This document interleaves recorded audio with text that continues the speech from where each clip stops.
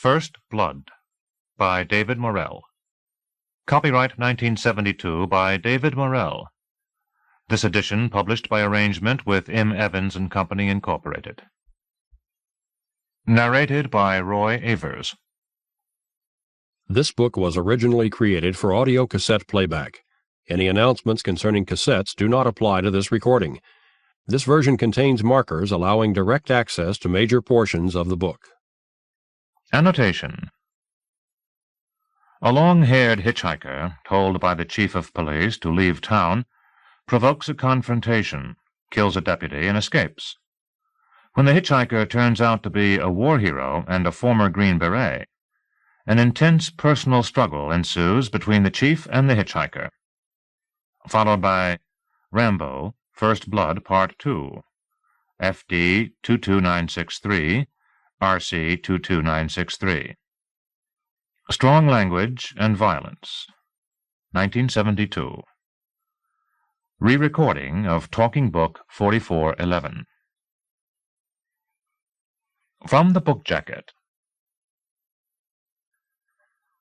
Nobody in the small Kentucky town knew his name was Rambo. All they knew was that he was a stranger, and that he looked like trouble. Rambo was trouble. The army had trained him in the art of killing, and now he did not know how to stop. Dedication to Philip Class and William Tenn, each in his own way. Part 1. Chapter 1. His name was Rambo, and he was just some nothing kid for all anybody knew, standing by the pump of a gas station at the outskirts of Madison, Kentucky. He had a long, heavy beard, and his hair was hanging down over his ears to his neck, and he had his hand out, trying to thumb a ride from a car that was stopped at the pump. To see him there, leaning on one hip, a Coke bottle in his hand, and a rolled-up sleeping bag near his boots on the tar pavement, you could never have guessed that on Tuesday, a day later, most of the police in Basalt County would be hunting him down. Certainly you could not have guessed that by Thursday he would be running from the Kentucky National Guard, and the police of 6 counties, and a good many private citizens who liked to shoot. But then, from just seeing him there ragged and dusty by the pump of the gas station, you could never have figured the kind of kid Rambo was, or what was about to make it all begin. Rambo knew there was going to be trouble, though. Big trouble, if somebody didn't watch out. The car he was trying to thumb a ride with nearly ran him over when it left the pump. The station attendant crammed a charge slip and a book of trade stamps into his pocket and grinned at the tire marks on the hot tar close to Rambo's feet. Then the police car pulled out of traffic toward him, and he recognized the start of the pattern again, and stiffened. No, by God, not this time. This time I won't be pushed. The cruiser was marked Chief of Police, Madison. It stopped next to Rambo, its radio antenna swaying, and the policeman inside leaned across the front seat, opening the passenger door. He stared at the mud-crusted boots, the rumpled jeans ripped at the cuffs and patched on one thigh, the blue sweatshirt speckled with what looked like dry blood, the buckskin jacket. He lingered over the beard and the long hair. No, that's not what was bothering him. It was something else, and he couldn't quite put his finger on it. "Well, then, hop in," he said, but Rambo did not move. "I said hop in," the man repeated. "Must be awful hot out there in that jacket." But Rambo just sipped his Coke, glanced up and down the street at the cars passing, looked down at the policeman in the cruiser, and stayed where he was. "Something wrong with your hearing?" the policeman said. "Get in here before you make me sore." Rambo studied him just as he himself had been studied. Short and chunky behind the wheel, wrinkles around his eyes, and shallow pock marks in his cheeks that gave them a grain like weathered board. "Don't stare at me," the policeman said. But Rambo kept on studying him. The gray uniform, top button of his shirt open, tie loose, the front of his shirt soaked dark with sweat. Rambo looked, but could not see what kind his handgun was. The policeman had it holstered to the left, away from the passenger side. "I'm telling you," the policeman said, "I don't like being stared at." "Who does?" Rambo glanced around once more, then picked up his sleeping bag. As he got into the cruiser, he set the bag between himself and the policeman. "Been waiting long?" the policeman asked. "An hour. Since I came." "You could have waited a lot longer than that. People around here don't generally stop for a hitchhiker, especially if he looks like you. It's against the law." "Looking like me?" "Don't be smart. I mean, hitchhiking's against the law. Too many people stop for a kid on the road, and next thing they're robbed or maybe dead. Close your door." Rambo took a slow sip of Coke before he did what he was told. He looked over at the gas station attendant, who was still at the pump, grinning as the policeman pulled the cruiser into traffic and headed downtown. "No need to worry," Rambo told the policeman. "I won't try to rob you." "That's very funny. In case you missed the sign on the door, I'm the chief of police, Teasel, Wilfred Teasel. But then I don't guess there's much point in telling you my name." He drove on through a main intersection where the light was turning orange. Far down both sides of the street were stores squeezed together, a drugstore, a pool hall, a gun and tackle shop, dozens more. Over the top of them, far back on the horizon, mountains rose up, tall and green, touched here and there with red and yellow where the leaves had begun to die. Rambo watched a cloud shadow slip across the mountains. "Where you headed?" he heard Teasel ask. "Does it matter?" "No. Come to think of it, I don't guess there's much point in knowing that either." "Just the same, where you headed?" "Maybe Louisville." "And maybe not." "That's right." "Where did you sleep? In the woods?" "That's right." "It's safe enough now, I suppose. The nights are getting colder, and the snakes like to hole up instead of going out to hunt. Still, one of these times you might find yourself with a bed partner who's just crazy about your body heat." They passed a car wash, an A&P, a hamburger drive-in with a big Dr. Pepper sign in the window. "Just look at that eyesore drive-in," Teasel said. "They put that thing here on the main street, and ever since all we've had is kids parked, beeping their horns, throwing crap on the sidewalk." Rambo sipped his Coke. "Somebody from town give you a ride in?" Teasel asked. "I walked. I've been walking since after dawn." "Sure am sorry to hear that. Least this ride will help some, won't it?" Rambo did not answer. He knew what was coming. They drove over a bridge and a stream into the town square, an old stone courthouse at the right end, more shops squeezed together down both sides. "Yeah, the police station is right up there by the courthouse," Teasel said. But he drove right on through the square and down the street until there were only houses, first neat and prosperous, then gray, cracked wooden shacks with children playing in the dirt in front. He went up a rise in the road between two cliffs to a level where there were no houses at all, only fields of stunted corn turning brown in the sun. And just after a sign that read, "You are now leaving Madison. Drive safely," he pulled off the pavement onto the gravel shoulder. "Take care," he said. "And keep out of trouble," Rambo answered. "Isn't that how it goes?" "That's good. You've been this route before. Now I don't need to waste time explaining how guys who look like you have this habit of being a disturbance." He lifted the sleeping bag from where Rambo had put it between them, set it on Rambo's lap, and leaned across Rambo to open the passenger door. "Take good care now." Rambo got slowly out of the car. "I'll be seeing you," he said, and flipped the door shut. "No," Teasel answered through the open passenger window. "I guess you won't." He drove the cruiser up the road, made a U-turn, and headed back toward town, sounding his car horn as he passed. Rambo watched the cruiser disappear down the road between the two cliffs. He sipped the last of his Coke, tossed the bottle in a ditch. and with his sleeping bag slung by its rope around his shoulder, he started back to town. Chapter 2. The air was sticky with frying grease. Rambo watched the old lady behind the counter peer out the bottom of her bifocal glasses at his clothes and hair and beard. 2 hamburgers and a Coke, he told her. Make that to go, he heard from behind. He looked at the reflection in the mirror behind the counter and saw Teasel braced in the front doorway, holding the screen door open, letting it slam shut with a whack. And make that a rush job, will you, Merrill? Teasel said. This kid's in a powerful hurry. Only a few customers were in the place, sitting at the counter and in some of the booths. Rambo watched their reflection in the mirror as they quit chewing and looked over at him.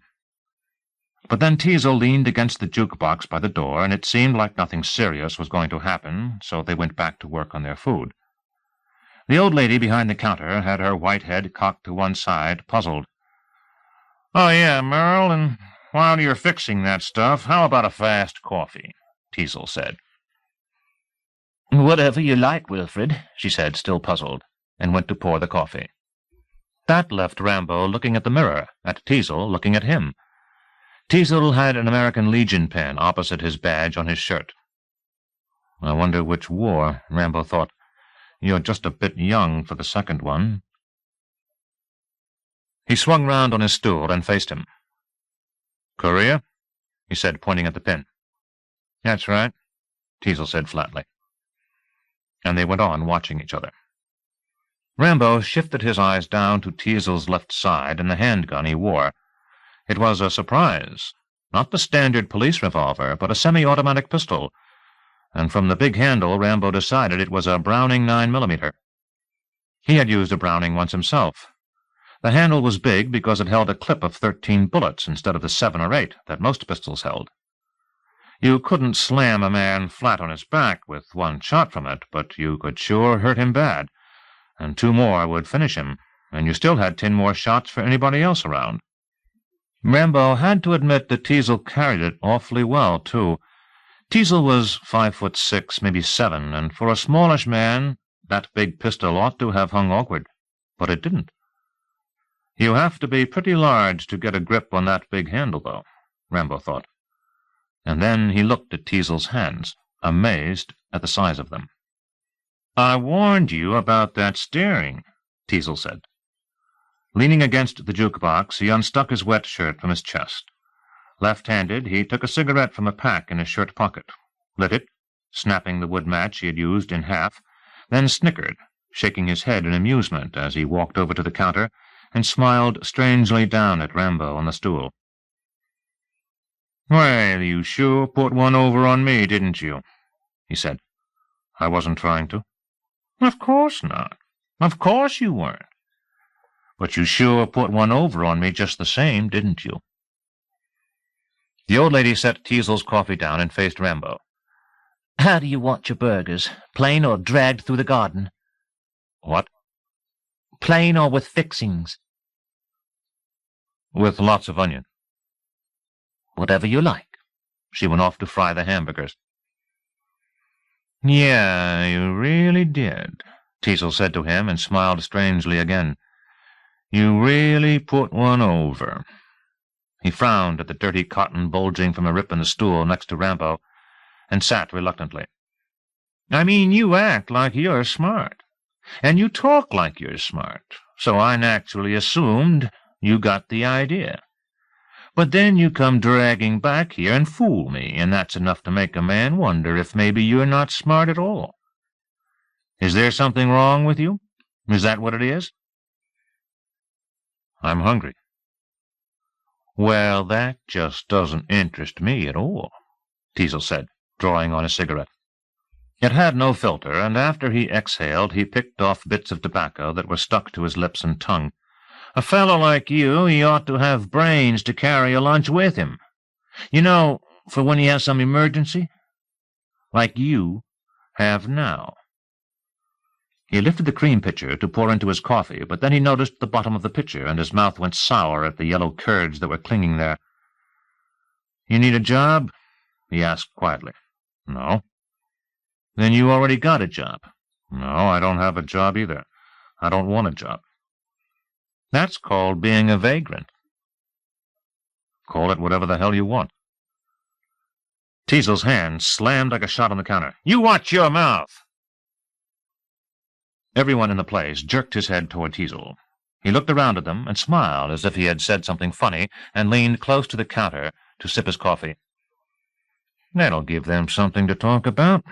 He smiled and took another draw on a cigarette, picking more specks of tobacco off his tongue. The joke was over. Listen, I don't get it. That rig of yours, the clothes and hair and all, didn't you know when you came back down the main street out there you'd stand out like some black man? My crew radioed in about you 5 minutes after you got back. What took them so long? The mouth, Teasel said. I warned you. He looked like he was ready to say more, but then the old lady brought Rambo a half-full paper bag and said, $1.31. For what? For that little bit? You said you wanted the fixings. Just pay her, Teasel said. She held on to the bag until Rambo gave her the money. Okay, let's go, Teasel said. Where? Where I take you. He emptied his cup in 4 quick swallows and put down a quarter. Thanks, Merle. Everybody looked at the two of them as they walked to the door. Almost forgot, Teasel said. Hey, Merle, one more thing. How about cleaning the bottom on that cream pitcher? Chapter 3. The cruiser was directly outside. Get in, Teasel said, tugging at his sweaty shirt. Damn, for the 1st of October it sure is hot. I don't know how you tolerate wearing that hot jacket. I don't sweat. Teasel looked at him. Sure you don't. He dropped a cigarette down a manhole grate by the curb, and they got into the cruiser. Rambo watched the traffic and the people going past. In the bright sun after the dark lunch counter, his eyes hurt. One man walking by the cruiser waved to Teasel, and Teasel waved back, then pulled away from the curb into a break in traffic. He was driving fast this time. They went down past a hardware store and a used car lot, and old men smoking cigars on benches and women pushing children in strollers. Look at those women, Teasel said. A hot day like this, and they don't have the sense to keep their kids indoors. Rambo did not bother looking. He just closed his eyes and leaned back. When he opened them, the cruiser was speeding up the road between the two cliffs, up onto the level where the stunted corn drooped in the fields, past the "You are now leaving Madison" sign. Teasel stopped the car abruptly on the gravel shoulder and turned to him. Now, get it clear, he said. I don't want a kid who looks like you and doesn't have a job in my town. First thing I know, a bunch of your friends will show up, mooching food, maybe stealing, maybe pushing drugs. As it is, I've half a notion to lock you up for the inconvenience you've caused me. But the way I see it, a kid like you is entitled to a mistake. It's like your judgment's not as developed as an older man's, and I have to make allowances. But you come back again, and I'll fix you so you won't know whether your asshole's bored, bunched, or pecked out by crows. Is that plain enough for you to understand? Is that clear? Rambo grabbed hold of the lunch sack and his sleeping bag and got out of the car. I asked you a question, Teasel said out the open passenger door. I want to know if you heard me tell you not to come back. I heard you, Rambo said, flipping the door shut. Then, damn it, do what you hear you're told. Teasel stomped on the gas pedal, and the cruiser lurched off the road shoulder, gravel flying, onto the smooth, hot pavement. He made a severe U-turn, tires squealing, and sped back toward town. This time he did not sound his car horn going past. Rambo watched the cruiser get smaller and disappear down the hill between the two cliffs, and when he could no longer see it, he glanced around at the fields of corn and the mountains in the distance, and the white sun in the stark sky. He eased down into the ditch, stretching out in the long, dust-covered grass to open his paper sack. A son of a bitch of a hamburger. He had asked for lots of onion and got one crushed string of it. The tomato slice was thin and yellow. The bun was greasy, the meat full of pork gristle. Chewing reluctantly, he pried the top off the plastic cup of Coke and washed his mouth and swallowed. Everything went down in a sweet, cruddy lump. The thing to do, he decided, was to save enough Coke for both hamburgers so he would not have to taste them. When he was done, he put the cup and the 2 pieces of wax paper from the hamburgers into the bag and lit a match, setting fire to it all. He held on, studying the spread of the flames, calculating how close the fire would get to his hand before he would have to let go. The fire stung his fingers and singed the hair on the back of his hand before he dropped the bag onto the grass and let it burn to ashes. Then he crushed the ashes with his boot, and, careful they were out, he scattered them. Christ, he thought. 6 months back from the war, and still he had the urge to destroy what was left of what he had eaten, so he would not leave a trace of where he had been. He shook his head. Thinking about the war had been a mistake. Instantly he was reminded of his other habits from the war: trouble getting to sleep, waking with the slightest noise, needing to sleep in the open, the hole where they had kept him prisoner fresh in his mind. "You'd better think of something else," he said out loud, and then realized he was talking to himself. "What's it going to be?" "Which way?" He looked where the road stretched into town, where it stretched away from town, and then he was decided. He grabbed the rope on his sleeping bag, slung it around his shoulder, and started hiking into Madison again. At the bottom of the hill into town, trees lined the road, half green, half red, the red leaves always on the branches that hung over the road. From exhaust fumes, he thought. Exhaust fumes kill them early. Dead animals lay here and there along the roadside, likely hit by cars, bloated and speckled with flies in the sun.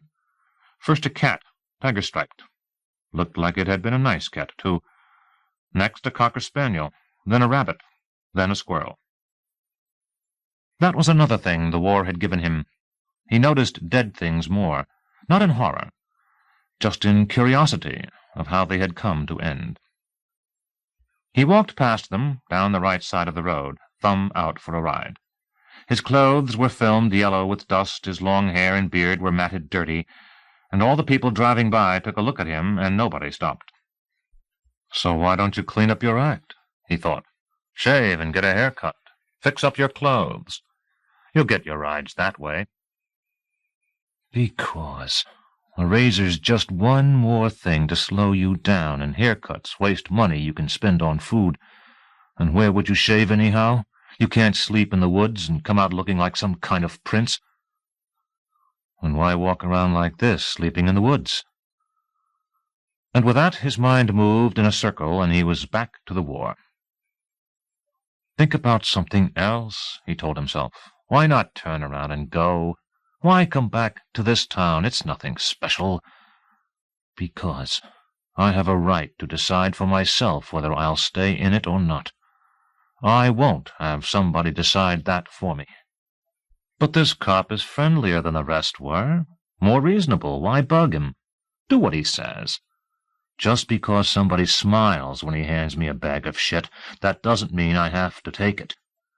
I don't give a damn how friendly he is. It's what he does that matters. But you do look a little rough, as if you might cause trouble. He has a point. So do I. In 15 goddamn towns this has happened to me. This is the last. I won't be fucking shoved anymore. Why not explain that to him? Clean yourself up a bit. Or do you want this trouble that's coming? You're hungry for some action, is that it? So you can show him your stuff? I don't have to explain myself to him or anybody else. After what I've been through, I have a right without explanation. At least tell him about your medal, what it cost you. Too late to stop his mind from completing the circle. Once again, he returned to the war. Chapter 4. Teasel was waiting for him. As soon as he drove past the kid, he had glanced up at his rearview mirror, and there the kid had been, reflected, small and clear. But the kid was not moving. He was just standing there at the side of the road where he had last been, watching the cruiser. Just standing there, getting smaller, watching the cruiser. Well, what's the hold-up, kid? Teasel had thought. Go on, clear out. But the kid had not. He had just kept standing there, getting smaller in the mirror, looking toward the cruiser. And then the road into town had sloped sharply down between the cliffs, and Teasel could not see him reflected any more. My God, you're planning to come back again, he had suddenly realized, shaking his head and laughing once. You're honestly planning to come back. He turned right onto a side street and drove a quarter-way up a row of gray-clapboard houses. He swung into a gravel driveway and backed out and parked so the cruiser was aimed toward the main road he had just left. Then he slumped behind the steering wheel, lighting a cigarette. The look on the kid's face.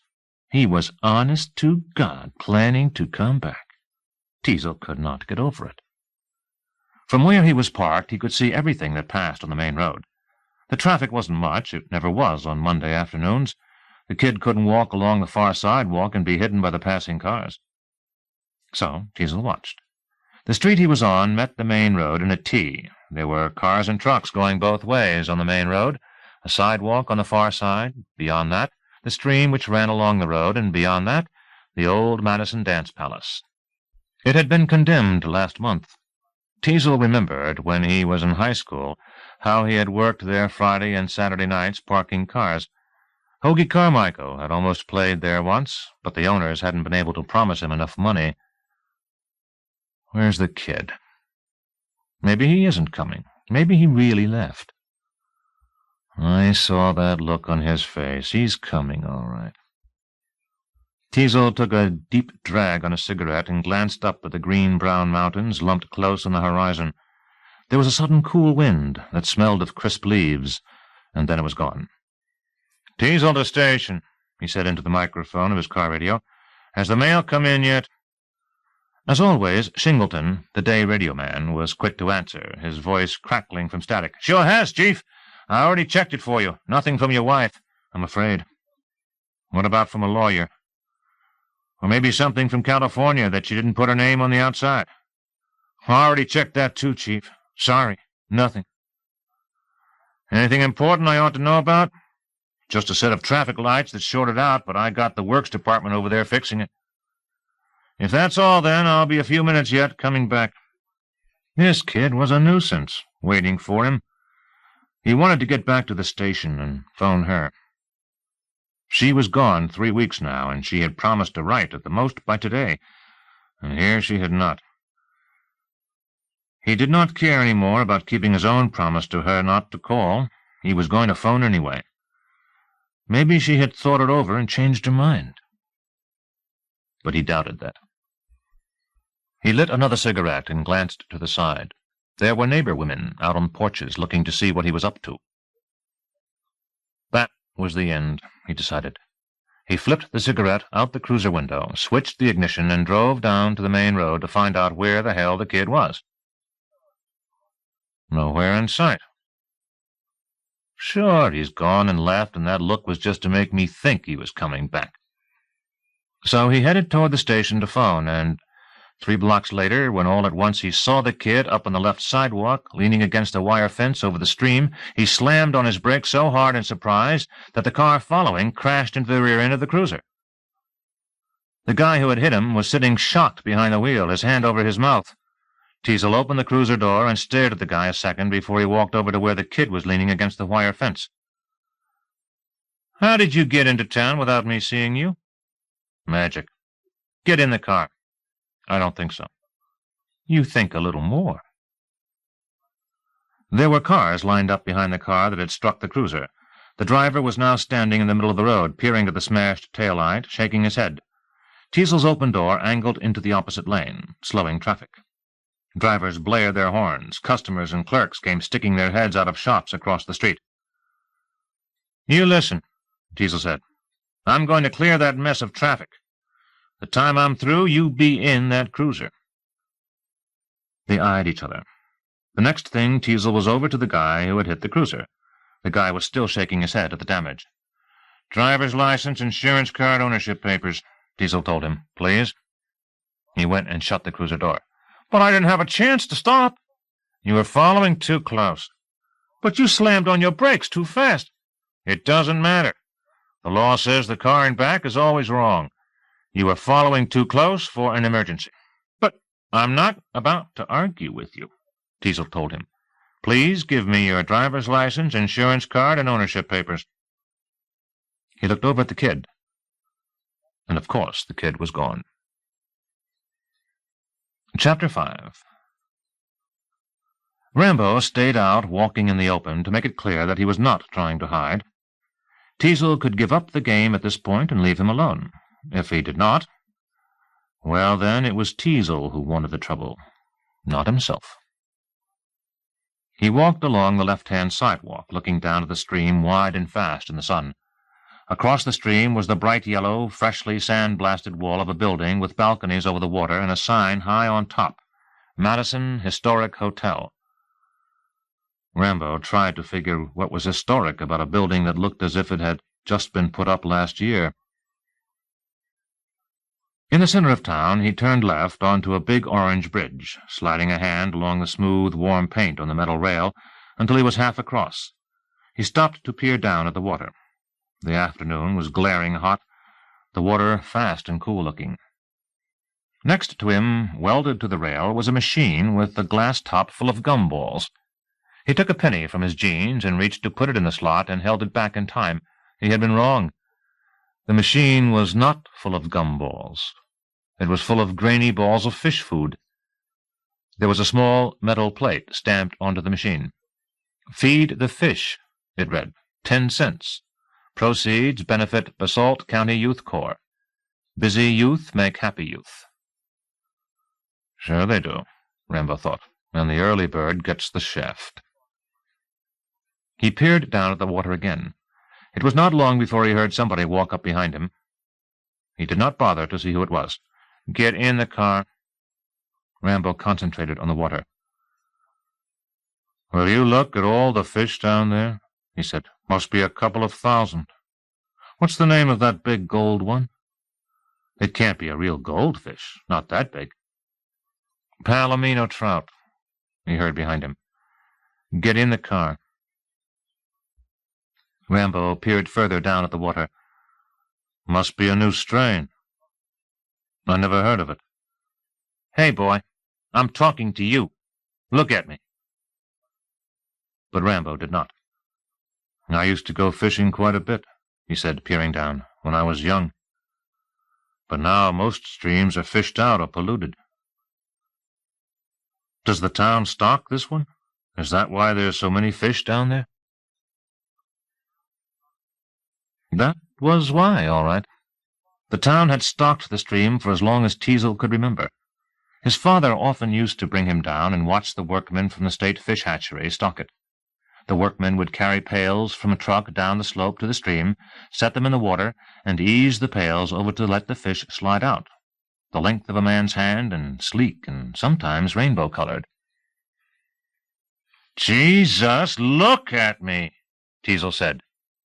Rambo felt a hand grab on his sleeve. He tugged loose. "Hands off," he said, peering down at the water. Then he felt the hand grabbing at him again, and this time he swung around. "I'm telling you," he said, "hands off." Teasel shrugged. "All right, play it tough if you want. That doesn't bother me none." He unhooked the handcuffs from his gun belt. "Let's have your wrists." Rambo kept them at his sides. "I mean it. Let me be." Teasel laughed. "You mean it," he said, and laughed. "You mean it. You don't seem to understand. I mean it, too. Sooner or later, you're getting in that cruiser. Only question is how much force I have to use before you do it." He rested his left hand on his pistol and smiled. "It's such a little thing, getting in the cruiser is. What do you say we don't lose our perspective?" People walking by looked curious at them. "You would draw that thing," Rambo said, watching Teasel's hand on the pistol. "At first I thought you were different, but now I see I've met crazy ones like you before." "Then you're one up on me," Teasel said, "because I've never met anything quite like you before." He stopped smiling and closed his big hand around the grip of his gun. "Move!" And that was it. Rambo decided. One of them was going to have to back down, or else Teasel was going to get hurt. Bad. He watched Teasel's hand on the holstered pistol, and he thought, "You bloody stupid cop. Before you pull that gun, I could snap off both your arms and legs at the joints. I could smash your Adam's apple to sauce and heave you over the rail. Then the fish would really have something to feed on." "But not for this," he suddenly told himself. "Not for this." Just thinking about what he could do to Teasel, he managed to satisfy his anger and control himself. It was a control he had not been capable of before, and thinking about his control made him feel better, too. 6 months ago, when he finished convalescing in the hospital, he had been unable to keep hold of himself. In a bar in Philadelphia, some guy had kept pushing ahead of him to see the go-go girl take off her pants, and he had broken the guy's nose for him. A month later, in Pittsburgh, he had slit the throat of a big Negro who pulled a knife on him when he was sleeping one night by a lake in a park. The Negro had brought a friend who tried to run, and Rambo had hunted him all through the park until he finally caught him trying to start his convertible. "No, not for this," he told himself. "You're all right now." It was his turn to smile. "Okay, let's have another ride," he said to Teasel. "But I don't know what the point is. I'm only going to walk back into town again." Chapter 6. The police station was in an old schoolhouse. And red yet, Rambo thought as Teasel drove into the parking lot at the side. He almost asked Teasel if painting the schoolhouse red was somebody's idea of a joke. But he knew that none of this was a joke, and he wondered if he should try talking himself out of it all. "You don't even like this place. It doesn't even interest you. If Teasel hadn't picked you up, you would have gone straight through on your own. That doesn't make a difference." The cement steps leading up to the front door of the station looked new to him. The shiny aluminum door was certainly new, and inside there was a bright white room that took up the width of the building and half the length and smelled of turpentine. The room was checkered with desks, only 2 of which had anybody at them, a policeman typing and another policeman talking into the 2-way radio that was along the right back wall. They both stopped when they saw him, and he waited for it to come. "Now that's a sorry sight," the man by the typewriter said. It never failed to come. "Sure," Rambo told him. "And now you're supposed to say, 'What am I, a girl or a boy?' And after that you're supposed to say, 'If I'm too poor to get a bath and a haircut, you'll take up a collection for me.'" "It's not his looks I mind," Teasel said. "It's his mouth. Singleton, have you anything new I ought to know about?" he asked the man by the radio. The man sat tall and solid. He had an almost perfectly rectangular face, neat sideburns down to slightly below his ears.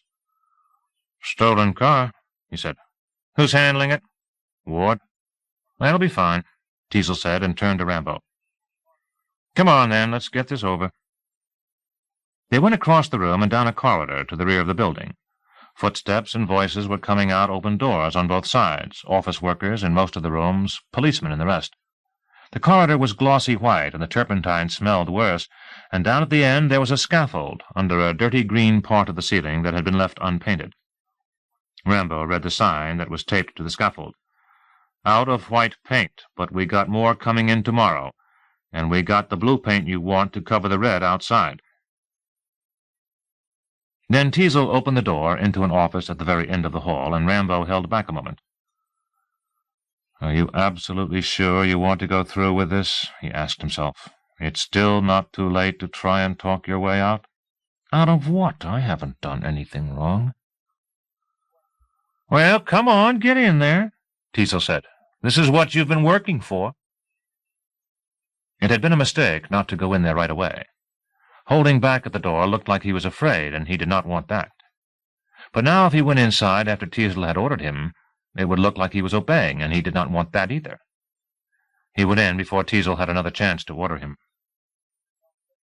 The office ceiling came down close to his head, and he felt so closed in that he wanted to stoop, but he did not allow himself. The floor had a rug that was green and worn, like grass that had been trimmed too close to the earth. On the left, behind a desk, there was a case of handguns. He centered on a .44 Magnum and remembered it from Special Forces training camp, the most powerful handgun made, able to shoot through 5 inches of steel or bring down an elephant, but with a kick so great that he himself had always disliked using it. "Sit down on the bench, boy," Teasel said. "Let's have your name." "Just call me Boy," Mambo said. The bench was along the right wall. He leaned his sleeping bag against it and sat down extremely straight and rigid. "It's none of it funny any more, kid." "Let's have your name." "I'm known as Kid, too. You can call me that, too, if you want." "You're right, I will," Teasel said. "I'm at the point where I'm ready to call you any damn thing I feel like." Chapter 7. The kid was more damn nuisance than he could tolerate. All he wanted was to have him out of the office so he could phone. It was 4:30 now, and figuring the time shift, it was, 3:30, 2:30, 1:30 in California. Maybe she would not be in at her sister's now. Maybe she was out having lunch with somebody. Who? He wondered. Where? That was why he was spending so much time with the kid, because he was impatient to call. You did not let your troubles interfere with your job. You kept your life at home, where it belonged. If your problems made you start to rush through something, then you forced yourself to slow and do it extra well. In this case, maybe the rule was paying off. The kid did not want to give his name, and the only reason people did not give a name was that they had something to hide and were afraid of being checked out in the fugitive files. Maybe this was more than just a kid who would not listen. Well, he would take it slow and find out. He sat on the corner of his desk opposite the kid on the bench and calmly lit a cigarette. "Would you like a smoke?" he asked the kid. "I don't smoke." Teasel nodded and leisurely drew on the cigarette. "How be we try this again? What's your name?" "None of your business." Dear God, Teasel thought. In spite of himself, he pushed away from the desk and took a few steps toward the kid. Slowly, though, he told himself. Make it calm. "You didn't say that. I can't believe I actually heard that." "You heard me all right. My name is my business. You haven't given me a reason to make it yours." "I'm the chief of police you're talking to." "That's not a good enough reason." "It's the best damn reason in the world," he said, then waited for the heat to drain from his face. Quietly, "Let me have your wallet. I don't carry one." "Let me have your ID cards." "I don't carry them either." "No driver's license, no social security card, no draft card, no birth certificate, no—" "That's right." The kid cut him off. "Don't pull that with me. Get out your ID cards." Now the kid was not even bothering to look at him. He was turned toward the gun case, pointing at the medal above the line of shooting trophies. "The Distinguished Service Cross. Really gave them hell in Korea, did you?"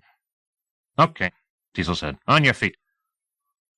It was the second highest medal he could get, ranking above the Bronze Star, Silver Star, Purple Heart, Distinguished Flying Medal, and Distinguished Service Medal. Only the Congressional Medal of Honor ranked above it. To Marine Corps Master Sergeant Wilfred Logan Teasel, for conspicuous and valiant leadership in the face of overwhelming enemy fire, his citation read. The Chosin Reservoir Campaign, December 6, 1950. That was when he was 20, and he was not about to let any kid who didn't look much older mock it. "Get on your feet. I'm sick of telling you everything twice. Get on your feet and pull out your pockets." The kid shrugged and took his time standing. He went from one pocket of his jeans to the other, pulling them out, and there was nothing. "You didn't pull out the pockets in your jacket," Teasel said. "By God, you're right." When he pulled them, he came out with $2.23 plus a book of matches. "Why the matches?" Teasel said. "You told me you don't smoke." "I need to start fires to cook on." "But you don't have any job or money. Where do you get the food to cook?" "What do you expect me to say, that I steal it?" Teasel looked at the kid's sleeping bag against the side of the bench, guessing where the ID cards were. He untied it and threw it out, unrolled on the floor. There was a clean shirt and a toothbrush. When he started feeling through the shirt, the kid said, "Hey, I spent a lot of time ironing that shirt. Be careful not to wrinkle it." And Teasel was suddenly very tired of him.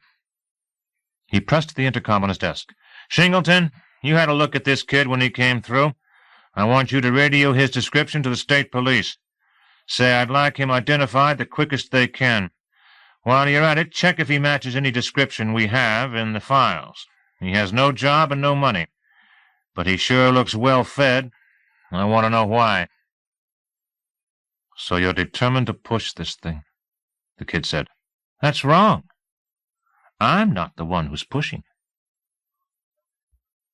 Chapter 8. The Justice of the Peace had an air conditioner. It hummed a bit and rattled every so often and made the office so cold that Rambo had to shiver. The man behind the desk was bundled in an oversized blue sweater. His name was Dobson, the sign on the door said. He was chewing tobacco, and as soon as he took a look at Rambo coming in, he stopped chewing. "Well, I'll be," he said, and rolled his swivel chair, squeaking back from the desk. "When you phoned, Will, you should have told me that the circus was in town." Always it came some remark. Always.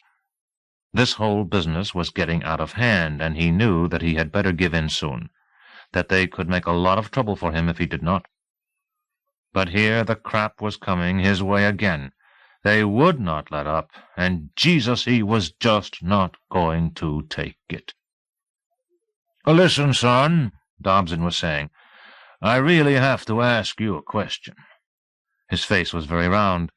When he spoke, he slipped his chewing tobacco against one cheek, and that side of his face bulged out. "I see kids on the TV demonstrating and rioting and all, and—" "I'm no demonstrator." "What I have to know, doesn't that hair get itchy down the back of your neck?" Always they asked the same. It did at first. Dobson scratched his eyebrow and thought about that answer. "Yeah, I suppose you can get used to just about anything if you put your mind to it. But what about the beard? Doesn't that get itchy in this heat?" "Sometimes." "Then what possessed you to let it grow?" "I have a rash on my face, and I'm not supposed to shave." "Like I have a pain in my rear end, and I'm not supposed to wipe it," Teasel said by the door. "Now, wait a second, Will. It may be he's telling the truth." Rambo could not resist. "I'm not." "Then what did you say all that for?" "I get tired of people asking me why I grew the beard." "Why did you grow the beard?" "I have a rash on my face, and I'm not supposed to shave." Dobson looked like he had been slapped in the face. The air-conditioner whirred and rattled. "Well, well," he said quietly, extending the words. "I guess I walked into that one. Didn't I, Will? The laugh's on me." He tried a brief chuckle. "I walked right into it. I surely did." "My, yes." He chewed on his tobacco. "Just what's the charge, Will?" "There's two of them, vagrancy and resisting arrest. But those are just to hold him while I find out if he's wanted anywhere. My guess is theft someplace." "We'll take up the vagrancy first." "You guilty, son?" Rambo said he wasn't. "Do you have a job? Do you have more than $10? Rambo said he didn't. "Then there's no way around it, son. You're a vagrant. That'll cost you 5 days in jail or $50 fine. Which would it be?" "I just told you I don't have 10, so where the hell would I get 50? "This is a court of law," Dobson said, leaning suddenly forward in his chair. "I will not tolerate abusive language in my court. One more outburst, and I'll charge you with contempt." He was a moment before he settled back in his chair and started to chew again, thinking. "Even as it is, I don't see how I can keep your attitude out of mind when I'm sentencing you. Like this matter of resisting arrest. Not guilty. I haven't asked you yet. Wait until I ask you. What's the story on this resisting arrest, Will?" "I picked him up for hitchhiking and did him a favor and gave him a lift outside town. Figured it would be best for everybody if he kept right on moving." Teasel leaned one hip on the creaky rail that separated the office from the waiting space near the door. "But he came back. I had a right. So I drove him out of town again, and he came back again, and when I told him to get in the cruiser, he refused. I finally had to threaten force before he'd listen." "You think I got in the car because I was afraid of you?" "He won't tell me his name. Why should I? Claims he has no ID cards. Why the hell do I need any?" "Listen, I can't sit here all night while you two have it out with each other," Dobson said. "My wife is sick, and I was supposed to be home to cook dinner for the kids at 5. I'm late already. 30 days in jail or $200 fine. What it'll be, son?" "200? Christ, I just told you I don't have more than 10. "Then it's 35 days in jail," Dobson said, and rose out of his chair, unbuttoning his sweater. "I was about to cancel the 5 days for vagrancy, but your attitude is intolerable. I have to go. I'm late." The air conditioner began to rattle more than it was humming, and Rambo could not tell if he was shivering from cold or rage. "Hey, Dobson," he said, catching him as he went by. "I'm still waiting for you to ask me if I'm guilty of resisting arrest." Chapter 9. The doors on both sides of the corridor were closed now. He passed the painter's scaffold near the end of the hall, heading for Teasel's office. "No, this time you go this way," Teasel said. He pointed to the last door on the right, a door with bars and a little window at the top, and reached with the key to unlock it before he saw that the door was already open a quarter-inch. Shaking his head disgustedly at that, he pushed the door the rest of the way open and motioned Rambo through to a stairwell with an iron banister and cement steps going down and fluorescent lights in the ceiling. As soon as Rambo was in, Teasel came through behind him, locking the door, and they walked down, their footsteps scraping on the cement stairs, echoing. Rambo heard the spray before he reached the basement. The cement floor was wet and reflected the fluorescent lights, and down at the far end a thin policeman was hosing the floor of a cell, water running out between the bars and down a drain. When he saw Teasel and Rambo, he screwed the nozzle tight. The water flared out in a wide arc and abruptly stopped. Teasel's voice echoed. "Galt! Why is that upstairs door unlocked again?" "Did I? We don't have any more prisoners. The last one just woke up, and I let him go." "It doesn't matter if we have prisoners or not. If you get in the habit of leaving it open when we're empty, then you might start forgetting to lock it when there's somebody down here. So I want the door locked regardless. I don't like to say this. It may be tough getting used to a new job and a new routine, but if you don't soon learn to be careful, I might have to look for somebody else." Rambo was as cold as he had been in Dobson's office, shivering. The lights in the ceiling were too close to his head. Even so, the place seemed dark. Iron and cement. Christ, he should never have let Teasel bring him down. Walking across from the courthouse, he should have broken Teasel and escaped. Anything, even being on the run, was better than 35 days down here. "What the hell else did you expect?" he told himself. "You asked for this, didn't you? You wouldn't back off." "Damn right I wouldn't. And I still won't. Just because I'll be locked up doesn't mean I'm finished. I'll fight this as far as it goes. By the time he's ready to let me out, he'll be fucking glad to be rid of me." "Sure you'll fight. Sure, what a laugh. Take a look at yourself. Already you're shaking. Already you know what this place reminds you of. 2 days in that cramped cell and you'll be pissing down your pant legs." "You've got to understand, I can't stay in there." He could not stop himself. "The wet. I can't stand being closed in where it's wet." The hole, he was thinking. His scalp alive. The bamboo grate over the top. Water seeping through the dirt, the walls crumbling, the inches of slimy muck he had to try sleeping on. "Tell him, for God's sake." "Screw, you mean beg him." Sure, now when it was too late, now the kid was coming around and trying to talk himself out of this. Teasel could not get over the needlessness of it all, how the kid had actually tried his damnedest to work himself down here. "Just be thankful it is wet," he told the kid, "that we hose everything down. We get weekend drunks in here, and come Mondays when we kick them out, they've been sick up the walls and all over the place."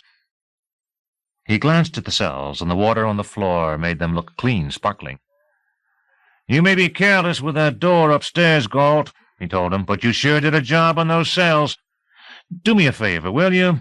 Go up and get some bedding and an outfit for this kid. You," he told the kid, "I guess the middle cell is fine. Go in, take off your boots, your pants, your jacket. Leave on your socks, your underwear, your sweatshirt. Take off any jewelry, any chain around your neck, any watch. Galt, what are you looking at?"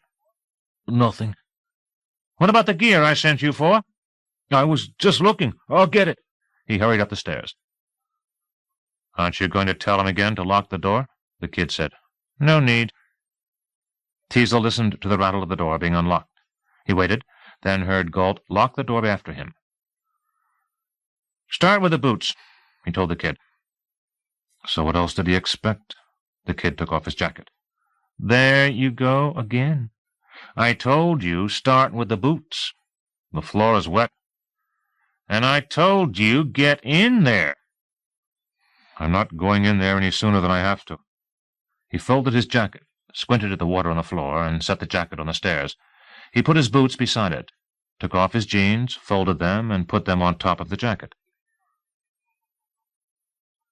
"What's that big scar above your left knee?" Teasel said. "What happened?" The kid did not answer. "It looks like a bullet scar," Teasel said. "Where did you get it?" "My socks are wet on this floor." "Take them off, then." Teasel had to step back to keep from being hit by them. "Now take off your sweatshirt," he said. "What for? Don't tell me you're still looking for my ID cards." "Let's just say I like a thorough search, that I want to see if you've anything hidden under your arms." "Like what? Dope? Grass?" "Who knows? It's happened." "Well, not me. I gave up that stuff a long time ago. Hell, it's against the law." "Very funny. Just take off your sweatshirt." For once the kid did what he was told.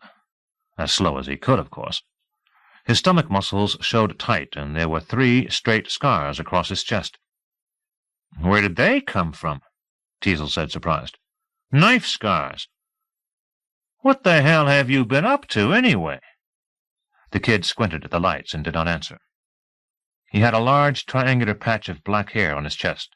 2 of the scars cut through it. "Hold up your arms and turn around," Teasel said. "That isn't necessary. If there was a quicker way to search you, I would sure have found it. Turn around." There were dozens of small, jagged scars across the kid's back. "Jesus, what's going on here?" Teasel said. "Those are lash marks. Who's been lashing you?" The kid still did not answer. "That's going to be some interesting report the state police sends back on you." He hesitated. Now came the part he hated. "All right, pull down your shorts." The kid looked at him. And looked at him. "Don't give me any bashful looks," he said, disliking this. "Everybody has to go through this, and everybody is still a virgin when I'm finished. Just pull the shorts down.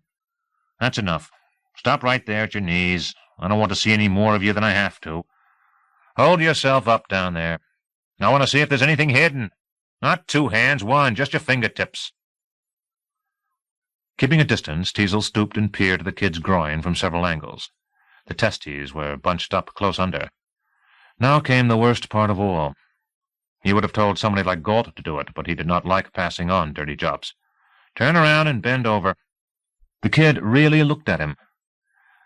"Get your jollies off somebody else. I won't put up with any more of this." "Yes, you will. Aside from what you might have hid up it, I'm not interested in your rear end whatsoever. Just do what you're told. Now reach back and spread your cheeks. Come on, it's not a sight I enjoy. There.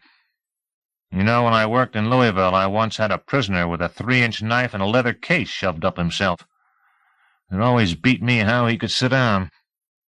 Upstairs, Galt was unlocking the door and opening it. Okay, you're clean, Teasel said to the kid. You can pull up your shorts. Teasel listened for Galt to close and lock the upstairs door, and then Galt came scraping his shoes down the cement steps.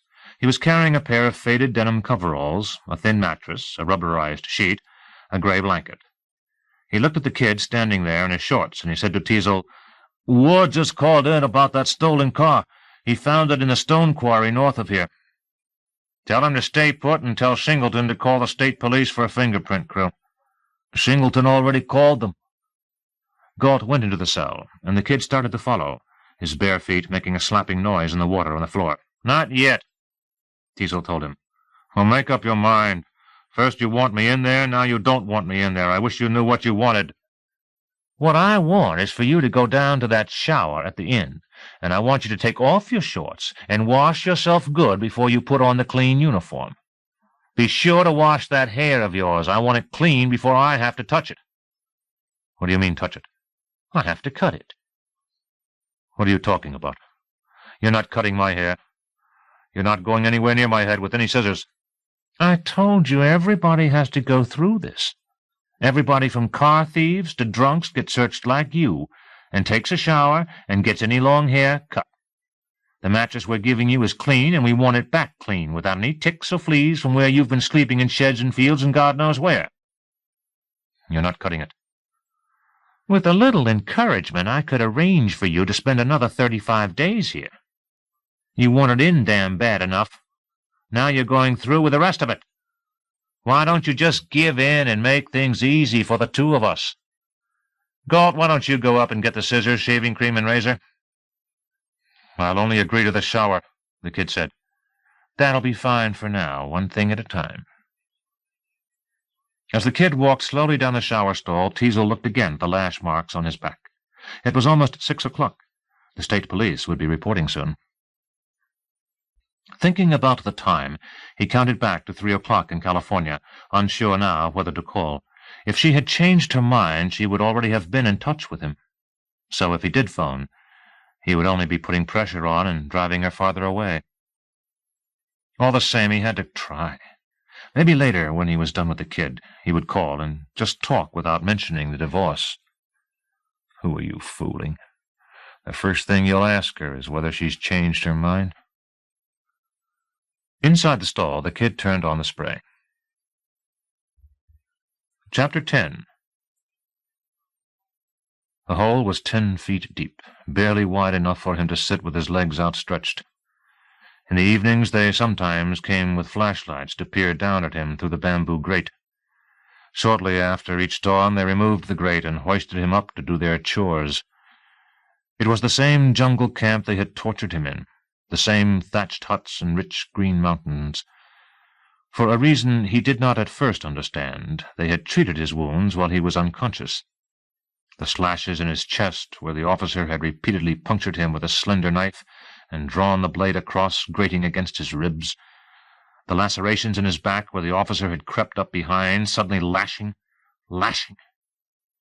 His leg was badly infected, but when they had opened fire on his unit and captured him, no bone had been hit, only thigh muscle, and eventually he was able to limp around. Now they did not question him any more, did not threaten him, did not even talk to him. They always made gestures to show him his work, dumping slops, digging latrines, building cook fires. He guessed their silence toward him was punishment for pretending not to understand their language. Still, at night in his hole he heard their conversations dimly, and from the scraps of words he was satisfied that, even while unconscious, he had not told them what they wanted to know. After the ambush and his capture, the rest of his unit must have gone on to its objective, because now he heard about the exploded factories and how this camp was one of many in the mountains watching for other American guerrillas. Soon they had him doing many chores, heavier ones, feeding him less, making him work longer, sleep less. He came to understand. Too much time had gone by for him to know where his team would be. Since he could not give them information, they had fixed his wound so they could play with him some more and find out how much work he could take before it killed him.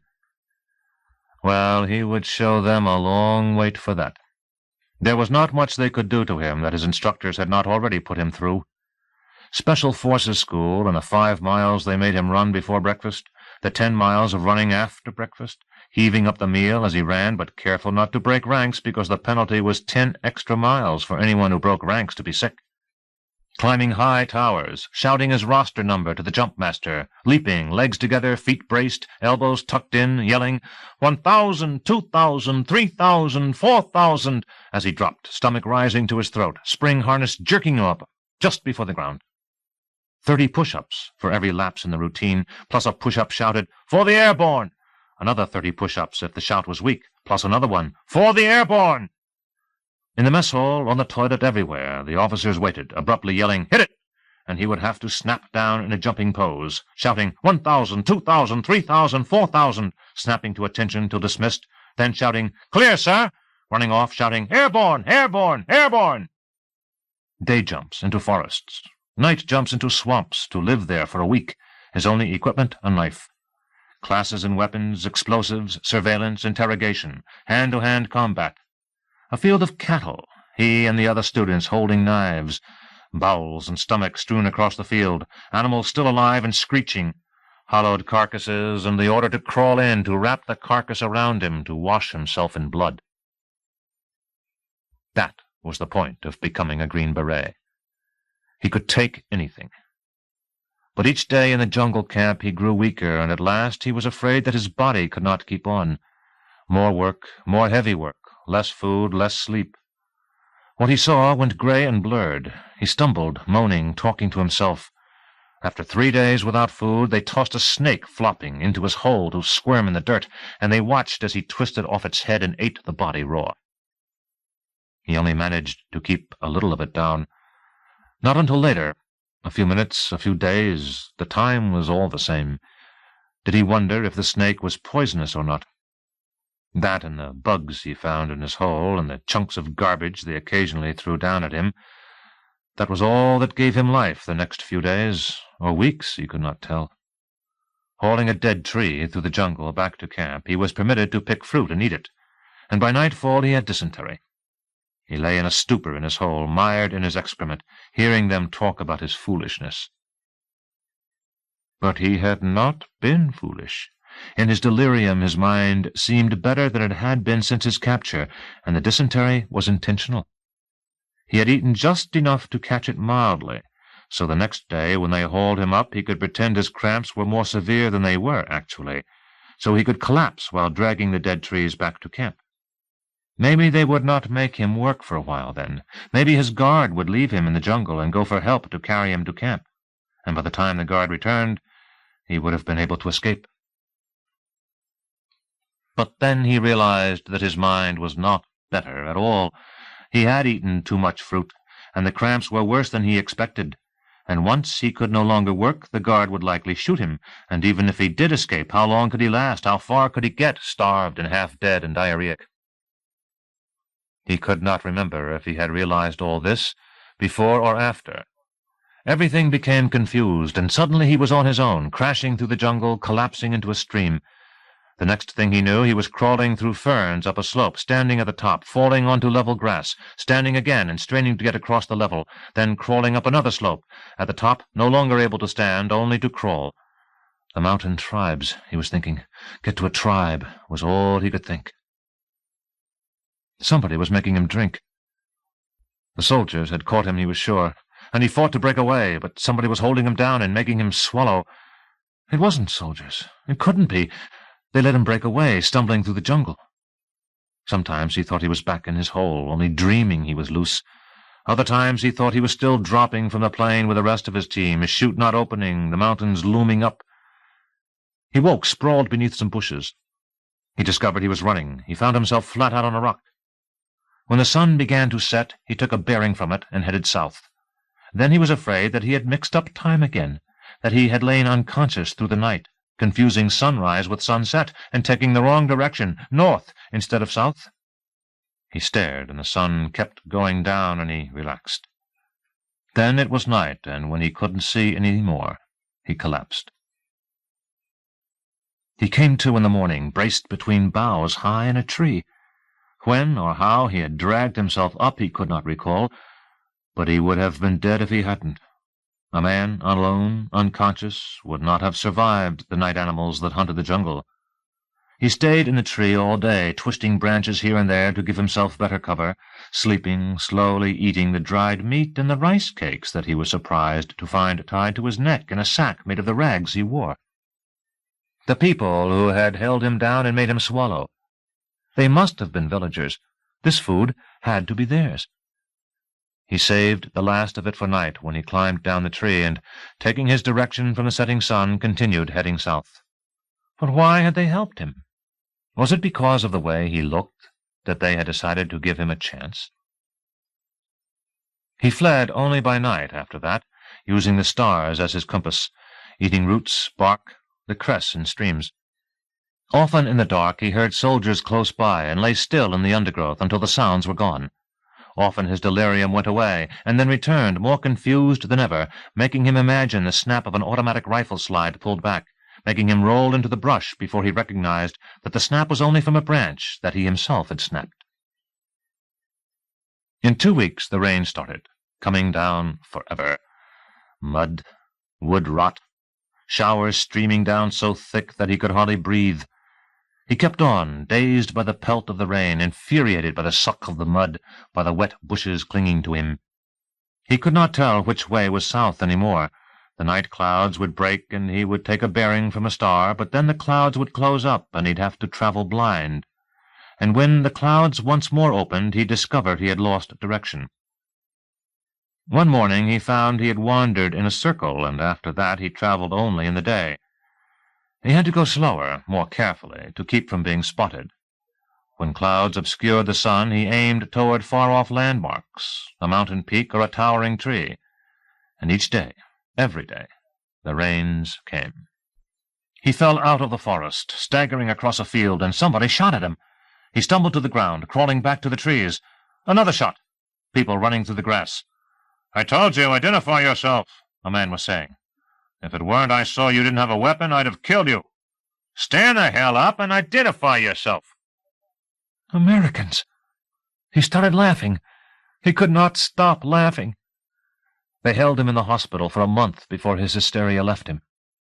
His drop into the north had been at the start of December, and it was now the start of May, they told him. How long he had been a prisoner he didn't know. How long he had been on the run he didn't know. But between then and now he had covered the distance between his drop area and this American base in the south, 390 miles. And what had started him laughing was that he must have been in American territory for days. Some of the soldiers he had heard in the night and hid from must have been Americans. Chapter 11. He put off going back out there as long as he could. He knew he would not be able to stand it when Teasel came touching the scissors to his head and cutting. The spray of water on him, he glanced out the shower, and Galt was suddenly at the bottom of the stairs, holding the scissors and a can of shaving cream and a straight razor. His stomach tightened. He watched frantically as Teasel pointed at a desk and chair by the bottom of the stairs, saying something to Galt that came muffled through the noise of the spray.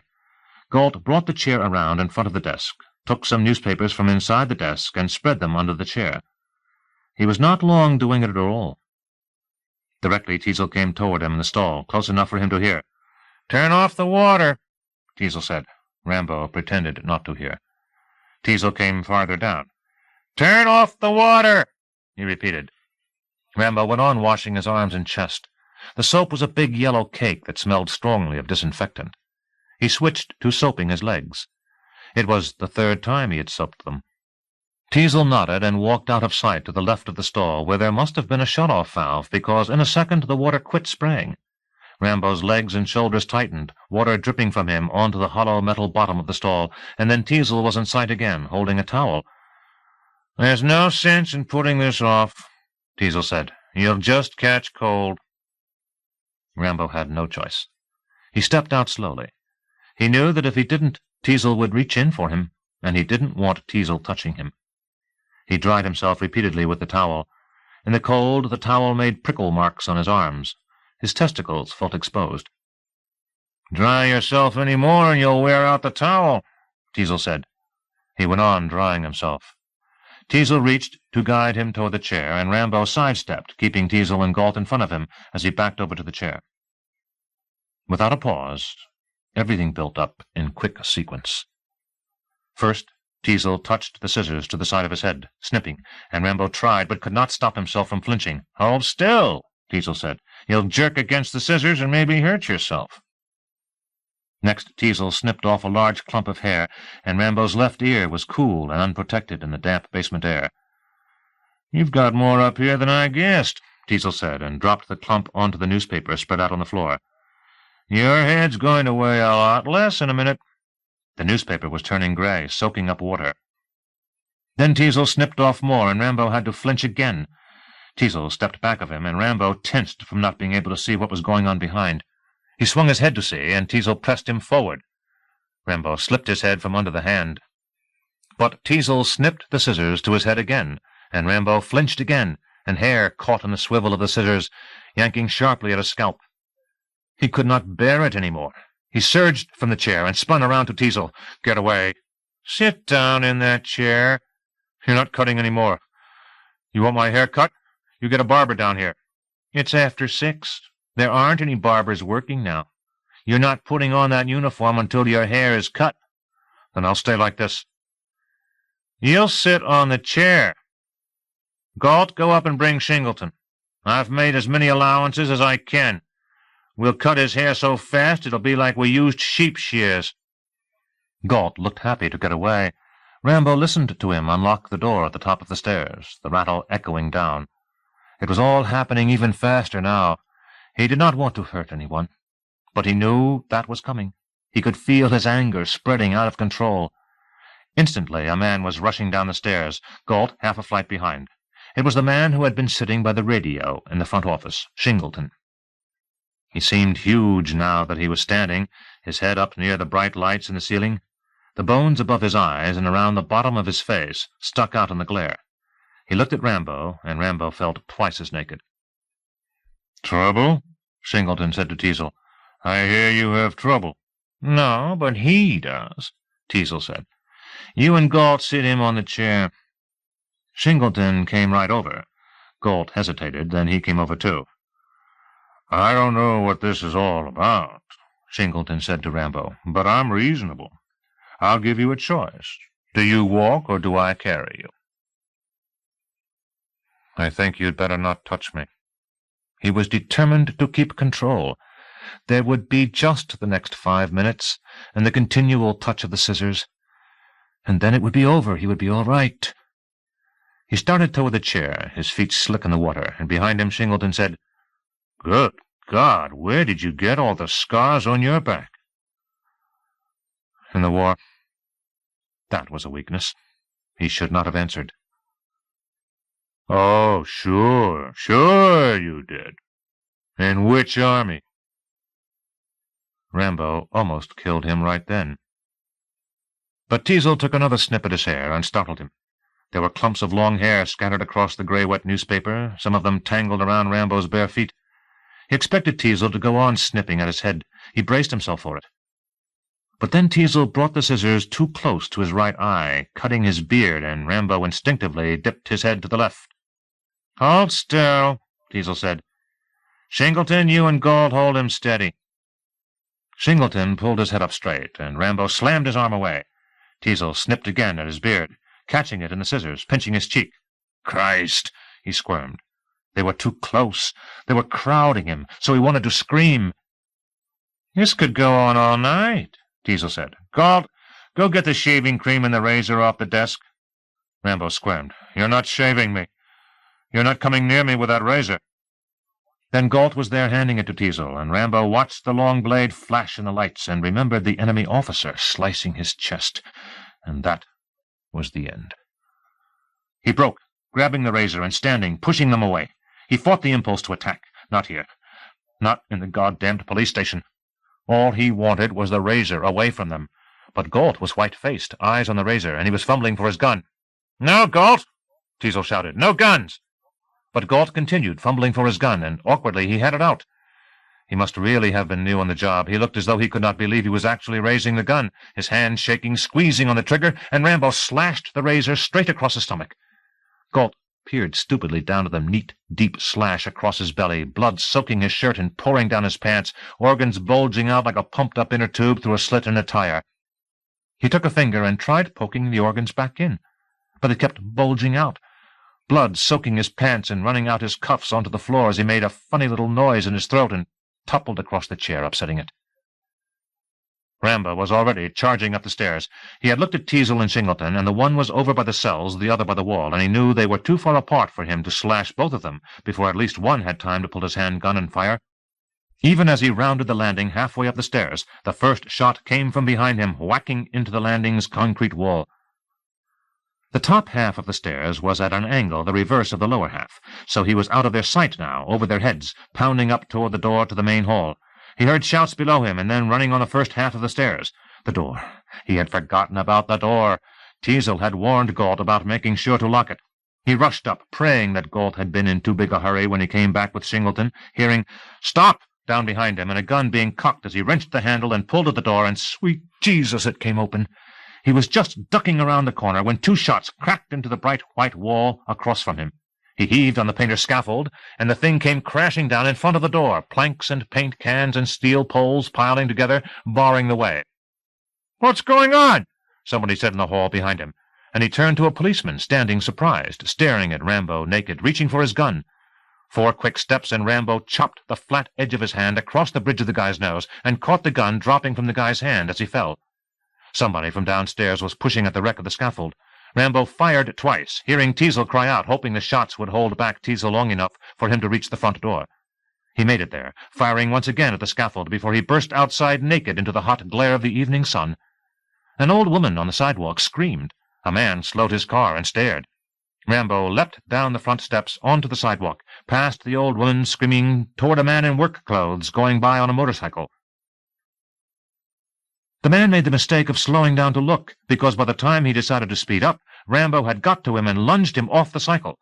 The man hit the street head first, his yellow crash helmet scraping across the pavement. Rambo swung onto the cycle, his bare hips on the hot black seat, and the cycle roared off with him firing his last 3 bullets at Teasel, who had just rushed out the front door of the station and then ducked back in when he saw Rambo aiming. Rambo raced the cycle down past the courthouse, weaving, zigzagging to throw off Teasel's aim. Ahead, people were standing on a corner, looking, and he hoped the risk of hitting them would keep Teasel from shooting. He heard shouts behind him, shouts ahead of him from the people on the corner. One man came running off the corner to stop him, but Rambo kicked him away, and then he was whipping left around the corner, and for now he was safe, and he really got the cycle going. Chapter 12. 6 bullets, Teasel counted. The kid's gun was empty. He charged outside, squinting in the sun, just in time to see the kid disappearing round the corner. Shingleton had his gun aimed. Teasel yanked it down. "Christ, don't you see all those people? I could have had 'em. You could have had more than him." He ran back in the station, swinging open the front door, 3 bullet holes in the aluminum screen. "Get in here! Check Galt and Preston. Phone a doctor." He was running across the room to the 2-way radio, astonished that Shingleton had tried firing. The guy was so efficient in the office, always second-guessing. Now, with no routine for this kind of trouble, he was stupidly acting on impulse. The screen door whacked shut as Shingleton rushed in and down the hall. Teasel jabbed at a switch on the radio, talking fast into the microphone. His hands were shaking, his bowels felt full of loose hot waste. "Ward! Where the hell are you, Ward?" He called into the radio, but Ward wasn't answering. And then at last Teasel had him, telling him what happened, figuring his tactics. "He knows Center Road will take him out of town. He's headed west in that direction. Cut him off." Shingleton came rushing around the hall corner into the front room, over to Teasel. "Galt, he's dead. God, his guts are hanging out," he blurted as he came. He swallowed, trying to catch his breath. "Preston's alive. I don't know for how long. He's got blood coming out his eyes." "Snap up! Phone an ambulance, a doctor!" Teasel jabbed another switch on the radio. His hands wouldn't stop shaking. His bowels felt warmer, looser. "State Police," he called quickly into the microphone. "Madison to State Police, emergency." They didn't answer. He called louder. "I'm not deaf, Madison." The man's voice crackled. "What's your trouble?" "Jailbreak. 1 officer dead. he told him hurriedly, hating to waste time repeating what had happened, requesting roadblocks. The voice was instantly alert. Shingleton put down the phone. Teasel hadn't even heard him dial. "The ambulance is on its way." "Phone me Orville Kellerman." Teasel jabbed another switch, calling another cruiser, ordering it after the kid. Shingleton had already dialed again. Thank God he was all right now. "Kellerman's outside. I've got his wife. She won't let me talk to him." Teasel took the phone. "Mrs. Kellerman, it's Wilfred. I need Orville in a hurry." "Wilfred?" Her voice was thin and brittle. "What a surprise, Wilfred. We haven't heard from you in so long." Why didn't she speak faster? "We were meaning to come around and tell you how sorry we were about Anna leaving." He had to cut her off. "Mrs. Kellerman, I've got to speak to Orville. It's important." "Dear, I'm awfully sorry. He's outside working with the dogs, and you know I can't disturb him when he's working with the dogs." "You've got to ask him to the phone, please. Believe me, it's important." He heard her breathing. "All right, I'll ask him, but I can't promise he'll come in. You know how he is when he's working the dogs." He heard her set the phone down, and quickly he lit a cigarette. 15 years he had been a policeman, and he had never lost a prisoner, and he had never had a partner killed. He wanted to smash the kid's face against cement. "What did he have to do it for?" he said to Shingleton. "It's fucking crazy. He comes around looking for trouble, and in one afternoon he goes from vagrancy to murder. Hey, are you all right? Sit down and put your head between your knees." "I've never seen a man slashed before. Go out. I had lunch with him, for Christ's sake." "Doesn't matter how many times you see it. I must have watched 50 guys bayoneted in Korea, and I never kept from feeling sick. One man I knew in Louisville, 20 years on the force. He went to check out a knifing in a bar one night, and there was so much blood mixed in with the beer on the floor he had a heart attack and died trying to make it back to the cruiser." He heard somebody picking up the phone on the other end. "Please let it be Orville." "So what is it, Will? This better be as important as you say." It was him. Orville had been his father's best friend, and the three of them used to go out hunting together every Saturday of the season. Then, after Teasel's father had been killed, Orville had become a second father to him.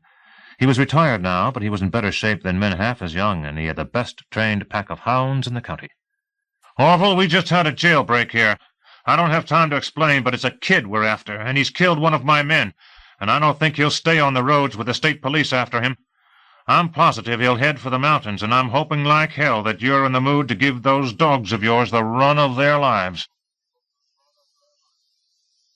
Chapter 13. Rambo roared the bike down Center Road. Wind was stinging his face and chest, his eyes were watering in the wind, and he was afraid he would have to slow to see what was ahead. Cars were stopping abruptly, drivers staring out their windows at him, naked on the cycle. People all along the street were turning at him, pointing. A siren started far behind him. He revved the cycle up to 60, racing through a red light, barely able to swerve in time to miss a big oil truck lumbering across the intersection. Another siren started far to his left. There was no way a cycle could outrun police cars, but a cycle could go where police cars couldn't: the mountains. The street dipped sharply, and then rose long uphill, and Rambo sped up it, hearing the sirens. The one on his left had swung over to join the one behind him. He hit the top of the hill so fast that the cycle left the pavement, jolting back down, forcing him to slow and catch his balance. Then he was racing again. He passed the "You are now leaving Madison" sign, past the ditch where he had eaten his hamburgers that afternoon. The fields of brown corn swept off on both sides, and the sirens were closer, and the mountains were off to the right. He swerved that way onto a dirt road, almost spilling when he turned sharply to miss a dairy truck. The driver leaned out his window, shouting at him. Now he was throwing up dust behind him, holding his speed at 50 to keep from skidding on the loose gravel. The sirens were behind him to the right, then directly behind him. They were coming too fast. If he stayed on this dirt road, he would never lose them in time to get to the mountains. He had to leave this road for some place they could not go. He dodged to the left, through an open gate, down a narrow wagon road, its ruts deep and yellow in the ground. The corn remained on both sides. The mountains were still off to the right, and he was searching for a way to get over to them.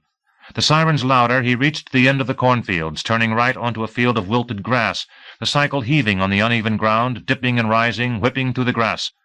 But the police cars would still be able to chase him this way, and then he heard their sirens louder, yet directly behind him again. A stout wooden fence ahead. He sped closer, frantic from the sirens, seeing cattle. What must have been 100. They were in this field, but they were moving out ahead of him, ambling through an open gate in the fence and up a slope toward trees. The roar of his cycle started them galloping before he got to them, jersey brown, bellowing, heaving 3 abreast through the open gate and up the slope, their milk sacks swinging full. They loomed larger the closer he came behind them, scattering, hooves thundering as he pushed through the gate with the last of them and raced up the slope. It was steep, and he had to lean forward to keep the front wheel from tipping up. Past one tree, then another, the mountains close, and then he was off the slope, speeding onto level ground. He leapt the bike over a narrow stream, almost upsetting on the other bank. But the mountains were wonderfully close now, and he steadied the bike and revved the throttle to its limit. Ahead a line of trees, then thick forest, rocks, underbrush. At last he saw what he was looking for, a draw between 2 slopes up into the rocky hills, and he steered that way as the sirens began dying close behind him. That meant the cruisers had stopped. The police would be jumping out now, aiming at him. He concentrated on the draw. A crack of a gun, bullet zipping past his head, whunking into a tree. He bore fast into scattered trees, zigzagging toward the draw.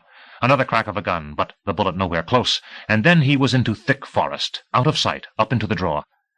30 feet ahead, a tangle of rocks and upturned trees blocked his path, and he slid off the cycle, letting it roll crashing into the rocks. He scrambled up the dense slope, sharp branches digging everywhere into him. There would be more police after him, a lot more, soon. At least he would have a little time to climb high into the mountains before they came. He would head for Mexico. He would hole up in Mexico in a little coast town and swim every day in the sea. But he had better not ever see that son of a bitch Teasel again. He had promised himself that he was through hurting people, and now that son of a bitch had made him kill once more, and if Teasel kept pushing, Rambo was determined to give back a fight Teasel would wish to God he had never started. Part 2. Chapter 1. Teasel did not have much time. He needed to get his men organized and into the woods before the state police. He swerved the cruiser off the wagon road onto the grassland, racing over the tracks the 2 police cars and the kid's motorcycle had made in the grass, toward the wood fence at the end of the field, toward the open gate. Next to him, Shingleton had his hands braced against the dashboard, the cruiser heaving and lurching across the field, potholes so deep that the car's heavy frame was crashing down past its springs onto the axles. "The gate's too narrow," Shingleton warned him. "You'll never get through." The others did. He braked suddenly, slowing through the gate, an inch to spare on his side, then speeding up the steep slope toward the 2 police cars that were parked a quarter way from the top. They must have stalled there. When he reached them, the slope angled so high that his motor started missing. He wrenched the gear shift into first and floored the accelerator, feeling the rear wheels dig into the grass, the cruiser rocketing toward the summit. The deputy Ward was up on the level, waiting, tinted red from the swollen sun that was already glaring halfway down the mountains to the left. His shoulders sloped forward, and he walked with his stomach a little forward, his gun belt high on his waist. He was over to the car before Teasel had it stopped. "This way," he said, pointing toward the draw inside the line of trees. "Be careful of the stream. Lester already fell in." Crickets were sounding by the stream. Teasel was just out of the car when he heard a motor down near the wagon road. He looked quickly, hoping it wasn't the state police. Awful. An old Volkswagen van, it, too, flooded with red from the sun, was rumbling across the grassland at the bottom. It stopped at the base, not built to make the climb his own car had, and Orville got out, tall and thin, a policeman with him. Teasel became afraid the dogs were not in the van. He could not hear them yelping. He knew Orville had them trained so well that they only barked when they were supposed to. But he could not help worrying that they were silent now because Orville had not brought them. Orville and the policeman were hurrying up the slope. The policeman was 26, the youngest on Teasel's staff. His gun belt the reverse of Ward's, slung low like an old-time gunfighter's. Orville passed him running up, his long legs stretching. The top of his head was shiny bald, white hair on both sides. He had on his glasses and a green nylon jacket, green denim pants, high-laced field boots. The state police, Teasel thought again, and glanced down at the wagon road, making sure they were not on their way. He glanced back at Orville, closer now. Before, he had only been able to see the thin, dark, weathered face, but now he saw the deep rivers and furrows in it, and the flabby skin down the front of his neck, and he was shocked by how much older the man looked since he had last seen him 3 months ago. Orville wasn't acting any older, though. He was still managing to get up that slope, hardly winded, well before the young deputy. "The dogs!" Teasel called. "Did you bring the dogs?" "Sure, but I don't see the use of sending that deputy to help rush them into the van," Orville answered, at the top, slowing. "Look at that sun. It'll be dark in an hour." "Don't you think I know it?" "I believe you do," Orville said. "I didn't mean to try and tell you anything." Teasel wished he had kept quiet. He could not afford to let it start again. This was too important. Orville was always treating him like he was still 13, telling him everything to do and how to do it, just as he had when Teasel lived with him as a boy. Teasel would be cleaning a gun or preparing a special cartridge load, and right away Orville would step in, giving his advice, taking over, and Teasel hated it, told him to butt out, that he could do things himself, often argued with him. He understood why he did not like advice. There were teachers he sometimes met who could not stop lecturing once they were out of class, and he was a little like them, so used to giving orders that he could not accept someone telling him what to do. He did not always refuse advice. If it was good, he often took it. But he could not let that be a habit. To do his job properly, he had to rely on himself alone. If Orville had only on occasion tried to tell him what to do, he would not have minded. But not every time they were together. And now they had almost started at each other again, and Teasel was going to have to keep himself quiet. Orville was the one man he needed right now, and Orville was just stubborn enough to take his dogs back home if they got into another argument. Teasel did his best to smile. "Hey, Orville, that's just me sounding miserable again. Don't pay attention. I'm glad to see you." He reached to shake hands with him. It had been Orville who taught him how to shake hands when he was a boy. "Long and firm," Orville had said. "Make your handshake as good as your word. Long and firm." Now, as their hands met, Teasel felt his throat constrict. In spite of everything, he loved this old man, and he could not adjust to the new wrinkles in his face, the white hair at the sides of his head that had become thinner and wispy like spider strands. Their handshake was awkward. Teasel had deliberately not seen Orville in 3 months, ever since he had walked yelling out of Orville's house because a simple remark he had made had turned into a long argument over which way to strap on a holster, pointed forward or back. Soon after, he had been embarrassed about leaving the house like that, and he was embarrassed now, trying to act natural and look Orville straight in the face, doing a poor job of it.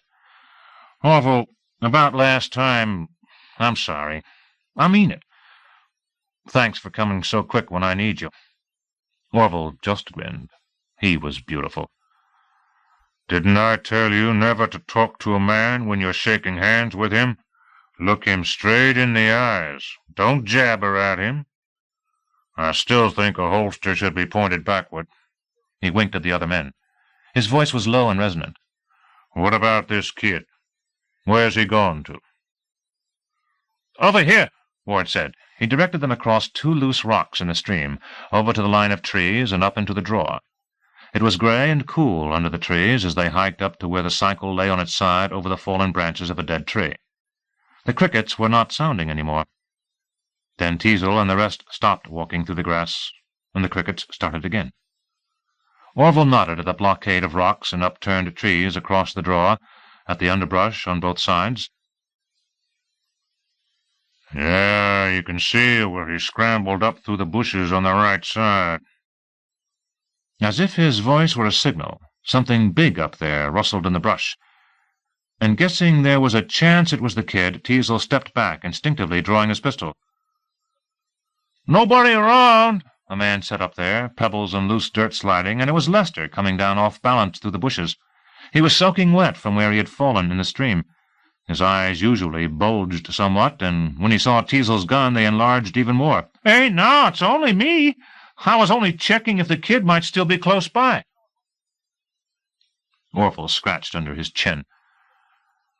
"I wish you hadn't done that. You've maybe confused the scent. Well, do you have something from the kid to give my dogs a smell of? In the trunk of the car. Underwear, pants, boots. All we need, then, are food and a night's sleep. We get this organized right, and we can start by sunup. No, tonight. How's that? We're starting now. Didn't you just hear me say it'll be dark in an hour? There'll be no moon tonight. This big a gang will separate and lose each other in the dark. Teasel had been expecting this. He had been certain that Orville would want to hold off until morning. That was the practical way. There was just one thing wrong with the practical way. He could not wait that long. Moon or not, we still have to go after him now, he told Orville. We've chased him out of our jurisdiction, and the only way to keep after him is if we stay in pursuit. Once I wait till morning, I have to turn the job over to the state police. Then give it to them. It's a dirty job anyhow. No. What difference does it make? The state police will be out here in no time anyway. Just as soon as the guy who owns this land calls them about all these cars driving across his fields. You'll have to turn this over to them no matter what. Not if I'm in these woods before they get here. It would have been better for him to try convincing Orville without his men next to him listening. If he did not press Orville, then he would come off less to his men, but if he pressed too much, Orville would just throw up his hands and go home. What Orville said next did not help any. No, Will. I'm sorry to have to disappoint you. I'll do a lot of things for you. But those hills are tough to get through even in the day, and I won't take my dogs up there at night to run them blind just because you want this show all to yourself. I'm not asking you to run them blind. All I'm asking is that you bring your dogs in with me, and the minute you think it's gone too dark, we'll stop and camp. That's all it takes for me to stay in pursuit. Come on, we've camped out before, you and I. It'll be like when Dad was around. Orville let out a deep breath and looked around at the forest. It was darker, cooler. Don't you see how crazy this is? We don't have equipment to hunt him. We don't have rifles or food. Singleton can stay behind to get whatever we need. We'll give him one of your dogs so in the morning he can track us to where we camped. I have enough deputies to keep charge of town so 4 of them can come in with Singleton tomorrow. I have a friend at the country airport who says he'll lend his helicopter and fly us anything more we need and fly ahead to see if he can spot the kid. The only thing that can hold us up now is you. I'm asking you, will you help? Orville was looking down at his feet, scuffling one boot back and forth in the dirt. I don't have much time, Orville. If we get up in there soon enough, the state police will have to let me stay in control. They'll back me up and have cruisers watching the main roads down out of the hills and leave us to chase him across the high ground. But I'm telling you, I might just as well forget about catching him if you don't chip in your dogs. Orville glanced up and slowly reached into his jacket for a tobacco pouch and cigarette paper. He was mulling it over as he carefully rolled a cigarette, and Teasel knew not to rush him. Finally, just before Orville struck a match, Could be, if I understood. What did this kid do to you, Will? He sliced one deputy nearly in half and beat another maybe blind. Yeah, Will, Orville said, and struck the match, cupping it to light a cigarette. But you didn't answer me. What did this kid do to you? Chapter 2. The country was high and wild, thickly wooded, slashed by ravines and draws and pocked with hollows, just like the North Carolina hills in which he had been trained, much like the hills he had escaped through in the war. His kind of land and his kind of fight, and nobody had better push too close or he would push back, hard. Fighting to beat the fading light, he ran as far and as fast as he could, always up. His naked body was filmed with blood from the branches jabbing into him. His bare feet were gashed and bloody from the sharp sticks lying across his trail, from the rocky slopes and cliff walls. He came up a rise where the skeleton of a hydro-pylon straddled the top, and a swath had been cut down through the trees to stop the electric tension wires from tangling in the treetops. The clear section was gravel and boulders and scrub brush, and he scrambled painfully up, high-tension wires overhead. He needed to reach the tallest vantage point he could before it got dark. He needed to see what was on the other side of the rise and figure which way to go. At the top, beneath the pylon, the air was bright and clear, and hurrying up into it he was touched by the last of the setting sun far to the left. He paused, letting the faint warm light soak into him, luxuriating in the soft feel of the ground here beneath his feet. The next peak across from him was bright in the sun as well, but its slope was gray, and the hollow at its base was already dark. That was where he headed, away from the soft ground at the top, down more gravel and boulders, toward the hollow. If he did not find what he wanted there, he would have to angle up to the left, toward a stream he had sighted, and then he would have to follow the stream. It would be easier going that way along the bank, and what he was looking for would almost surely be near a stream. He came charging down the gravel toward the hollow, slipping, falling, sweat burning salty into his cuts. The hollow was no good when he got there, a swamp straight across, bog and murky water. But at least the earth was soft again, and he rounded the swamp to the left until he reached the stream that fed it, then started up along the stream, no longer running, just walking fast now. He had traveled almost 5 miles, he could tell, and the distance had tired him. He still was not as fit as he had been before he was captured in the war. He still had not got over his weeks in the hospital. All the same, he remembered every trick of getting along, and if he could not run much farther without trouble, he had done 5 miles very well. The stream twisted and turned, and he followed it. Soon there would be dogs after him, he knew, but he did not bother wading in the stream to try to throw them off his scent.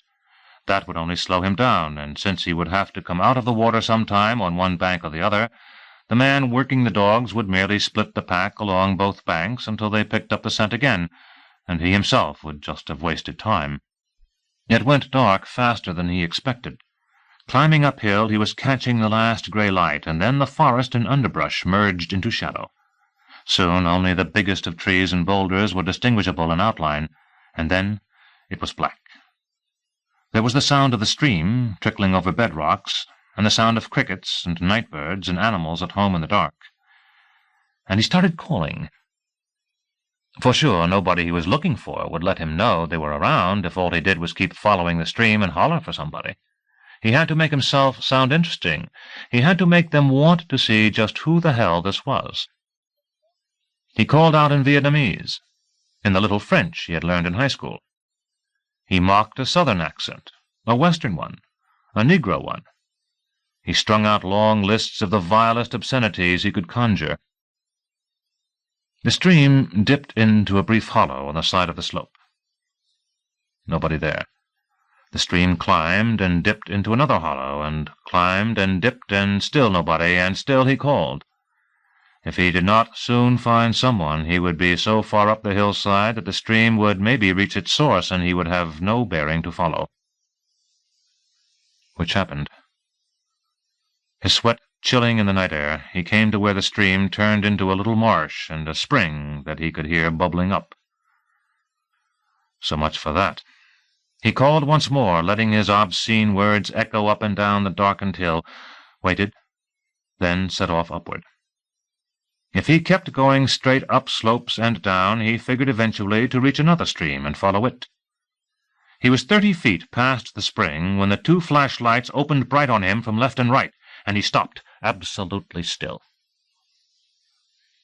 Under any other circumstance, he would have leapt free from the glare of the flashlights and crawled off into the darkness. It was worth a man's life to wander around these hills at night, poking where he had no business. How many men had been shot in the head for what he was about, dumped in a shallow grave, to let the night animals dig them up? The flashlights blazed directly on him, one on his face, the other on his naked body. He still did not move, just stood there, head up, staring calmly ahead between the lights as if he belonged there and did this every night of his life. Insects were flying a-glitter in and out of the flashlight beams. A bird took off, fluttering out of a tree. "Yeah, best you drop that gun and razor," An old man said on the right, his throat raspy. Rambo breathed easier. They weren't going to kill him, at least not right away. He had made them curious enough. Just the same, keeping the handgun and the razor had been a gamble. Once these men had seen them, they might have felt threatened and shot him. But he could not let himself walk these woods at night without something to fight with, if he had to. "Yes, sir," Rambo said evenly, and let the gun and razor plop onto the ground. "No need to worry. The gun's not loaded." "Course it isn't." With an old man on the right, the one on the left would be young, Rambo thought. Father and son, maybe, or uncle and nephew. That was how these outfits were run, always in the family, an old man to give the orders and one or more juniors to do the work. Rambo could feel these two behind their flashlights sizing him up. The old man was keeping quiet now, and Rambo was not about to say anything more until he was asked to. An intruder, he had just better keep his mouth shut. "Yeah, all that filth and crud you've been hollering?" the old man said. "You been calling us, or who you been calling, cocksuckers?"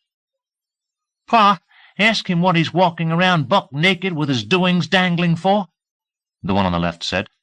He sounded much younger than Rambo had expected. "You shut up," the old man ordered the boy. "I told you not a peep from you." Rambo heard a gun being cocked where the old man was. "Wait a minute," he said fast. "I'm alone. I need help. Don't shoot till you hear me out." The old man did not answer. "I mean it. I'm not here for trouble. It doesn't make any difference if I know that you're not two men, that one of you is just a boy. I won't try hurting anybody just because I know that." It was a wild guess. Sure, the old man might only have lost his curiosity and decided to shoot.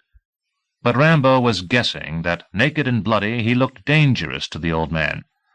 That the old man was not taking any chances now that Rambo knew they were just one man and a boy. "I'm on the run from the police. They took my clothes. I killed one of them. I've been calling to get someone to help me." "Yeah, you need help," the old man said. "Question is, from who?" "They'll bring dogs after me. They'll find the still if we don't work to stop them."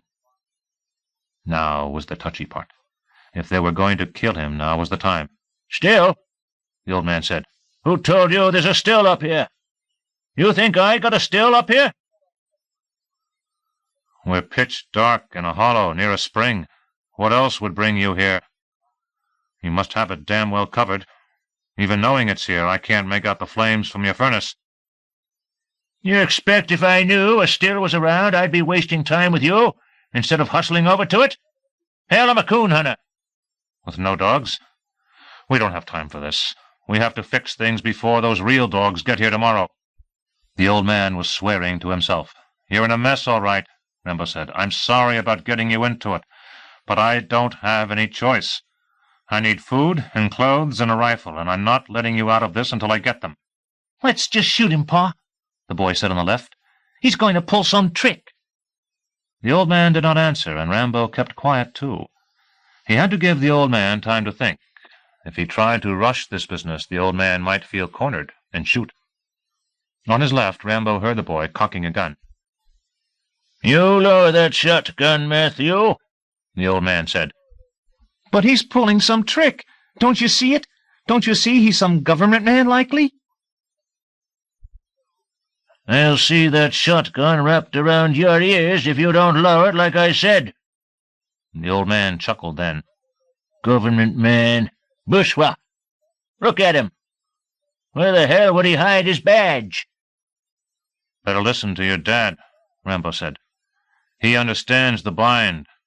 If you kill me, those police who find me in the morning will want to know who did it. They'll set the dogs on your trail next. It won't matter where you bury me or how you try to hide the scent. They'll—" "Quicklime," the boy said smartly. "Sure, quicklime will help to cover my scent, but the smell of it will be all over you, and they'll set the dogs tracking that." He paused, peering at each flashlight, giving them time to think. "The trouble is, if you don't give me food and clothes and a rifle, then I'm not leaving here until I find that still of yours. and in the morning the police will follow my track through here. It won't matter if you take the thing apart tonight and hide it. I'll come after you to where the parts are hid." "We'd wait for dawn to take it apart," the old man said. "You can't afford to stay here that long." "With bare feet I can't go much farther anyway. Now, believe me, the way I am, they have a good chance of bringing me down, and I might just as well take the two of you down with me." After a moment, the old man was swearing again. "But if you help me, if you give me what I need, then I'll swing around away from here, and the police won't come anywhere close to your still." That was the simplest Rambo could make it. The idea sounded convincing to him. If they wanted to protect their outfit, they would have to help. Of course, they might get angry at how he was forcing them and take a chance on killing him. Or they might be an inbred family, not intelligent enough to see the logic he was using. It was colder, and Rambo couldn't stop himself from shivering. Now that everybody was silent, the crickets seemed extra loud. Finally, the old man spoke. "Matthew, I suppose you better run up to the house and bring back what he says." His voice was not very happy. "And bring a can of kerosene," Rambo said. "Since you're helping, let's make sure you don't get hurt for it. I'll douse the clothes with the kerosene and let them dry before I put them on. The kerosene won't stop the dogs from trailing me, but it will keep them from picking up your scent on the clothes and following it to see who helped me." The boy's flashlight beam glared steady on Rambo. "I'll do what my pa says, not you." "Go on, do what he wants," the old man said. "I don't like him either, but he sure knows what the hell he's got us into." The boy's flashlight beam remained steady on Rambo a moment longer, as though the boy were deciding if he would go, or maybe saving face. Then the beam swung off Rambo into the bushes, and the light clicked off, and Rambo heard him set out brushing through the undergrowth. He had probably come and gone from home to this spring and back again so many times that he could do it with his eyes shut, let alone without a light.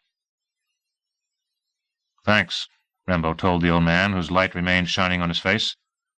Then the light went out. "Thanks for that, too," Rambo said, the image of the light remaining on his eyes a few seconds, slowly fading. "Just helping the batteries." Rambo heard him start to come forward through the underbrush. "Better not come closer," he said to the old man. "We don't want to mix your scent with mine." "I wasn't about to. There's a log here I wanted to sit on, is all." The old man lit a match and touched it to the bowl of a pipe. The match did not stay lit very long, but as the old man puffed on his pipe and the flame from the match got high and low, Rambo saw a tousled head of hair and a gristled face and the top half of a red checkered shirt with suspenders over the shoulder. "Do you have any of your stuff with you?" Rambo asked. "Maybe." "It's cold like this. I wouldn't mind a swallow." The old man waited, then switched on his flashlight and heaved over a jug so that Rambo could see in the light to catch it. The jug weighed like a bowling ball, and in his surprise Rambo almost dropped it. The old man chuckled. Rambo pried out the cork, wet and squeaking, and in spite of the jug's weight he drank with one hand the way he knew the old man would respect, shoving a forefinger through the hook at the top, balancing the jug on the crook of his elbow. It tasted like 200 proof, golden strong, and burning his tongue and throat, flooding hot every inch down to his stomach. He almost choked. When he lowered the jug, his eyes were watering. "A little strong?" the old man asked. "A little," Rambo said, having trouble getting his voice to work. "What is it?" "Corn mash. But it's a little strong, though, ain't it?" "Yeah, I'd say it's a little strong," Rambo repeated, his voice giving him more trouble. The old man laughed. "Yeah, it's a little strong, all right." Rambo lifted the jug and drank again, gagging on the hot, thick liquor, and the old man laughed one more quick burst. Chapter 3. The first songs of the morning birds wakened Teasel in the dark, and he lay there on the ground by the fire, huddled in the blanket he had brought from the cruiser, peering up at the late stars beyond the treetops. It had been years since he slept out in the woods. Over 20 years, he realized, counting back to 1950. Not the end of 1950. Sleeping in frozen foxholes in Korea hardly qualified. Hell no, the last time he had really camped out was that spring when he got his draft notice and decided to enlist in the Marines. And he and Orville hiked into the hills for the first weekend it was warm enough. Now he was stiff from sleeping on the rough ground, his clothes were damp from where the dew had soaked through the blanket, and even near the fire he was bone-cold. But he had not felt this alive in years, excited to be in action again, eager to chase after the kid. There was no point, though, in rousing everybody until Shingleton came back with the supplies and the rest of the men, and for now, the only one awake, he loved being alone this way. So different from the nights he had been spending alone since Anna had left. He wrapped himself tighter in the blanket. Then the smell reached him, and he looked, and Orville was sitting at the end of the fire, dragging on a thin, self-rolled cigarette, the smoke drifting toward Teasel in the cool early breeze. "I didn't know you were awake," Teasel whispered, not to disturb the others. "How long?" "Before you." "But I've been awake over an hour." "I know it. I don't sleep much any more. Not because I can't. I just begrudge the time spent." Clutching his blanket, Teasel shifted close to Orville and lit a cigarette off the glow of a stick from the fire. The flames were flicking low, and when Teasel churned the stick back into them, they rose, warm, crackling. He had been right when he told Orville this would be like old times, although he had not believed it then, needing Orville to come along and disliking himself for using that kind of emotional argument on the man. But the feel of gathering firewood, tossing away stones and twigs to make the ground less rough, spreading his blanket, he had forgotten how solid and good that all was. "So she left," Orville said. Teasel did not want to talk about it. She was the one who had left, not the other way around, and that made it look as though he was in the wrong. Maybe he was. But she was too. Still, he could not bring himself to put blame on her just so Orville might not think poorly of him. He tried to explain it neutrally. "She might come back. She's thinking about that. I haven't let on much, but for a while there, we were arguing quite a bit." "You're not an easy man to get along with." "Well, Christ, neither are you." "But I've lived with the same woman 40 years, and as far as I can guess, Bea hasn't thought much about leaving. I know people must be asking you this a lot now, but considering what you and I are, I believe I have a right." "What were the arguments about?" He almost did not answer. Talking about very personal things always embarrassed him, especially this which he had not yet reasoned out. Who was right? Whether he was justified? "Kids," he said, and then, since he had begun, he went on. "I asked her for at least one. I don't care, boy or girl. It's just that I'd like someone to be to me like I was to you. I don't know how to explain it. I even feel stupid talking about it." "Don't you tell me that's stupid, buddy. Not when I tried so long to have a kid of my own." Teasel looked at him. "Oh, you're like my own," Orville said. "like my own. But I can't help wondering what sort of kid Bea and I would have made if we had been able." It hurt. As if all these years he had been no more to Orville than the once needy child of a dead best friend. He could not accept that. It was more self-doubt from Anna leaving, and now that he was talking about her, he had to get it in the open. Finished. "Last Christmas," he said, "before we came to dinner at your place, we went over to Shingleton's for a drink, and watching his 2 kids, the look on their faces with their presents, I thought, maybe it would be good to have one. It certainly surprised me that at my age I wanted one, and it sure as hell surprised her. We talked about it, and she kept saying no, and after a while I suppose I made too big a thing of it. What happened, it's like she weighed me against the trouble she thought a baby would be, and left. The crazy thing is, as much as I can't sleep for wishing her to come back, In a way, I'm glad she went. I'm on my own again. No more arguments, free to do what I want, when I want. Come home late without calling to explain I'm sorry to miss dinner. Go out if I feel like it. Screw around. Sometimes I even think the worst part about her leaving is how much the divorce will cost me. And at the same time, I can't tell you how much I need her back with me. His breath came out in frost. The birds were gathered loudly. He watched Orville drag on the last of his cigarette close to his fingers, their joints gnarled and yellow from nicotine. "And what about who we're after?" Orville said. "Are you taking it all out on him?" "No." "You sure?" "You know I am. I don't act tougher than I have to. You know as well as I do that a town stays safe because of the little things kept in control. You can't do anything to prevent something big like a hold-up or a murder. If somebody wants to do them bad enough, he will.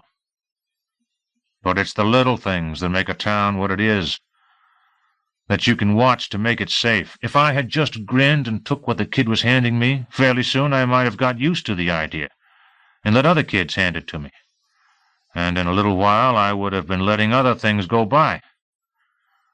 It's me I was concerned about as much as the kid.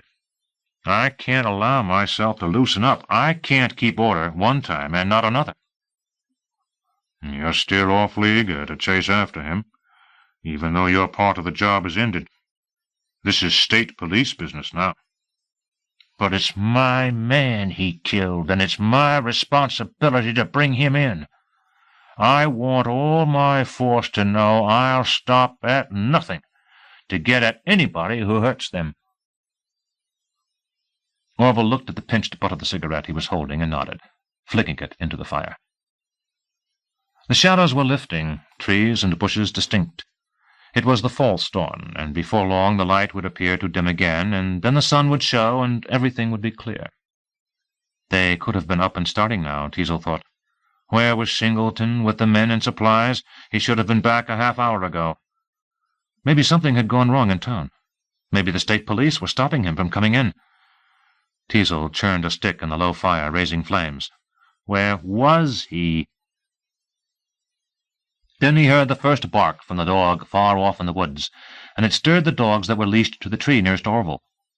There were 5 of them here, and they had been awake, stomachs flat out on the ground, eyes intent on Orville. Now they were up, excited, barking in answer. "Shush," Orville said, and they looked at him and went quiet. Their withers were trembling. Ward, Lester, and the young deputy fidgeted in their sleep. They were down close to the other side of the fire, hugging their blankets. Ward said. "In a minute," Lester said, asleep. The dog barked far off again, though sounding a little closer, and the dogs by Orville cocked their ears, barking excitedly in return. "Shush," Orville said stronger. "Get down." Instead, they jerked their heads toward another bark far off, their nostrils quivering. "Get down," Orville demanded, and slowly, one by one, they obeyed. Ward squirmed on his side in the blanket, knees up near his chest. "What's wrong? What's happening?" "Just time to get up," Teasle said. "What?" Lester said and squirmed. "God, it's cold." "Time to get up." "In a minute." "That's about how long they'll take to get here." People were crashing through the underbrush out there, breaking closer. Teasle lit another cigarette, his mouth and throat dry, and felt the energy building in him. It might be the state police, he all of a sudden realized, and stood hurriedly, drawing on his cigarette, straining to see into the forest in the direction of the cracking underbrush. "God, it's cold," Lester said. "I hope Singleton's bringing hot food."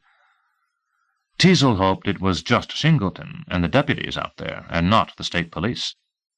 Abruptly, 5 men were in sight, rushing between the trees and through the bushes in the pale, cold light, but Teasle could not make out what color their uniforms were. They were talking to each other. One man tripped and swore, but Teasle could not identify the voices. If they were state police, he was trying to figure some way of keeping in charge. Then they were close, hurrying out of the trees up this brief rise, and Teasle saw Singleton stumbling after the dog that was straining on its leash, and he saw it was his own men behind, never so glad to see them before. They were carrying bulged-out burlap sacks and rifles and rope, and Singleton had a field radio slung over his shoulder, the dog lurching him into camp. "Hot food!" Lester was up, asking him. "Did you bring hot food?" Singleton apparently did not hear. He was out of breath, handing the dog over to Orville.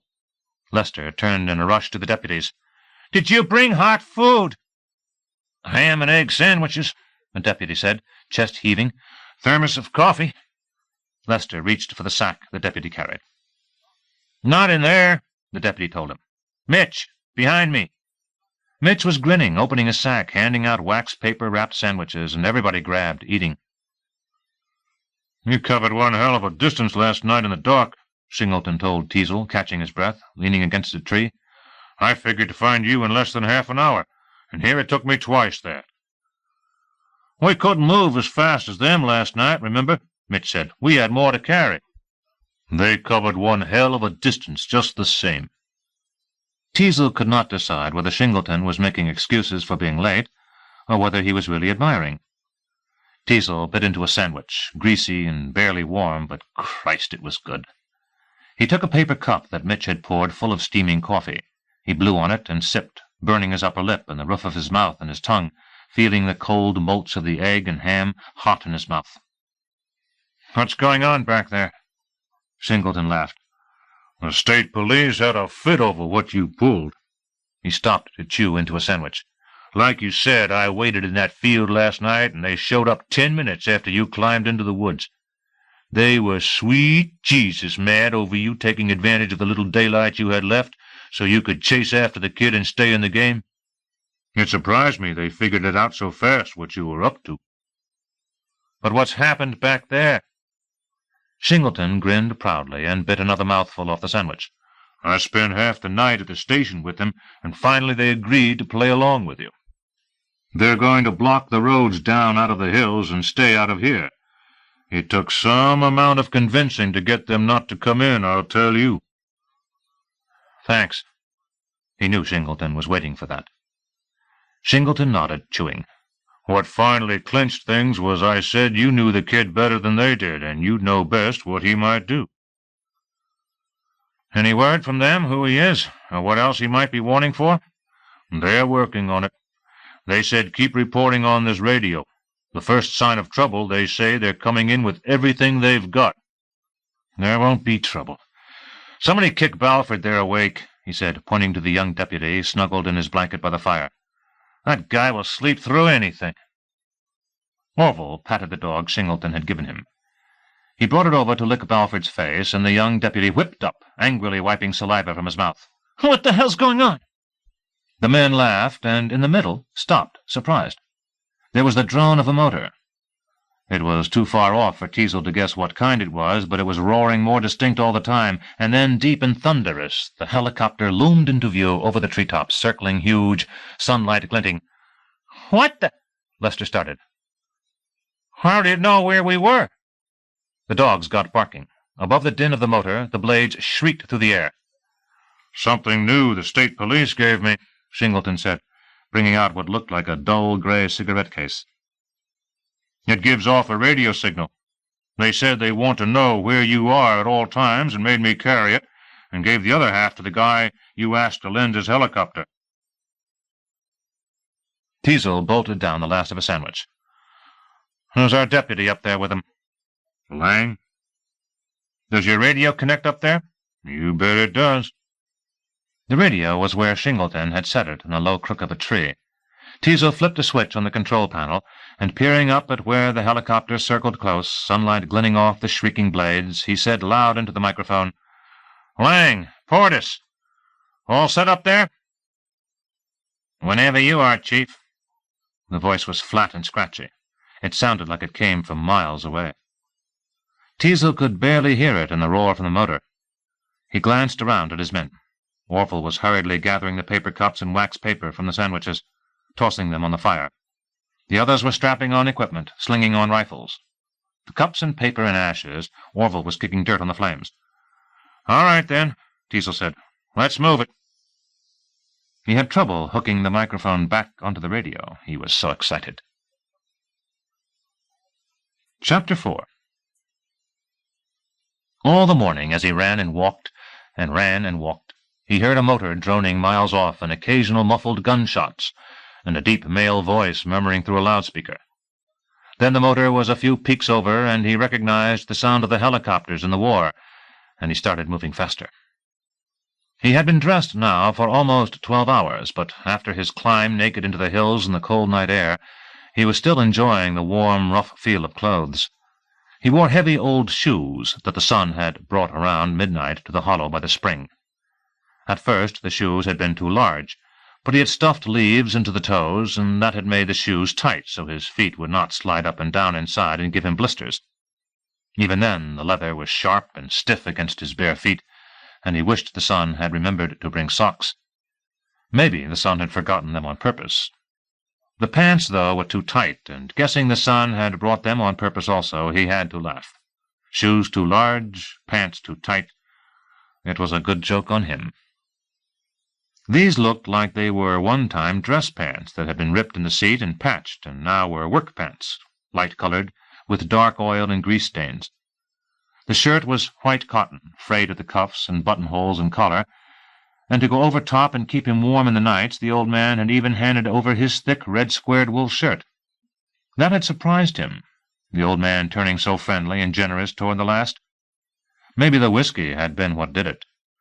After he and the old man had eaten the carrots and cold fried chicken the son had brought, they had heaved the jug of whiskey back and forth repeatedly, the son included, and finally the old man had gone as far as giving up his rifle, plus a handkerchief tied full of cartridges. "Had to hole up once in the hills a couple of days myself," the old man had said, "long time ago, when I wasn't much older than my boy." He had not said why, and Rambo had been careful not to ask. "Wasn't even a chance to go home and grab my rifle. Sure could have used it on them. You get out of this. You send me money for that rifle. I want your word. Not that it's the money I care about. The stuff I make, God knows I can afford another. But you get through this, I'd like to know how you made it, and I figure on the rifle reminding you to let me know. She's a good one." And she was. A 30-30 lever action. The power to whack a bullet through a man a half-mile away, as if close through a block of cheese. The old man had a thick pad of leather on the end of the stock to ease the recoil. He had a speck of luminous paint on the sight at the tip of the barrel to help aiming at night. Then Rambo had done what he promised, backtracking down the stream away from where the old man might have his boiler and coils and jugs. Soon he had pushed west, still planning eventually to turn south for Mexico. He did not fool himself that reaching there would be easy. Since he was not about to risk giving himself away by stealing a car, he would have to travel for months on foot through the back country, living off the land. All the same, he could not think of any place closer where he would be safe. And far as the border was, at least for the time being, it gave him some direction. When he had gone a few miles, forced to move slow because of the dark, he slept in a tree, wakened with the sun, and breakfasted on more carrots and chicken that he had saved from the old man to take with him. Now the sun high and glaring, he was miles off, rushing through trees up a long, wide draw. The shots were louder, and the voice from the loudspeaker more defined, and he knew before long the helicopter would be checking this draw along with the rest. He broke from the woods to run across an open reach of grass and fern, and 1/4 across he heard the flapping roar almost onto him, and swung in panicked search of cover. Alone in the grass, its trunk shattered by what must have been lightning, the fallen pine tree was all there was, no time to charge back to the woods. He ran and dove beneath its thick, smothering branches, scraping his back as he sprawled under, and then, staring through the pine needles, he saw the thing appear down the draw. It grew magnified. Its landing props were close to skimming the topmost branches of the forest. "This is the police," the man's voice boomed from the copter's loudspeaker. "You don't have a chance. Give up. Anyone in these woods? A dangerous fugitive may be near you. Show yourselves. Wave if you've seen one young man alone." The voice stopped, then started awkwardly, as if the words were being read from a card. "This is the police. You don't have a chance. Give up. Anyone in these woods? A dangerous fugitive may be near you. And on it went, and then it stopped and started again, and Rambo lay beneath the branches perfectly still, knowing the maze of needles hid him from the land, not sure he was covered from the air, watching the copter sweep over the trees toward the grass.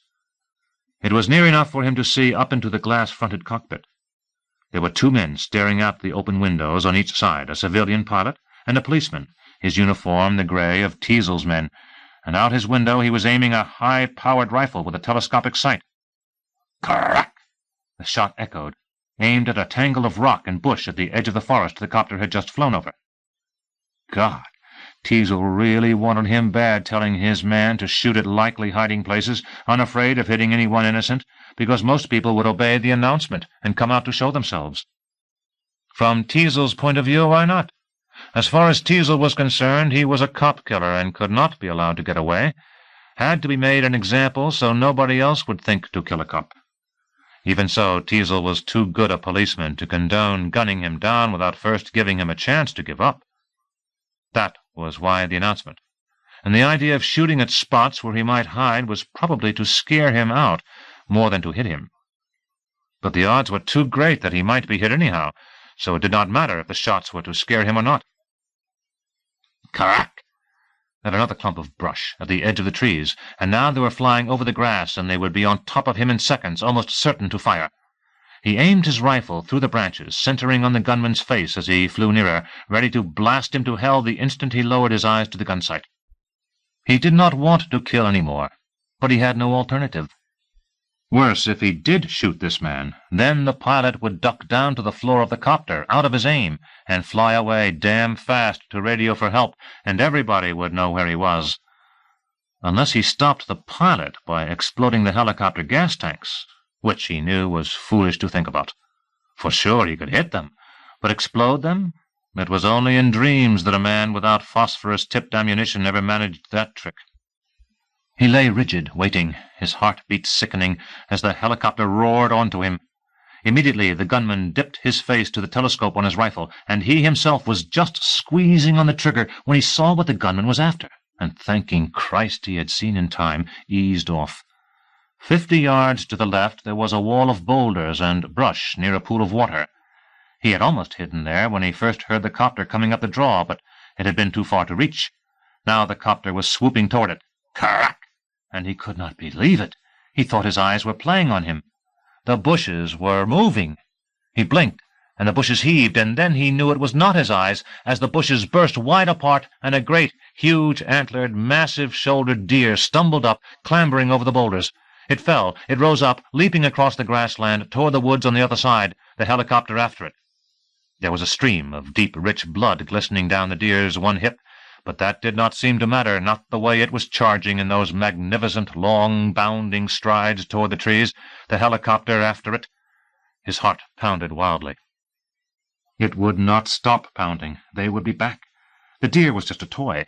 As soon as it leapt into the trees out of sight, they would be back. Since there had been something hidden in those bushes by the pool, then there might be something underneath this fallen tree. He had to get out fast. But he had to wait until the copter's tail was pointed toward him, the men watching straight ahead at the deer they were chasing. He strained, waiting, and finally he could wait no more, rolling out from under the branches, racing where the grass was shortest and would not leave a trail. He was nearing the bushes and rocks. Too soon the noise of the copter changed, roaring higher. The deer had made it to the woods. The copter was circling back. Frantic, he ran stooped toward the cover of the boulders, tumbling under the bushes, bracing himself to shoot if they had seen him make his run. Crack! Crack! The first shot as the copter came upon the fallen pine tree, the second as it hovered over, lingering, slowly pivoting to continue up the draw. Leaving him. "This is the police," The voice was booming again. "You don't have a chance. Give up. Anyone in these woods. A dangerous fugitive may be near you. Show yourselves. Wave if you've seen one young man alone." A mouthful of undigested carrots and chicken bolted sourly up from his stomach, and he spat it on the grass, the bitterness soaking into his tongue. This was the narrow end of the draw. Cliffs on both sides closed in farther up, and, weak from having vomited, he watched through the bushes as the copter swept over the trees that way and then rose up, skirted the top of a cliff, and settled into the next draw. its roar slowly dying away, the voice from the loudspeaker going muffled. He could not stand. His legs were trembling too much. Because he was trembling, he trembled even more. The helicopter should not have frightened him so. In the war he had been through action far worse than this, and had come out of it badly shaken, but never so extreme that he could not make his body work. His skin was clammy, and he needed to drink, but the pool among the bushes was green and stagnant, and it would make him sicker than he was. "You've been away from fighting too long, that's all," he told himself. "You're out of condition is all. You'll get used to it in a while." "Sure," he thought, "that has to be the answer." Gripping a boulder, he forced himself to stand slowly, and head above the bushes he turned to see if anyone was near. Satisfied, he leaned against the boulder, his legs yet unsteady, and brushed pine needles from the firing mechanism of his rifle. Regardless of anything, he had to keep his weapon in repair. The smell of the kerosene he had doused on his clothes was gone. In its place, the faint, acrid smell of turpentine that the pine tree had left on him. It mixed with the bitterness in his mouth, and he thought he might be sick again. At first he was not sure he heard correctly. A wind blew up and dispersed the sound. Then the air was still, and he definitely heard them, the first dim echoes of dogs barking behind him down at the wide end of the draw. A new tremor swept through his legs. He swung to his right, where the grass sloped up to rocks and scattered trees, and after that a cliff, and bracing his leg muscles, he ran. Chapter 5. The kid did not have much head start, Teasel was figuring, as he and his men pressed forward through the trees and underbrush after the dogs.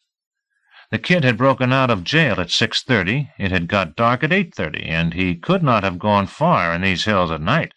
An hour, possibly 2, all told. He would have started with the sun, the same as themselves, so that made him altogether just 4 hours ahead.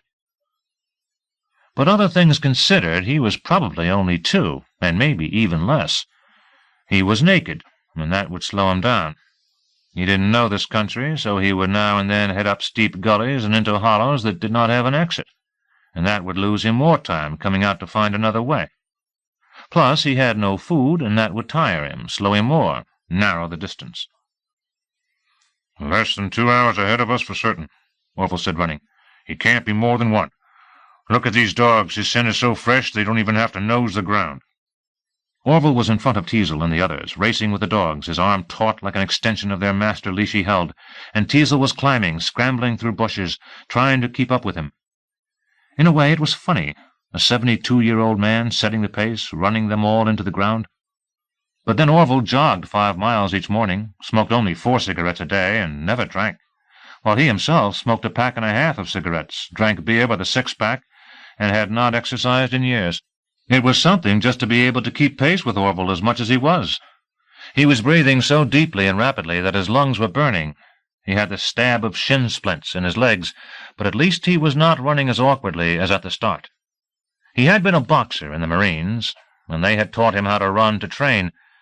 His body was long out of practice, though, and he was having to learn over again a smooth, quick, comfortable stride, leaning a little forward, letting the pull of his body force his legs to push him on so he would not fall.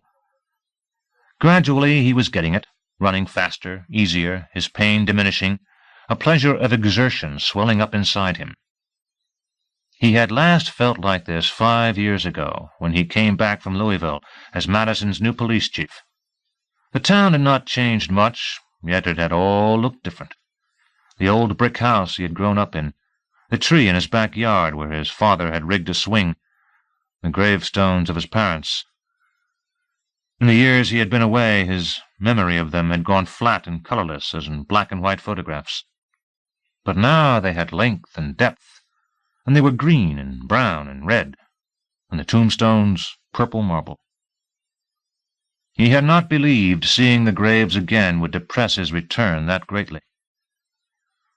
The baby girl, a fetus really, in a plastic bag by his mother's feet in her coffin. Both bodies long since corrupted into dust, all because she was a Catholic. The fetus had been poisoning her. The church had refused an abortion, so of course she had obeyed and died, and the baby with her.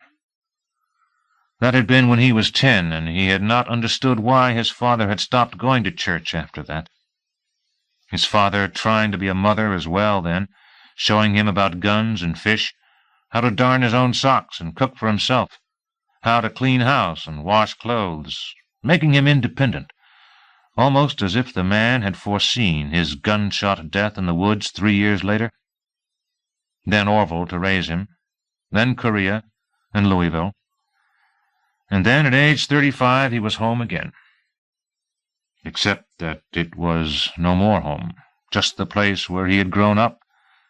And that first day back, touring the once familiar places, only made him realize that he had already lived close to half his life. He was sorry he had come, almost phoned Louisville to see if he could return to work there. Finally, just before it closed, he went to a real estate office, and that night he and an agent set out to look at places for sale or rent. But all the houses and apartments he saw were still being lived in, and he could not see himself alone in any of them.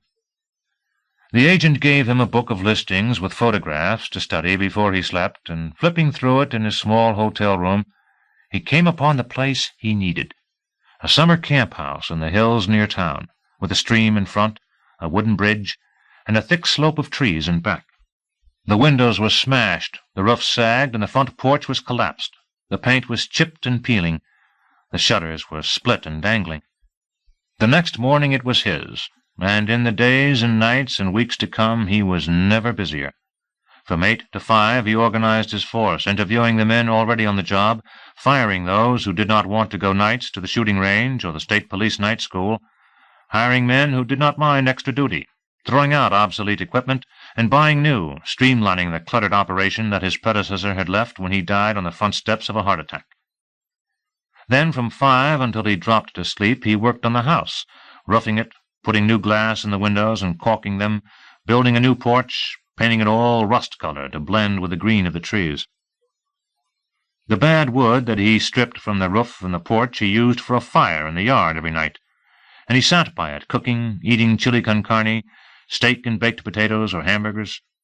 Food had never tasted better, nor had he slept sounder or his body felt greater, the calluses on his hands making him proud, the stiffness in his legs and arms turning to strength and smooth-moving ease.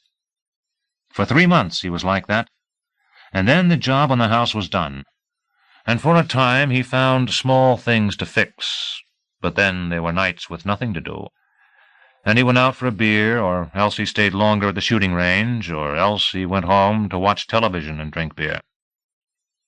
Then he got married, and now that was ended, and racing through the trees out into the grass, breath rasping, sweat stinging, he felt so good that he wondered why he had ever stopped taking care of himself. The dogs were yelping ahead, and Orville's long legs were stretching to stay with them. The deputies were trying to keep up with Teasel, and he was straining to keep up with Orville, and there was a moment, as he raced across the grass, the sun bright and hot on him, his arms and legs in swift, steady rhythm, when he felt he could go on forever. Abruptly, Orville surged farther ahead, and Teasel could not match his speed any more. His legs grew heavy. The good feeling drained from him. "Slow down, Orville!" But Orville stayed right on going with the dogs. Chapter 6. When he reached the line of trees and rocks, he had to slow, placing his shoes carefully so he would not slip on the rocks and maybe break a leg. At the base of the cliff he hurried along, seeking an easy way to the top, and found a crack in the cliff that went in 3 feet and rose straight to the top, and climbed. Near the top, the jutting stones that he used for handholds were wide apart, and he had to claw and boost himself, but then the climbing got better again until shortly he was out of the crack, onto level stone. The yapping from the dogs echoed loudly on top. He crouched to see if the helicopter was nearby. It was not. He could not even hear it, and there was no sign of anybody watching him from a neighboring height or from below. He slipped into bushes and trees near the cliff edge and crept swiftly to his right toward an outcrop with a long view of the draw. And there he lay, watching the alternate strips of grass and woods. A mile down the draw he saw that men were racing from trees across a wide clear space toward more trees. In the distance the men were small and hard to distinguish. He counted what he thought were 10. He could not make out the dogs at all, but they sounded like quite a lot. It wasn't their number that bothered him, though. What did was they had obviously found his scent and were tracking him fast. 15 minutes and they would be where he was now. Teasel should not have been able to catch up to him this fast. Teasel should have been hours behind. There had to be somebody, maybe Teasel, maybe one of his men, who knew the country and knew from his general direction the shortcuts to head him off. He ran back to the niche up through the cliff. There was no way Teasel was going to have the easy climb he himself had. He set his rifle on a grassy mound where no dirt would get into it and began pushing at a boulder that was near the cliff. The boulder was large and heavy, but once he had it rolling somewhat, the shift of its weight helped him to push. Soon he had it where he wanted, completely blocking off the top of the crack, one side extending over the cliff edge. A man coming at the boulder from below would not be able to get around or over it. He would have to shove it out of the way before he could get on top, but braced from below, he would not have the leverage to move it. He would need several men helping him, but the crack was too narrow for several men to fit at once. Teasel would be a while figuring out how to clear the boulder away, and by then he himself would be long gone. He hoped. Glancing down at the draw, he was amazed that while he positioned the boulder, the posse had been traveling so fast they were already at the pool and bushes where he had hidden. The men in miniature down there stopped looking at the bushes to watch the dogs sniffing the ground, barking in circles. Something must have confused the scent. The wounded deer, he realized. When he had dove into the bushes, some of the deer blood had smeared onto him, and now the dogs were trying to decide which track to follow, his or the deer's. They chose damn fast. The second they sprang yelping on his path toward the cliff, he turned and grabbed his rifle and ran through more bushes and trees, inland. Where the undergrowth was very thick, he swung and pushed through backward, and then ran forward again until once more he had to push through backward. His effort shoving the boulder over to the niche in the cliff had lathered his face and chest with sweat that stung and bit, and now more sweat poured out as he struggled through a wall of nettles, scraping his knuckles raw, filming them with blood. Then in a second he was free. He came breaking out of the dark wood into the bright sunlight on a slope of rock and shale, and paused quickly to catch his breath, and slid cautiously down to the edge. There was a cliff and a wide forest at the bottom, leaves red and orange and brown. The cliff was too sheer for him to climb down. So now there was a cliff before him and behind him, which meant he could go only 2 other routes. If he went to the east, he would be moving back toward the wide end of the draw. But Teasel likely had groups searching the highlands on both sides of the draw in case he doubled back. That gave him just one other course, to the west, in the direction the helicopter had taken, and he ran that way until he came upon another drop and found that he had trapped himself. Christ! The dogs were barking louder, and he clenched his rifle, cursing himself for having ignored one of the most basic rules he had ever learned. Always choose a route that won't trap you. Never run where you might cut yourself off. Christ! Had his mind gone soft along with his body from lying in all those hospital beds? He should never have climbed up that cliff back there. He deserved to be caught. He deserved the shit that Teasel would do to him if he let himself be caught. The dogs were barking even closer. Sweat smarting his face, he touched a hand to it and felt the sharp, rough stubble of his beard, and brought down the hand sticky with blood from where the bushes and nettles had slashed and ripped him. The blood made him furious with himself. He had thought that running away from Teasel would be fairly simple and routine, that after what he had been through in the war he could handle anything. Now he was telling himself to think again. The way he had been shaking from the helicopter should have warned him, he knew, but still he had been so confident he could outrun Teasel that he had gone and cornered himself, and now he would be damn lucky to get out of this with just the blood that was already on him. There was only one thing yet that he could do. He rushed along the top of the new cliff, staring down, checking the height, stopping where the cliff seemed lowest. 200 feet. All right, he told himself. It's your goddamn mistake. You pay for it. Let's see just how tight your ass end really is. He slipped the rifle snugly between his belt and his pants, shifting it around so it went straight down his side, the butt near his armpit, the barrel by his knee. Certain that it would not work loose and fall to smash on the rocks far below, he lay flat on his stomach, eased himself over the edge, and hung by his hands, his feet dangling. Toe-holds! He could not find any toe-holds! The dogs began yelping hysterically, as if they had reached the blocked-off niche in the cliff. Chapter 7. To use its pulley and winch for clearing the boulder, to check the bluff in case he was still up there, for whatever reason, Teasel must have radioed for it almost immediately. Rambo was 10 body lengths down the cliff when he heard it again, droning far off, gathering volume. He had taken what he judged was nearly a minute for every body length down this far, each fissure and outcrop he grabbed onto, hard to find, each toe-hold having to be tested, settling down, resting his weight on it little by little, breathing with relief when it stayed firm.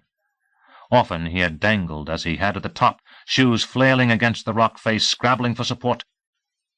His holds had been so far apart that climbing back up to avoid being seen by the helicopter would be as difficult as climbing down had been. Even then, he would probably not get up before the helicopter passed over him, so there was no point in trying. He might just as well keep climbing down, hoping the copter would not spot him.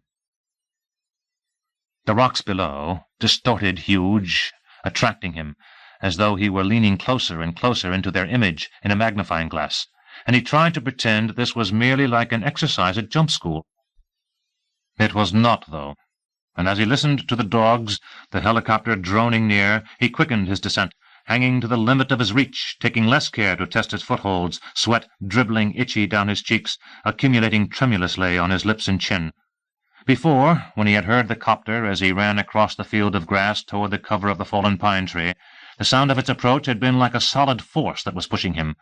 But here, now, restricted, slow in spite of his haste, he felt its growing roar as a slippery thing that was inching up from the small of his back, heavier the higher it came.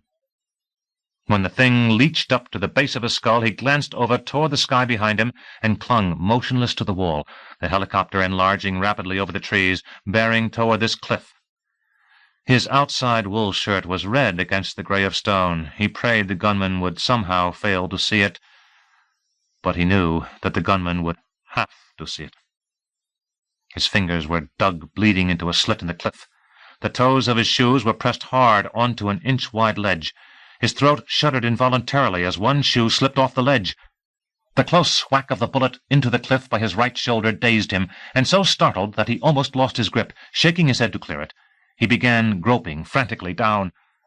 He managed only 3 more toe-holds, and then there were no more. Kerrang! The second bullet ricocheted off the rock, striking higher, nearer to his head, startling him as much as the first one, and he knew he was as good as dead. The jiggle of the copter was all that had saved him from being hit so far. It was throwing off the gunman's aim, and the pilot was bringing on the copter fast, which made the jiggle worse.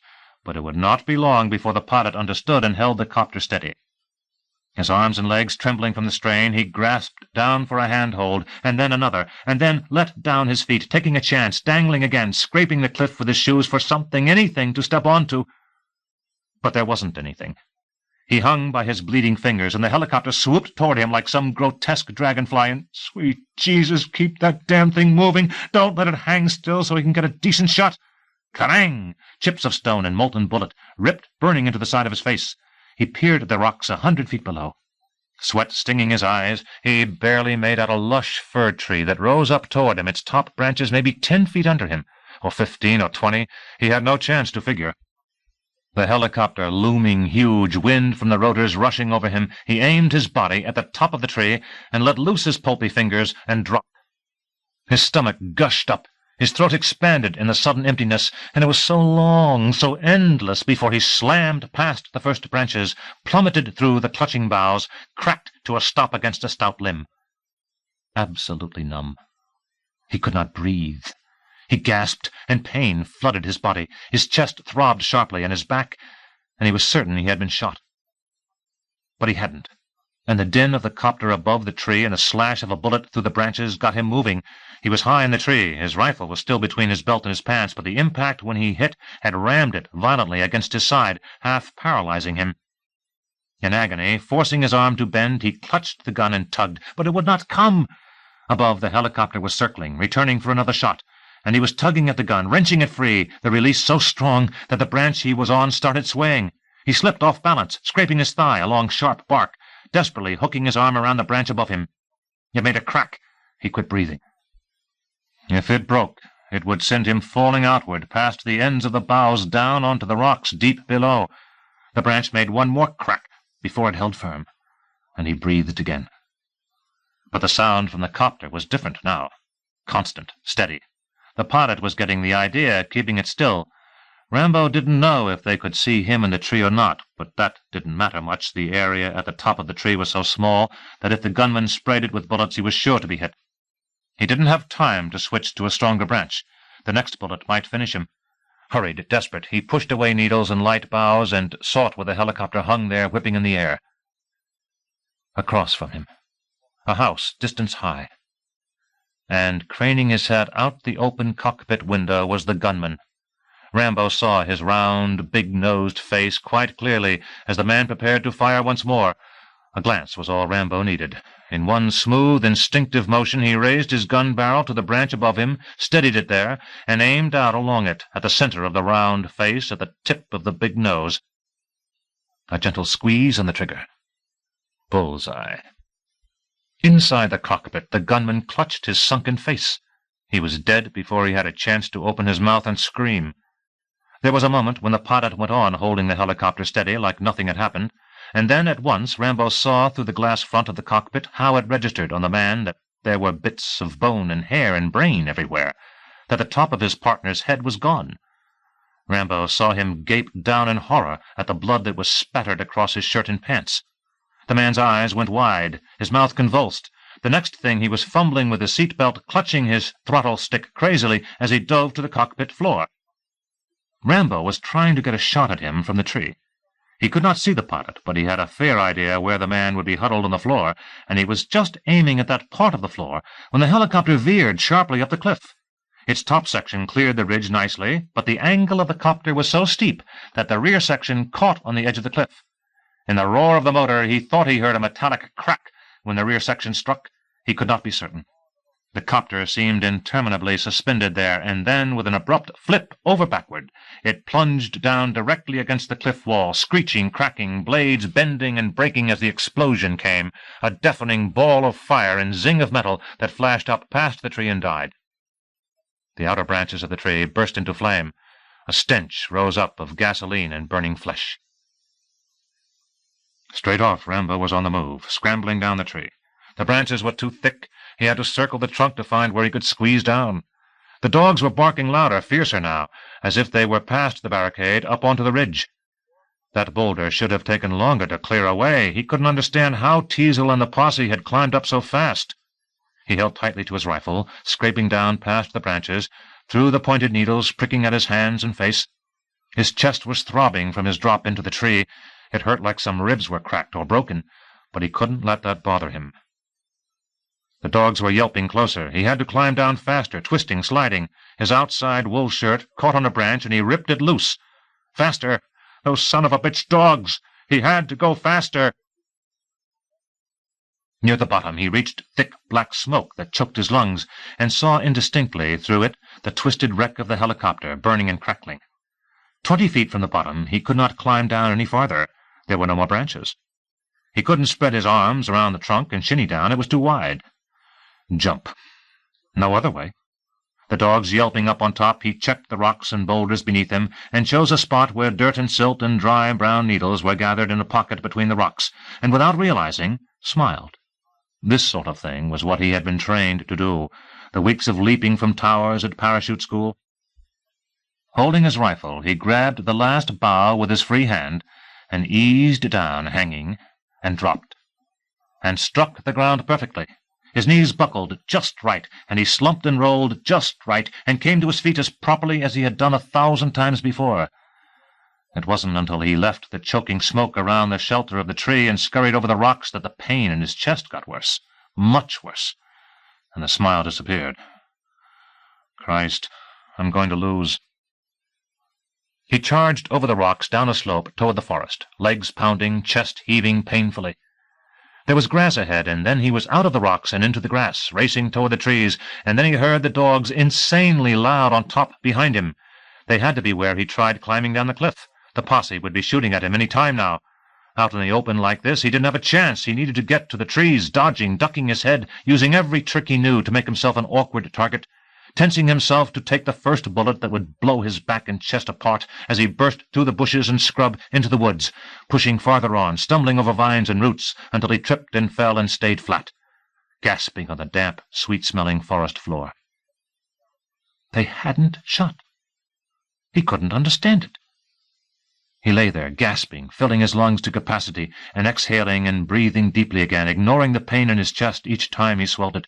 Why hadn't they shot? And then he knew. Because they had never been on top of the cliff in the first place. They were still getting there. They had only sounded like they were on top. His stomach retched, but this time nothing came up, and he flopped onto his back, staring past the autumn-colored leaves toward the deep sky. What was the matter with him? He had never misjudged like that before. Mexico. The image of a warm, wave-lapped beach flashed inside his mind. Get moving. Have to start moving. He struggled to his feet and was just trudging farther into the forest when he heard men shouting behind him, dogs barking, and the posse was undoubtedly on top of the cliff now. He stopped and listened, and still gasping for breath, he turned back the way he had come. Not the exact same path. The grass into the forest had been long, and he knew he had left a track through it that would be quite plain from on top the cliff. The posse would be studying that part of the forest where he had entered, and as he came back he might make some sign that would show them where he was. So he headed to the left, approaching a part of the forest's edge where they would have no reason to expect him. When the trees began to thin out, he sank low and crawled to the edge, and crouching behind some brush, he saw something beautiful. 100 yards off, clear as could be, on top of the cliff, were the men and the dogs. They were all running toward where he had climbed down, the dogs barking, one man behind the dogs hanging on to a master leash, the rest of the men rushing up behind, all stopping now and staring down at the smoke and fire of the helicopter. They were the closest Rambo had seen them since the hunt began, the sun stark on them, making them seem very close, strangely magnified. 6 dogs he counted, and 10 men, 9 in the gray police uniform of Teasel's men, and 1 in a green jacket and pants, that one holding the dog's master leash. The dogs were sniffing at where he had climbed over the edge, circling to check if the scent went anywhere else, returning to the edge and barking in frustration. The man in green was older than the rest and taller. He was soothing the dogs, patting them, talking to them gently, in words that came across to him muffled. Some of the policemen were sitting, others standing to look down at the blazing helicopter, or else point toward the forest where he had entered. But he wasn't interested in those, only in the one pacing back and forth, slapping his hand against his thigh. Teasel. There was no missing that short chunk of a body, that puffed-out chest, that low head, that darted side to side like a fighting rooster. Sure, like a cock. That's what you are, Teasel, a cock. The joke made him smile. It was shadowed where he lay under the bush, and resting was luxurious. He lined up Teasel in his rifle sights, just as Teasel spoke to the man in green. Wouldn't Teasel be surprised to find that in the middle of a word a bullet had gone in and out of his throat? What a joke that would be! He became so fascinated he almost pulled the trigger. It would have been a mistake. He wanted to kill him all right. After his scare being caught between the helicopter and the posse, he didn't care what he had to do to get away. And now that he thought about the 2 men he had killed in the helicopter, he realized he wasn't bothered as he had been after he killed Galt. He was getting used to death again. But there was a question of priorities. The cliff wouldn't stop Teasel. It would just put him behind an hour or so. And killing Teasel wouldn't necessarily stop the posse. They would still have the hounds to keep them tracking fast. The hounds. They weren't vicious like the German shepherds he had seen in the war, but just the same they were natural hunters, and if they ever caught him, they might even attack instead of merely cornering him as hounds were schooled to do. So he had to shoot them first. After that he would shoot Teasel. Or the man in green if he showed before Teasel. The way the man handled the dogs, Rambo was sure he knew a lot about tracking, and with both him and Teasel dead, the others likely wouldn't know what to do. They'd have to drift back home. For sure they didn't seem to know much about this kind of fighting. They were standing or sitting in plain view up there, and he sniffed in disgust. Evidently they had not even considered that he might still be around. The man in green was having trouble getting the dogs quiet. They were bunched together, tangled in each other's way. The man separated the master leash and handed over 3 dogs to a deputy. Rambo lay beneath the cool underbrush and aimed at the 3 that the man in green had kept, and shot 2 of them, just like that. He would have hit the 3rd dog with his next shot, if the man in green had not yanked it back from the edge. The policeman was shouting, jumping low out of sight. The other set of dogs was acting wild, howling, straining to get away from the deputy who held them. Rambo quickly shot one. Another shied and slipped off the cliff, and the deputy holding the leash tried to pull it back instead of letting go, lost his balance, and, dragging the last of his dogs with him, he went over the side too. He wailed once, just before he thumped on the rocks far below. Chapter 8. There was an instant when they lay flat, paralyzed, the sun glaring on them, no wind, nothing. The instant stretched on and on. Then, in a scramble, Singleton aimed down at the forest, shooting along its edge. He had 4 shots off when another man joined him, and then another. And then, except for Teasel and Orville, everyone was laying down a heavy line of fire, the gun reports rattling off together as if a bandolier of ammunition had been thrown into a furnace and the heated cartridges were exploding in a steady roll. "That's enough," Teasel ordered. But nobody obeyed. They were spread flat along the ridge, behind rocks and mounds of earth, shooting as fast as their rifles would allow. Crack, crack, crack. Their trigger hands in constant motion, ejecting old shells, chambering fresh ones, not really aiming as they yanked off their bullets, the recoils jolting them. Crack, crack, crack. And Teasel was sprawled in a furrow of rock, shouting, "That's enough, I told you! Stop, I said!" But they kept right on, strafing the line of trees and scrub, homing in where another's bullet had churned the leaves and made it seem that someone was there moving. A few were reloading and starting again. Most had already done so. Rifles of different make, Winchester, Springfield, Remington, Marlin, Savage. Different calibers, .270, .300, .30-06, .30-30. Bolts and levers in different-sized magazines holding 6 rounds, or 7, or 9, empty cartridges strewn around and more coming all the time.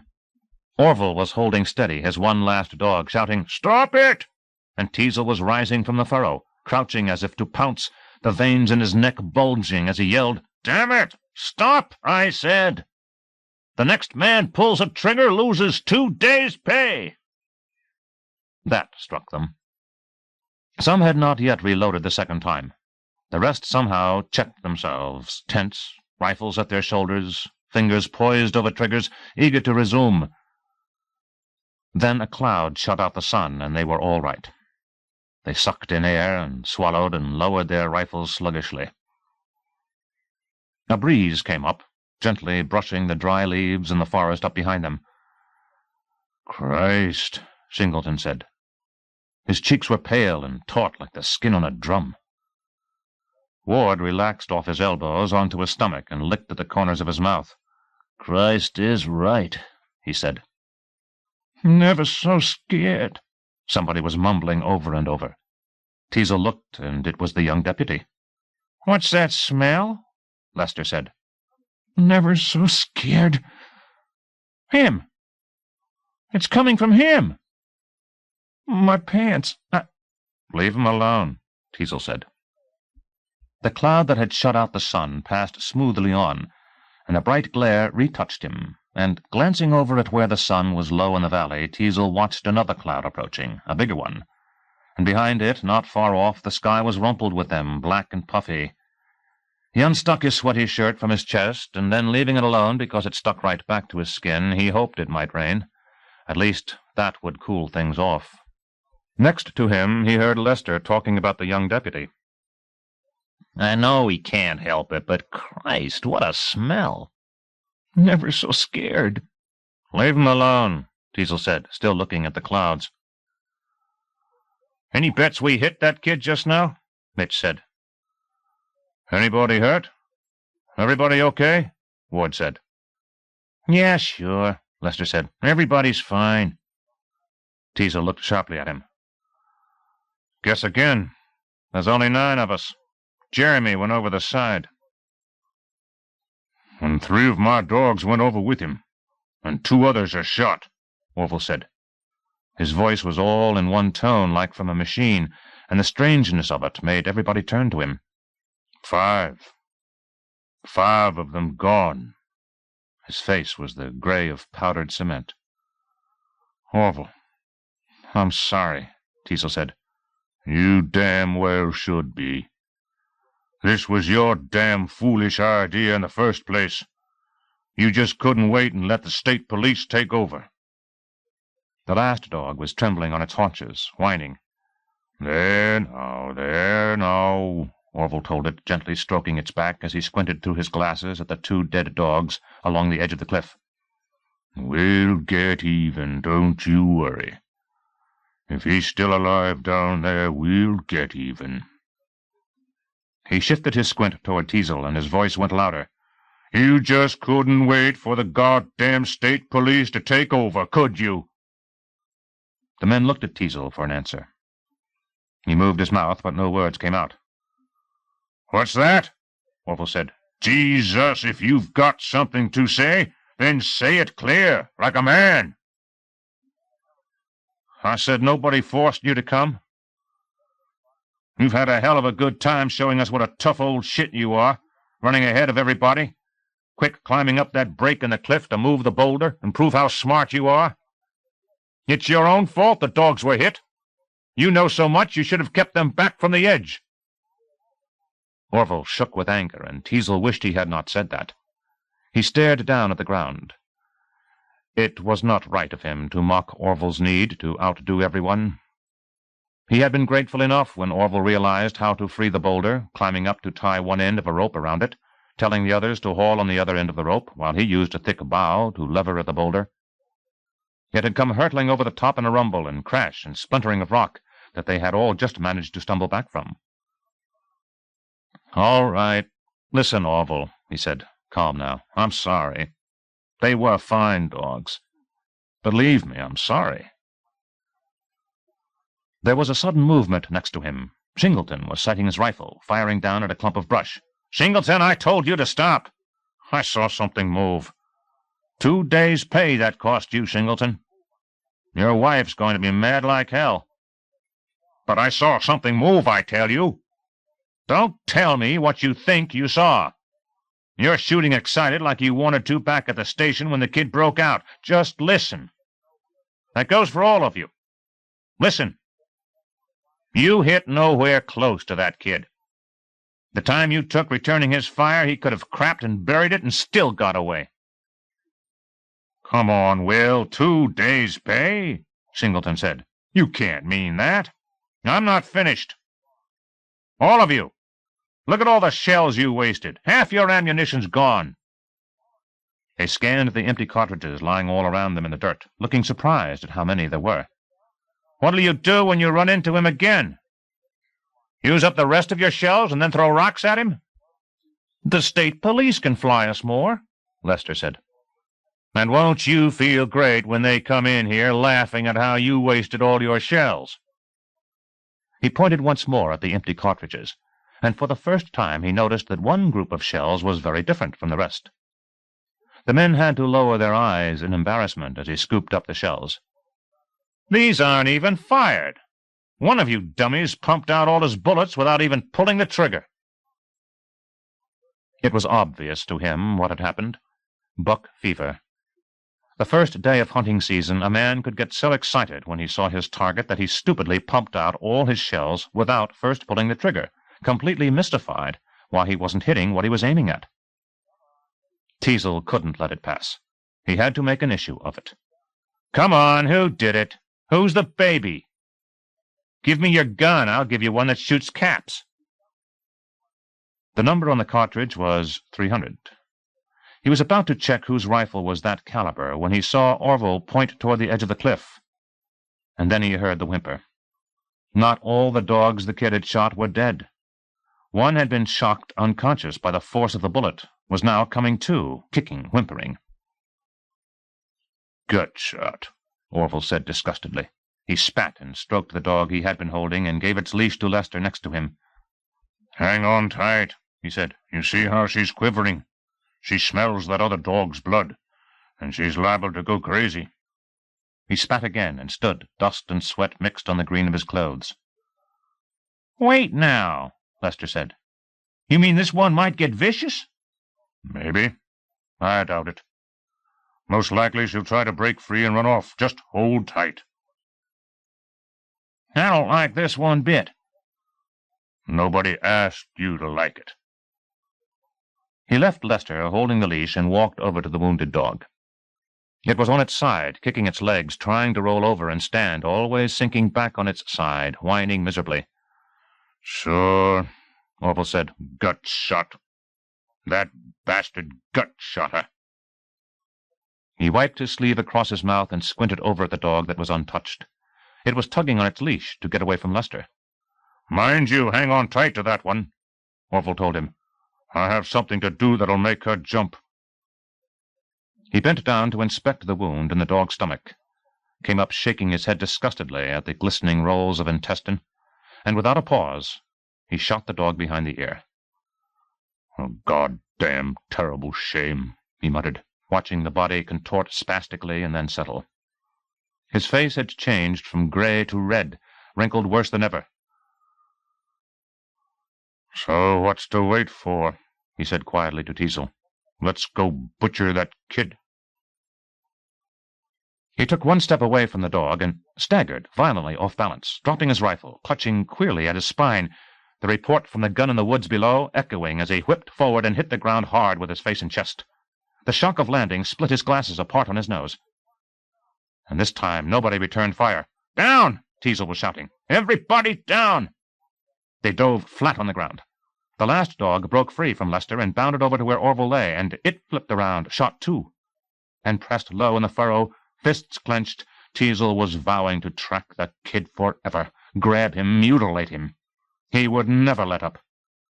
No more because of Galt, because he could not let somebody who had killed one of his men get away. Personal now.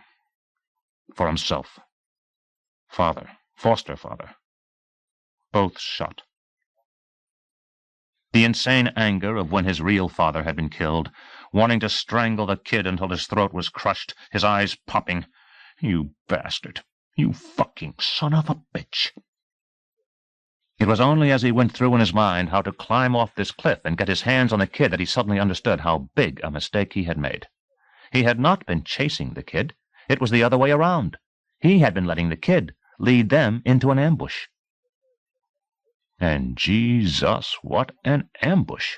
With the nearest town 30 miles over hard country, with a helicopter crashed and the dogs dead, the kid could pick everybody off whenever he felt like it.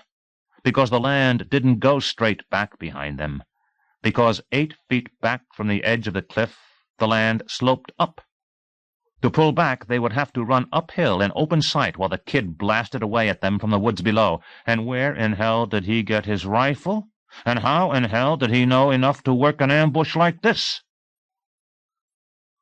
That moment, where the clouds were looming black in the sky, it thundered loud. Chapter 9. Orville. Teasel couldn't stop looking at him. The old man was spread out quietly on his face by the edge of the cliff, and Teasel could hardly breathe. Because of me. Just this once in his life he got careless, and I didn't warn him to stay down. He began crawling toward him to cradle him. "The kid'll swing around," Lester said hoarsely. Too hoarsely, Teasel thought. Reluctant, he turned, worried about his men. They were only 7 now, tight-faced, fingering their rifles, looking next to useless. All except Singleton. "I'm telling you, the kid will swing around," Lester said. The knee was ripped out of his pants. "He'll swing up there behind us." The men jerked to steer up the rise behind them, as if they expected the kid to be there already. "He's going to come, all right," the young deputy said. There was a brown liquid stain seeping through the seat of his gray pants, and the men had shifted away from him. "Dear God, I want out of here. Get me out of here." "Go on, then," Teasel said. "Run up the slope. See how far you get before he shoots you." The deputy swallowed. "What are you waiting for?" Teasel said. "Go on, run up the slope." "No," the deputy said. "I won't." "Then stop it." "But we have to get up there," Lester said, "before he beats us to it. If we wait too long, he'll make it up there, and we'll never get off this ledge." The dark clouds, hulking closer, lit up with lightning. It thundered again, long and loud. "What's that?" "I heard something," Lester said. His knee was scraped red where it showed through the rip in his pants. "The thunder," Shingleton said. "It's playing tricks." "No, I heard it too," Mitch said. "Listen." The kid. It was like weak vomiting, like a man choking. Orville. He was starting to move, hunched up, knees and head, keeping his stomach off the ground while he clutched his chest, holding himself together. He looked like a caterpillar raising its back for traction to inch forward. But he wasn't going anywhere. Back arched high, he stiffened and collapsed. There was blood dripping from his arms, and he was drooling, coughing blood.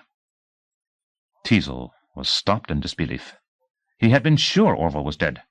"Orville," he said, and then he was hurrying before he knew it. "Stay down," he had to remind himself, pressing low to the rocks, trying not to make himself the target Orville had. But Orville was too close to the edge. Teasel was sure he would be seen from the woods below. He took hold of Orville's shoulder and struggled to drag him back to the furrow. But Orville was too heavy. It was taking too long. Any second the kid might shoot. He tugged at Orville and pulled and dragged, and slowly Orville moved, but not quick enough. The stones were too jagged. Orville's clothes were catching on the sharp rocks near the edge of the cliff. "Help me!" Teasel shouted to the men behind him. Orville coughed more blood. "Somebody help me! Give me a hand!" And then in a rush somebody was beside him, helping him, both dragging Orville back from the edge, and all at once they were safe. Teasel let out his breath in a gasp. He wiped sweat from his eyes and didn't need to look to see who had helped him. Shingleton. And Shingleton was grinning, laughing, not loud, not hilarious, but laughing just the same. It was mostly all inside him. His chest was heaving, and he was laughing. "We made it. He didn't shoot. We made it." And sure it was funny, and Teasel started laughing too. Then Orville coughed more blood, and Teasel saw the pain on Orville's face, and nothing seemed funny after that. He reached to unbutton Orville's bloody shirt. "Take it easy, Orville. We'll have a look and fix you up." He tried to open the shirt gently, but the blood had stuck the cloth to the flesh, and finally he had to tug at the shirt to free it, and Orville groaned. The wound was not something Teasel wanted to look at very long. There was a rank gas coming out the open chest. "Oh, bad," Orville said, wincing. "Don't you worry about it," Teasel said. "We'll fix you up." He was unbuttoning his own shirt as he spoke, slipping it off his shoulders. "I asked you how bad." Each word was a distinct, pained whisper. "You've seen enough things, wounded Orville.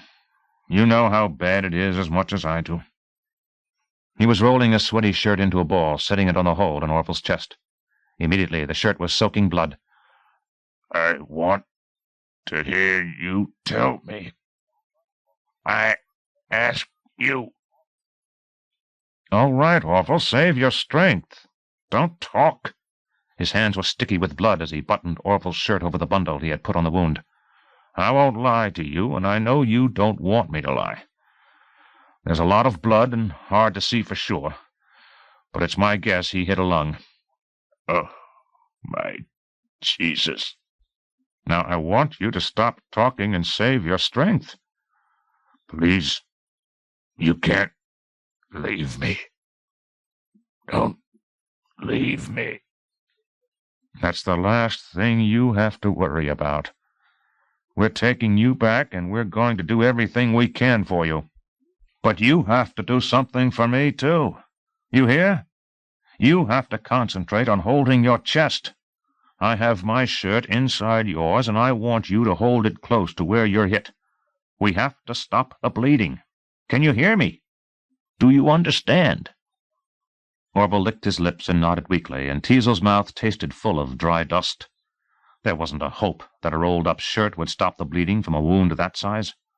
His mouth stayed dusty, and he felt streaks of sweat trickle down his bare back. The sun was long gone behind the clouds, but the heat was continuing to press on him, and he thought of water, realizing how thirsty Orville must be. He knew he shouldn't give him any. He knew that from Korea. A man shot in the chest or stomach would vomit water he drank, and the wound would rip larger, and the pain would get worse. But Orville was licking at his lips, and Teasel couldn't bear to watch his pain. "I'll give him a little. A little won't hurt." There was a canteen snapped to Orville's belt. He worked it loose, the canvas cover rough, and unscrewed the cap, pouring a little into Orville's mouth. Orville coughed, and the water bubbled out, mixed with blood. "Dear God," Teasel said. For a moment his mind was blank. He didn't know what to do next. Then he thought of the radio and swung over to it. "Teasel, calling state police. State police. Emergency." He raised his voice. "Emergency!" The radio crackled with static from the clouds. "Teasel, calling state police. Emergency!" He had been determined not to radio for help, no matter what happened. Even when he saw the crashed and burning helicopter, he had not called. But Orville was going to die. "State police, come in!" The radio shrieked with lightning, and in the ebb a voice came through, indistinct and raspy. "State, here, well..."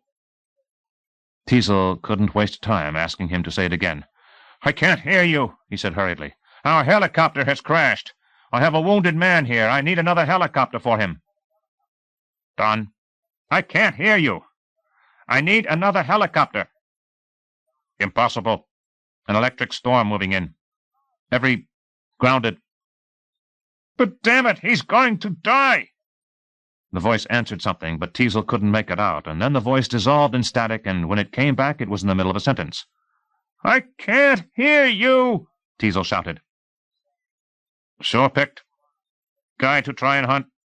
Green Beret. Medal of Honor." "What? Say that again." "Green Beret," Lester said. The voice was starting to repeat, broke up, never came back again. It started to rain, light drops speckling the dust and dirt, spotting Teasel's pants and soaking in, pelting cool on his bare back. The black clouds shadowed over. Lightning crackled and lit up the cliff like a spotlight, and as fast as the spotlight came on, it went off and the shadows returned, bringing with them shock waves of exploding thunder. "Medal of Honor," Lester said to Teasel. "Is that what you brought us after? A war hero? A fucking Green Beret?" "He didn't shoot," Mitch said. Teasel looked sharply at him, afraid he was out of control, but Mitch wasn't. He was excited, trying to tell them something, and Teasel knew what it was. He had already thought of it and decided it was no good. "When you dragged Orville back," Mitch was saying, "he didn't shoot. He isn't down there anymore. He's swinging around behind us, and now's our chance to move." "No," Teasel told him, rain pelting his face. "But we've got a chance to—" "No. He might be swinging around. But what if he isn't? What if he doesn't want just one target, and he's waiting down there for the whole lot of us to get careless and show ourselves?" Their faces went ashen. The clouds unloaded, and the rain came down for real. Chapter 10. It came, and it came, lashing at them solidly. Teasel had never been in anything like it. The wind was whipping the rain at his eyes, driving it into his mouth. "Storm my ass! It's a goddamn cloud burst!" He was lying in the water. He didn't think it could get worse, and then the rain increased, and he was almost buried in the water. Lightning cracked bright like the sun. Darkness instantly was everywhere, darkness that got blacker and blacker until it was like night, only the time was late afternoon, and rain lashing blind at his eyes. Teasel couldn't even see to the edge of the cliff. Thunder shook him. "What is this?" He shielded his eyes. Orville was lying face up, mouth open in the rain. "He'll drown," Teasel thought. "His mouth will fill up with water, and he'll breathe it in and drown." He squinted at his men stretched out in the water on the ledge, and realized that Orville wasn't the only one who might drown. Where they all lay was now the bed of a raging stream. There was swift water rushing down the rise behind them, surging over them, sweeping toward the edge of the cliff, and though he couldn't see the ledge, he knew what it looked like. It was the top of a waterfall. If the storm got any worse, they'd all be washed over the side. And Orville would be the first to go. He grabbed Orville's legs. "Singleton, help me!" he called, rain driving into his mouth. Through his words it thundered loud. "Grab his arm, Singleton! We're clearing out!" The temperature had gone down rapidly. The rain was now shocking cold on his bare back as he remembered stories about men caught in flash floods in the mountains, about men washed down draws and thrown over cliffs and crushed and broken on the rocks below. "We have to clear out!" "But the kid!" somebody yelled. "He can't see us now! He can't see anything!" "But the kid might be waiting for us up there!" "We don't have time to worry about him! We have to get off this ledge before the storm gets worse! It'll sweep us over!" Lightning flashed brilliantly. He shook his head at what he saw. The men, their faces. In the lightning and rain, their faces changed to white skulls. As suddenly as they came, the skulls were gone, and he was blinking in darkness, and the thunder hit him like a string of mortar explosions. "I'm here," Singleton yelled, grabbing Orville's arms. "I've got him. Let's go." They heaved him out of the water, bearing toward the rise. The rain doubled, heavier, faster. It was streaking at them, almost sideways, drenching them, pouring off them in a constant rush. Teasel slipped. He fell hard on his shoulder and dropped Orville into the swirling current. He struggled, splashing, to grab Orville, to keep Orville's head above water, then slipped again so his own head went under water, and he breathed. He breathed. The water he sucked up his nose choked his nasal passages and spewed out the two small holes at the back of the roof of his mouth, wrenching them wide. He was wild, frantic, coughing, now up out of the water. Somebody had him. Singleton was pulling him. "No! Orville! Grab Orville!" They couldn't find him. "He'll go over the side!" "Here!" somebody yelled. Teasel blinked rain out of his eyes, trying to see who it was yelling. "Orville! I've got him!" The water rose to Teasel's knees. He waited, legs churning to where the man held Orville's head out of the water. "The current had him," the man said. It was Ward, and he was tugging at Orville, working to drag him toward the rise. "He was drifting toward the cliff. He bumped me going past." Then Singleton was there, and they all lifted Orville from the water and staggered with him toward the slope. When they reached it, Teasel understood why the water was rising so fast. There was a trough in the hillside, and the streams on top were draining into it, flooding down upon them. "We have to move farther along," Teasel said. "We have to find an easier way up." The wind shifted, and the rain lanced at their faces from the left. As one, they stumbled toward the right, the wind helping them along. But where were the rest of the men, Teasel wanted to know? Were they already climbing the slope? Were they still on the ledge? Why in hell weren't they pitching in to move Orville? The water rose above his knees. He hoisted Orville higher, and they staggered on, and then the wind shifted again. It was no longer pushing them the way they wanted to go, it was shoving them back the way they had come, and they were straining into the full force of the wind and the rain. Singleton had his arms around Orville's shoulders, Teasel had the legs, Ward was cradling the back, and they slipped and stumbled through the rain until they came at last to where the rise seemed easier. There was a flood gushing down this part of the slope, too, but not as strong as back of the trough, and there were big rocks jutting up for handholds. If only he could see to the top, Teasel thought. If only he could be sure the rocks were like that right up to the top.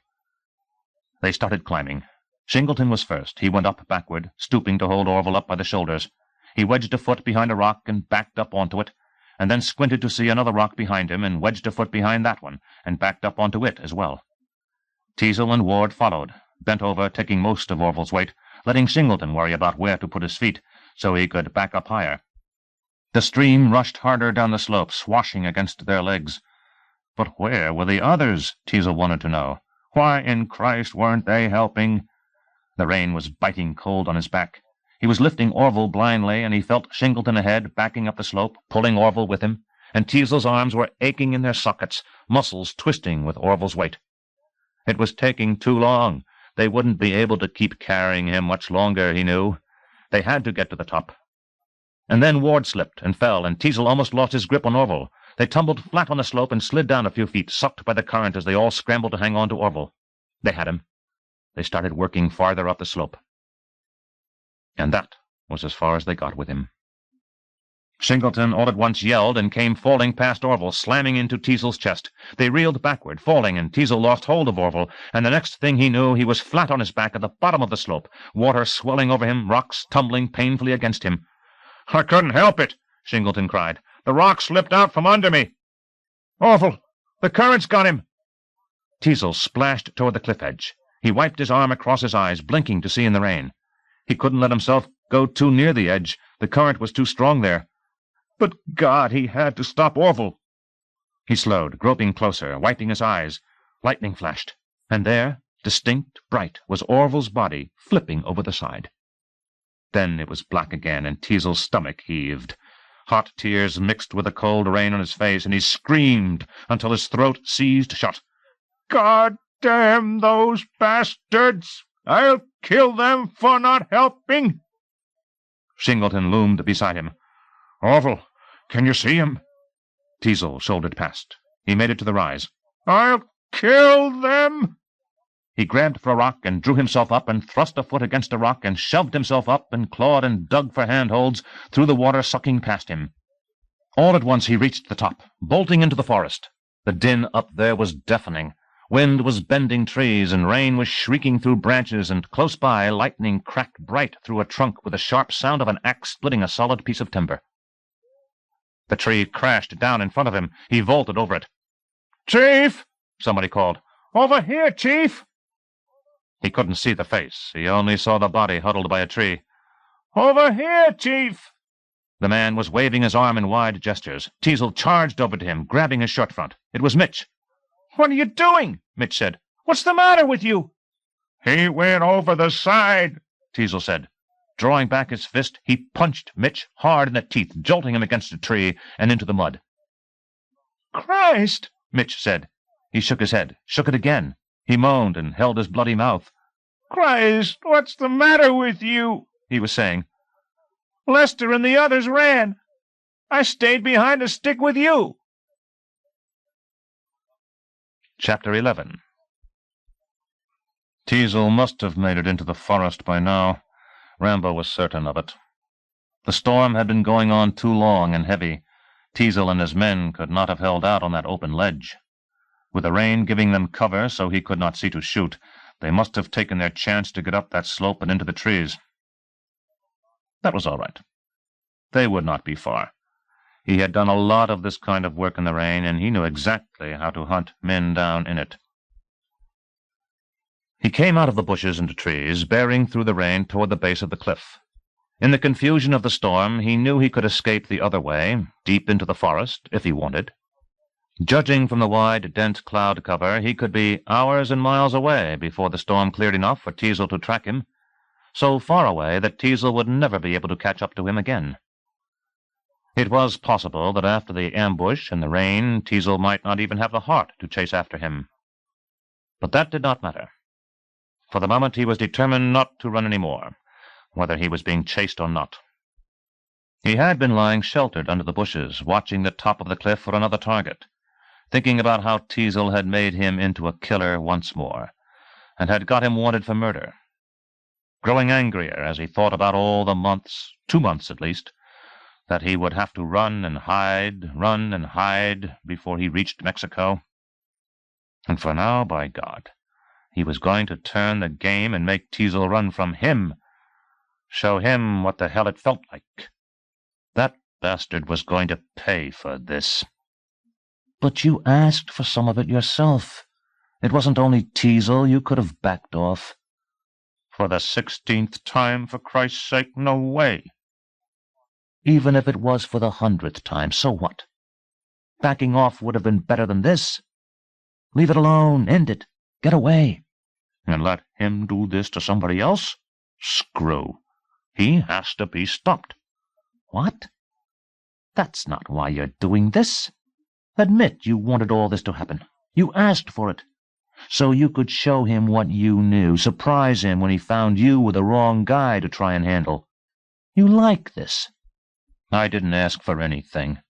But damn right I like it. That bastard is going to pay. The land was dark. His clothes clung icy to his skin. Ahead, long, slick grass was bent over in the driving rain, and he waded through, the grass slippery on his smooth, wet pants.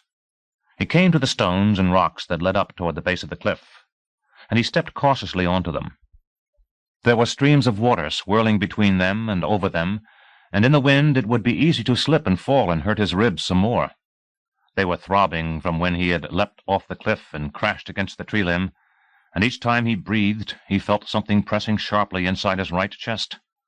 It was like a big fishhook in there, or a jagged chunk of broken bottle. He would have to fix it. Soon. Very soon. There was a roar. He had heard it back in the trees and had guessed it was from the sound of the wind and rain. But now it was getting louder as he climbed up over the rocks toward the cliff, and he knew it wasn't the rain. The cliff came into gray view, and he saw a cataract. The cliff had become a waterfall, and a flood was cascading down, roaring onto the rocks, spraying mist high up into the rain. It wasn't safe to go any closer. He began working to the right. About 100 yards along he knew would be the tree he had leapt into, and very near would be the body of the policeman who had fallen off the cliff with his dogs. He didn't find the body anywhere around the tree. He was about to look in the wreckage of the helicopter when he realized that the waterfall would have swept the body down over the rocks to the long grass. He went down, and the guy was right at the border, face down in the water. The top of his head was struck flat, and his arms and legs were sticking off at queer angles. Rambo wondered about the dogs, but he couldn't find them. The carcasses must have been washed farther into the long grass. He knelt quickly to search the body. The guy's equipment belt, he needed it. He held his rifle so it wouldn't drop in the water, and with one hand he pulled the body over. The face wasn't too bad. He had seen worse in the war. He stopped looking at it, and concentrated on unbuckling the belt and yanking it free. The effort set him wincing. His ribs cut into his chest. Finally, he had the belt loose, and he checked what was on it. A canteen that was dented but not split open. He unscrewed the cap and drank, and the canteen sloshed half full. The water from it had a stale metallic taste. A revolver snug in a holster. There was a leather flap snapped over the handle. Not much water would have got in. He unholstered the gun, impressed by how well Teasel equipped his men. It was a Colt Python. A thick 4-inch barrel with a big sighting pin at the end. The plastic handle it was always sold with had been replaced by a stout wooden grip designed not to be slippery if it got wet. The sights near the hammer had also been changed. Usually they were stationary, but these had been made adjustable for long-distance shooting. He had not hoped for this fine a gun. It was chambered for a .357 Magnum cartridge, the second most powerful handgun load. A man could kill a deer with it. A man could shoot clean through a deer with it. He pushed the lever at the side and swung out the bullet cylinder. There were 5 shells in it. The chamber underneath the firing pin was empty. Quickly he slipped the gun back into the holster out of the rain and checked the cartridge pouch and counted 15 more shells. Then he buckled the gun belt around his waist and stooped, his ribs biting, to search the guy's pockets. But there wasn't anything to take, especially no food. He had thought the guy at least might have some chocolate. Stooped, his chest was hurting worse than ever. He had to fix it. Now. He unbuckled the guy's trouser belt and straightened painfully with it, unbuttoning his outer wool shirt and the white cotton shirt under that. The rain slapped at his chest. He wound the belt around his ribs and cinched it like a roll of strong tape holding him tight. And the pain stopped cutting. It switched to a swelling, aching pressure against the belt. Hard to breathe. Tight. But at least the pain had stopped cutting. He buttoned up and felt the cotton shirt soggy cold against him. Teasel. Time to go after him. For a second he hesitated and almost went away in the forest. Chasing Teasel would cost him time getting away, and if there was another posse in these hills he might run into them. But 2 hours wasn't much. That was only as long as he would take to catch him, and after that, under cover of the night, he would still have time to get away. It was worth 2 hours to teach that bastard. All right, then, which way after him? The niche in the cliff, he decided. If Teasel wanted to get down off the bluff in a hurry, he would likely go back there. With any luck, he would be able to head Teasel off and meet him as he came down. He hurried to the right, following the border of grass. Very soon he stumbled across the second body. It was the old man in green. But how had he tumbled off the cliff so that he ended up all the way over here? His equipment belt didn't have a handgun. It did have a hunting knife, and it had a pouch, and inside Rambo touched something. Food. Sticks of meat. A handful. He bit, barely chewing, swallowing, biting off more. Sausage. Sticks of smoked sausage, wet and crushed a little from the old man slamming onto the rocks, but it was food, and he was biting into it, chewing, swallowing quickly, forcing himself to slow and mulch it around to all parts of his mouth. Then it was almost gone, and he was tucking the last bits into his mouth and sucking his fingers, and then all that was left was the smoke taste and his tongue slightly burning from the hot peppers that had been in with the meat. Sudden lightning and then thunder, as if the earth had shuddered.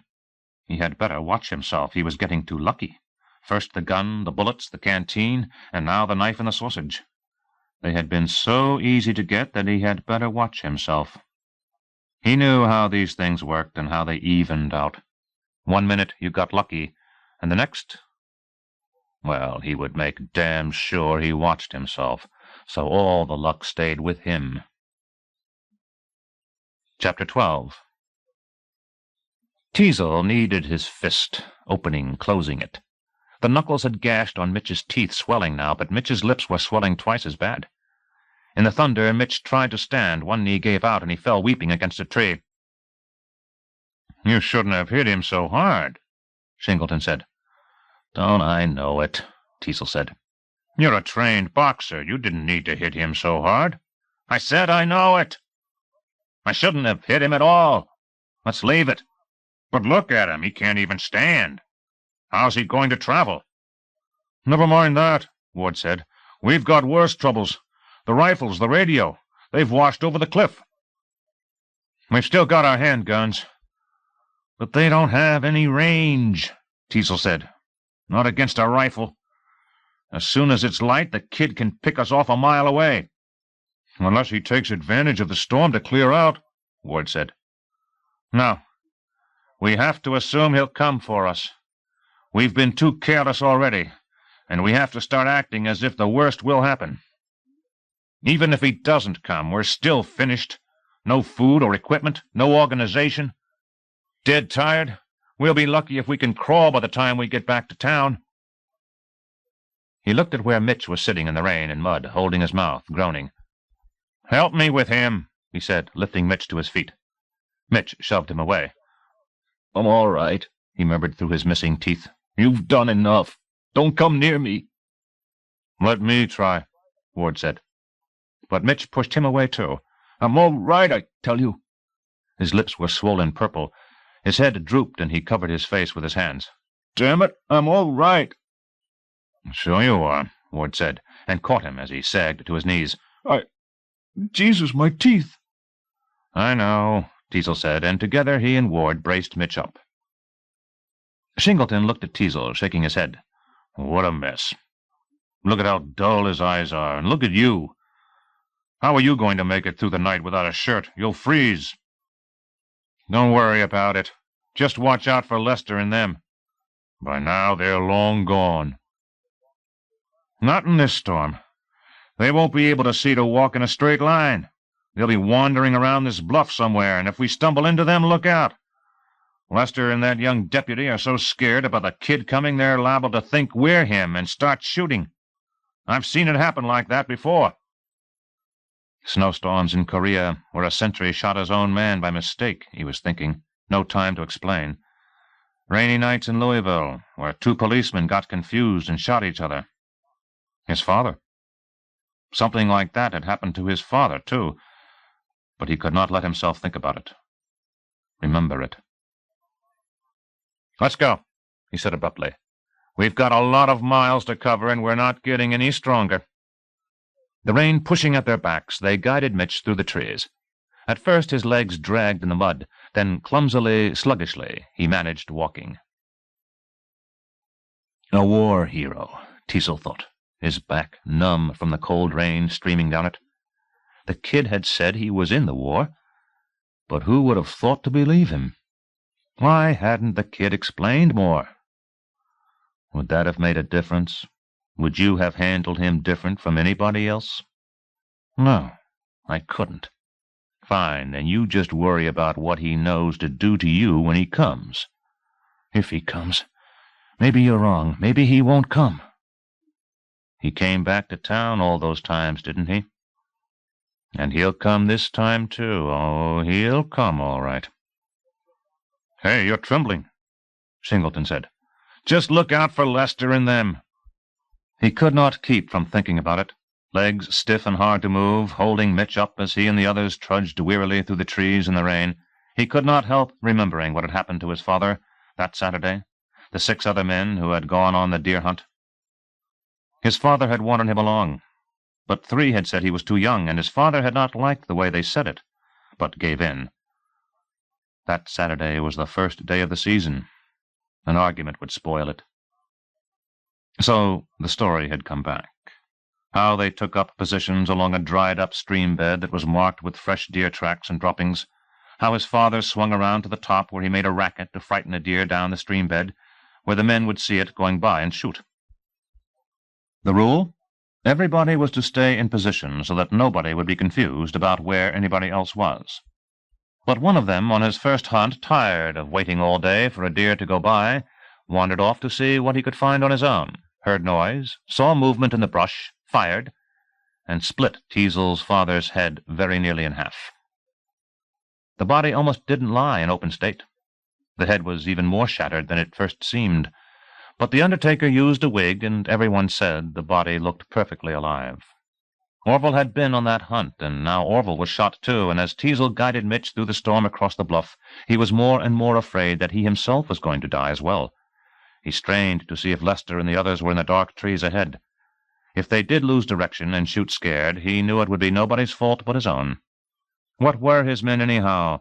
$5,700 a year traffic police, small-town deputies trained to handle small-town crime, always hoping nothing serious would happen, always near help if they needed it. And here they were, in the wildest mountains in Kentucky, with no help around, up against an experienced killer, and God only knew how they had managed to bear up this long. He should never have brought them in here, he realized. He should have waited for the state police. For 5 years he had just been fooling himself that his department was as tough and disciplined as Louisville's, understanding now that over those years, little by little, his men had got used to their routine and had lost their edge. And so had he. Thinking about how he had argued with Orville instead of concentrating on the kid, about how he had got them all ambushed, and how their equipment was lost, and how the posse was split up, gone to hell, and Orville dead, he was coming to realize, the idea cropping up and him pushing it away and it cropping up again stronger, how really soft and careless he had turned. Like punching Mitch. Like not warning Orville to stay low. The first noise confused with the thunder, and he could not be certain that he had actually heard it. He stopped and looked at the others. "Did you hear?" "I don't know exactly," Singleton said. "Up ahead, I think, off to the right." Then 3 more came, and they were unmistakable shots from a rifle. "It's Lester," Ward said, "but he's not shooting this way." "I don't think he saved his rifle any more than we did," Teasel said. "That's the kid shooting." There was 1 more shot, still from a rifle, and he listened for yet another, but it never came. "He ran around and caught them at the break in the cliff," Teasel said. 4 shots, 4 men. The 5th was to finish somebody. Now he'll be after us." He hurried to lead Mitch in the opposite direction from the shots. Ward balked. "Hold it! Aren't we going to try and help? We can't just leave them.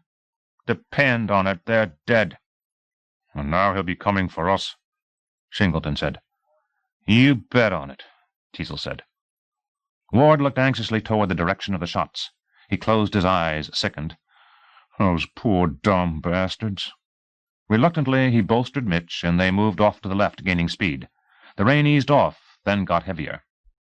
"The kid will probably wait for us at the cliff in case we didn't hear," Teasel said. "That will give us a lead. As soon as he's sure we're not coming, he'll set off across the bluff to find our trail, but this rain will wipe it out, and he won't find anything." "We're in the clear, then," Ward said. Clear, then, Mitch repeated stupidly. No. When he doesn't find our trail, what he'll do is run toward the far end of the bluff and try to get ahead of us. He'll find a spot where he thinks we're most likely to climb down, and he'll lie waiting for us. Well, then, Ward said, we'll just have to get there first, won't we? First, won't we? Mitch repeated, staggering, and Ward made it sound so easy. Mitch's echo sounded so funny that Teasel laughed nervously. Hell, yes, we'll just have to get there first, he said, looking at Shingleton and Ward, impressed by their control. And he suddenly thought that things might work out after all. Chapter 13. At 6, the rain changed to big, cracking chunks of hail, and Shingleton was hit so hard in the face by some that they had to grope close under the shelter of a tree. The leaves had already fallen from the tree, but there were enough bare branches for most of the hail to glance off of, and the rest of it came down, striking sharply against Teasel's bare back and chest, and the arms he had raised protectively over his head. He was desperate to start moving again, but he knew it would be crazy to try. A few wallops from chunks of hail this size could lay a man flat. But the longer he stayed huddled by this tree, the more time the kid had to catch up, and his only hope was that the hail had forced the kid to stop and take cover also. He waited, glancing around, braced for an attack, and then at last the hail stopped and no more rain came, and with the light clearing and the wind dying, they worked fast across the bluff. But without the distraction of the wind and rain, the noises they made hurrying through the underbrush were loud, a signal to the kid. They tried going slower, but the noises were almost as loud, so they hurried on again, crashing. Doesn't this top have an end? Shingleton said. We've been going for miles. For miles, Mitch echoed. 4 miles. 5, 6. He was dragging his feet again. Next he sagged. Ward heaved him up, and then Ward himself heaved up, careening backward. The report from the rifle was rolling through the trees, and Ward was now on his back, arms and legs stuck out in a death frenzy, and from where Teasel lay on the ground he saw that Ward had taken the bullet directly in the chest. He was surprised to be lying on the ground. He didn't remember diving there. He was surprised that he had his pistol out. Christ, Ward dead now, too. He wanted to crawl to him, but what was the use? What about Mitch? Not him, too. He was fallen into the mud, lying still as if he had been shot as well. No, he was all right, eyes opening, blinking at a tree. "Did you see the kid?" Teasel said fast to Shingleton. "Did you see where he shot from?" No answer. Shingleton was flat on the ground, staring blankly ahead, his face drawn tight around his massive cheekbones. Teasel shook him. "Did you see, I asked you? Snap out of it!" Shaking him was like pressing a release valve. Shingleton broke into motion, fist up close to Teasel's face. "Keep your fucking hands off me!" "Did you see him, I asked you?" "No," I said. "You didn't say anything." Anything? Mitch echoed dumbly. They looked at him. "Quick, give me a hand," Teasel said, and they dragged him forward into a slight hollow ringed with bushes, a rotting tree fallen across the forward rim. The hollow was full of rainwater, and Teasel sank slowly into it, cold against his chest and stomach. His hands were shaking as he checked his pistol to be sure no water plugged the barrel. He knew what had to be done now, and it frightened him. But he did not see any other way, and if he thought about it too much, he might not be able to make himself go through with it. "Stay here with Mitch," he said, mouth dry, to Shingleton. His tongue had not been moist in hours. "If somebody comes back through these bushes and doesn't first say it's me, shoot him." "What do you mean, stay here?" "We're out ahead. If we try running back the way we came, he'll only follow us. We might as well save ourselves the trouble of running and try to end this right here." "But he's trained to fight like this." "And I was trained for night patrol in Korea. That was 20 years ago, but I haven't forgotten all of it. I might be slow and out of practice, but I don't hear any better ideas." "Stay here and wait for him. Let him come to us. We know he'll come. We're ready for him." "And what happens when it gets to be night and he sneaks right on to us before we hear him?" "We'll move out when it's night." "Sure, and make so much noise he won't even need to see us to shoot us. He'll just have to aim toward where he hears us. You just said it. He's trained to do this, and I'm betting that's our edge. With any luck, he won't expect me to go out there and play it his way. He'll expect me to run, not attack." "Then I'm going with you." "No. Mitch needs you to stay with him." 2 of us crawling around out there might make enough noise to warn the kid. He had another reason for doing it alone, but he didn't wait to explain any more. He had waited too long as it was. Immediately he crawled up out of the hollow to the left around the fallen tree. The mud was so chill against his stomach that he had to force himself down along it. He squirmed forward several feet, and paused to listen, and squirmed forward again, and each time he dug his shoes into the mud to push ahead, the mud gave a sucking noise, and he tensed. The suck increased, until finally he stopped using his feet to push and switched to wriggling forward on his elbows and knees, always careful to keep his pistol free of the mud. Drops of water spilled onto his spine as he wormed under bushes. He stopped and listened, and crawled on. Shingleton wouldn't understand his other reason for doing this anyhow, he thought. It wasn't Shingleton who had been in charge and made the mistakes that killed Orville and Lester and the young deputy and Ward and Galt and the 2 men in the helicopter and all the rest. So how could Shingleton understand why he couldn't bring himself to let anybody else die for him? This time it would be just himself and the kid and nobody else, just the way this thing started, and if there were going to be any more mistakes, this time it would be just himself who would pay. His watch hands had been at 6:30 when he set out. He was so busy concentrating on the movements and sounds around him that it was 7 when he next looked at his watch. A squirrel scrambling up a tree startled him into guessing it was the kid, and he came close to shooting at it. The light was dimming again, not from the clouds now, but from the start of evening, and the air was colder, and he was shivering as he crawled. Even so, there were rivulets of sweat trickling down his face and back and under his arms. It was fear, the hot pressure of his anus, the adrenaline squirting into his stomach. He wanted desperately to turn and go back, and because of that he urged himself to go farther on. God in heaven, if he missed this chance at the kid, it wasn't going to be because he was afraid to die. Jesus, no, he owed that to Orville. He owed it to the rest of them. 7:15. He had crawled far out now, and he had worked back and forth across the forest, pausing, peering deeply into groves and thickets to see if the kid was hiding there. Small noises made him jump, noises he could not account for, the snap of a branch that could be the kid adjusting his position to aim, the brush of leaves that could be the kid circling behind him. He crawled slowly, fighting his panic to speed up and get this over, fighting to concentrate on everything around him. The slightest piece of cover was all the kid needed. All he himself had to do was get careless once, and not check one bush or one stump or one dip in the ground, and that might be the end. It would be so abrupt that he would never hear the burst of the shot that killed him. Then it was 7:30, and the shadows had merged deep enough to trick him. What looked like the kid was only the dark trunk of a crooked tree set far back in the gloom. A fallen log in back of a bush deceived him the same way, and he knew he had done the best he could. It was time to head back. That was the worst part. His eyes were tired, and the shadows were touching him, and he just wanted to hurry back to Shingleton and relax a minute, and let Shingleton keep watch for the kid. But he could not dare give up searching to speed up back there. Even as he returned, he still had to take his time and check every bush and tree before he made a move. He had to look behind, afraid the kid was sneaking toward him.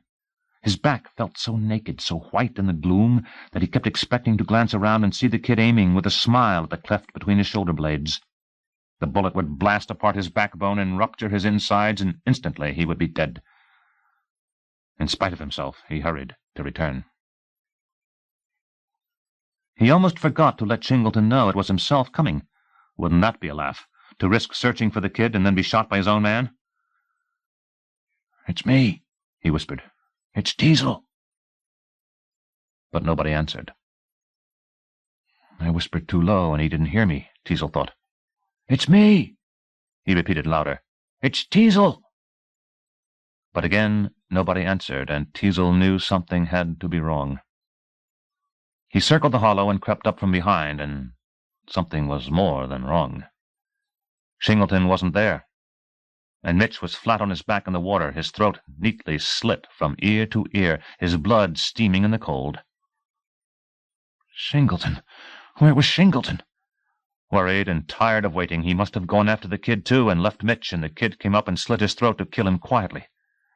The kid, Teasel realized. The kid must be very close.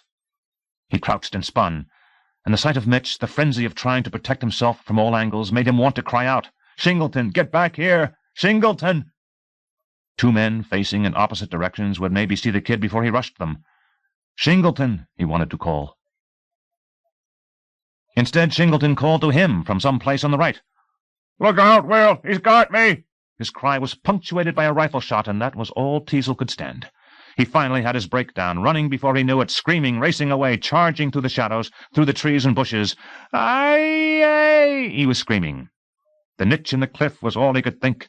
The cliff! The cliff! Chapter 14. He shot at Teasel, but the light was bad and the trees were too thick, and anyway, Shingleton grabbed the rifle so that the bullet jerked low. Shingleton ought to have been dead. He had been shot in the skull. He should not have been able to get back off the ground and grab the rifle to throw off its aim. Rambo really had to admire him as he shot him again, through one eye now, and this time Shingleton was dead for sure. Without a pause, he set off running after Teasel. It was obvious that Teasel's direction was back toward the niche in the cliff, and he planned on beating him there. He did not follow exactly on Teasel's path. Teasel might get control of himself and lie somewhere waiting, so he ran in a line parallel to Teasel, racing to beat him to the cliff. He just missed him. He came hurrying through the woods, able to see the cliff edge now and the top of the niche, and he dropped to his knees, hiding for Teasel. But then he heard chips of stone rattling down the cliff and the sound of heavy breathing down there, and he rushed over just in time to see Teasel jump the last few feet down the niche, ducking around the side of the cliff wall.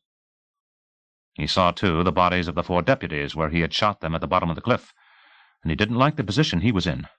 Now Teasel had the advantage. To climb down the niche after him, he would be as easy a target for Teasel as the 4 deputies had been for himself. He knew damn well that Teasel was not going to stand down there all night waiting for him.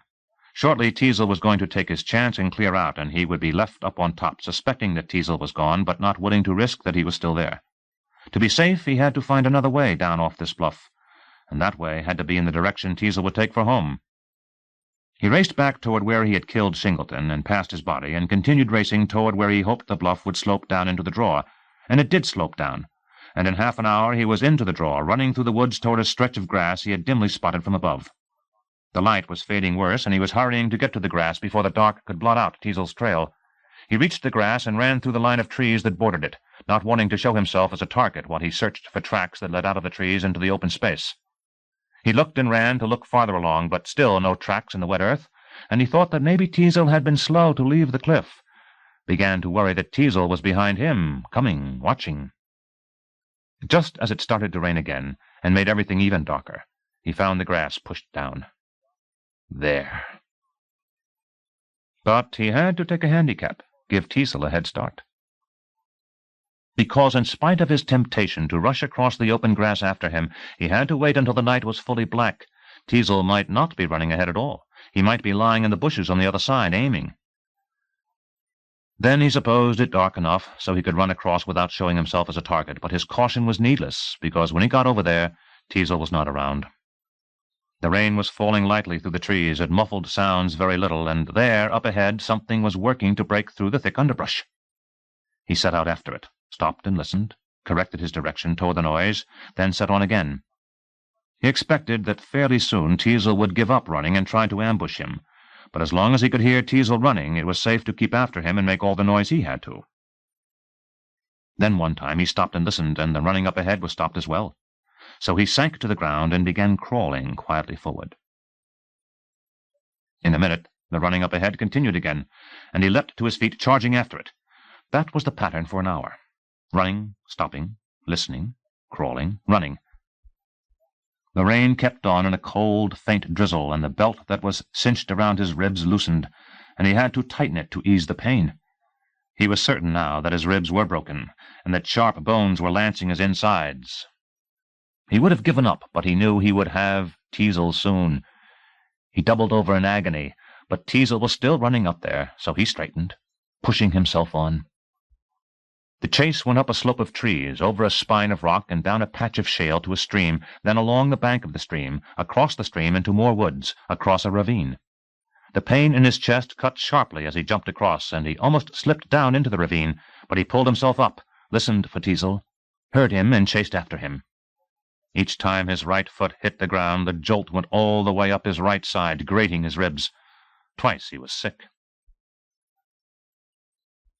Chapter 15. Up and down the pattern of the country repeated itself. Stumbling up a slope of rocks and brush, Teasel felt like he was back on the ledge, trying to get up the rise to the woods.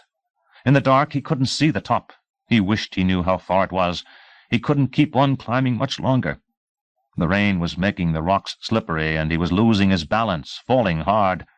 He took to crawling up, and the rocks tore at his pants, cut into his knees, while behind him, down in the trees at the bottom, he heard the kid breaking through the undergrowth. He scrambled faster. If he could just see the top and know how far he had to go. The kid must be out of the woods now and starting up the slope, and Teasel thought of shooting blindly down to hold him back. He couldn't. The flashes from his pistol would give the kid a target. But Christ, he had to do something. In one desperate lunge he reached the top, but didn't know it was the top until he tripped and barely grabbed a rock in time to stop from rolling down the other side. Now he could shoot.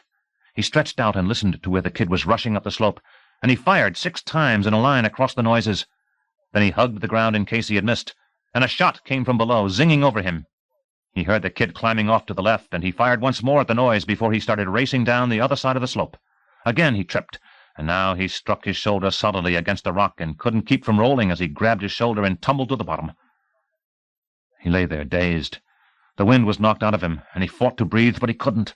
He gasped and pushed his stomach muscles in, but they wanted to push out, and then he managed to suck in a little air and a little more, and he was almost breathing normally again when he heard the kid clambering on the rocks above. He groped to his knees, then to his feet, and discovered that in his fall he had lost hold of his pistol. It was somewhere up on the slope. No time to go back for it. No light to find it.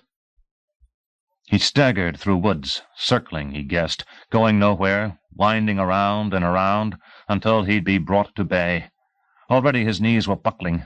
His direction was wobbly. He was bumping against trees, a crazy vision in his head of him in his office, bare feet on the desk, head tilted, sipping hot soup. Tomato soup. No, bean with bacon. The rich, expensive kind, where the label said, "Don't add water." Chapter 16. It was only minutes now before he'd have him. The noises ahead were slowing, more erratic, clumsy. He could hear Teasel breathing hoarsely. He was that close to him. Teasel had given him a good race, that was sure. He had figured to tag him several miles ago, and here they were, still at it. But not for long. A few minutes now, that was all. The pain in his ribs, he had to slow, but it was still a fair pace, and since Teasel had slowed too, he wasn't bothered much. His hand was over his ribs, helping the belt to press. All his right side was swollen. In the rain, the belt was even looser than before, and he had to keep his hand pressing. Then he stumbled and fell. He hadn't done that before. No, he was wrong about that. He had stumbled at the ravine. Then he stumbled again, and rising to his feet, working on, he decided it might take slightly more than a few minutes before he caught up to Teasel. It would be soon, though. No question about it. Just a little more than a few minutes, that was all. Had he said that out loud? The brambles caught him full in the face as he came up to them in the dark. They were spikes, lashing into him, and he recoiled, clutching his ripped cheeks. He knew it wasn't rain wetting his cheeks and hands. But it did not matter, because off in there in the brambles was the sound of Teasel crawling. This was it. He had him. He bore to the left along the edge of the brambles, waiting for it to curve down and lead him to the bottom of the patch where he could rest and wait for Teasel to crawl out. In the dark he would not be able to see the surprised look on Teasel's face when he shot him. But the longer he hurried along the edge of the brambles, the farther it stretched on, and he began to wonder if the brambles covered all this section of the slope.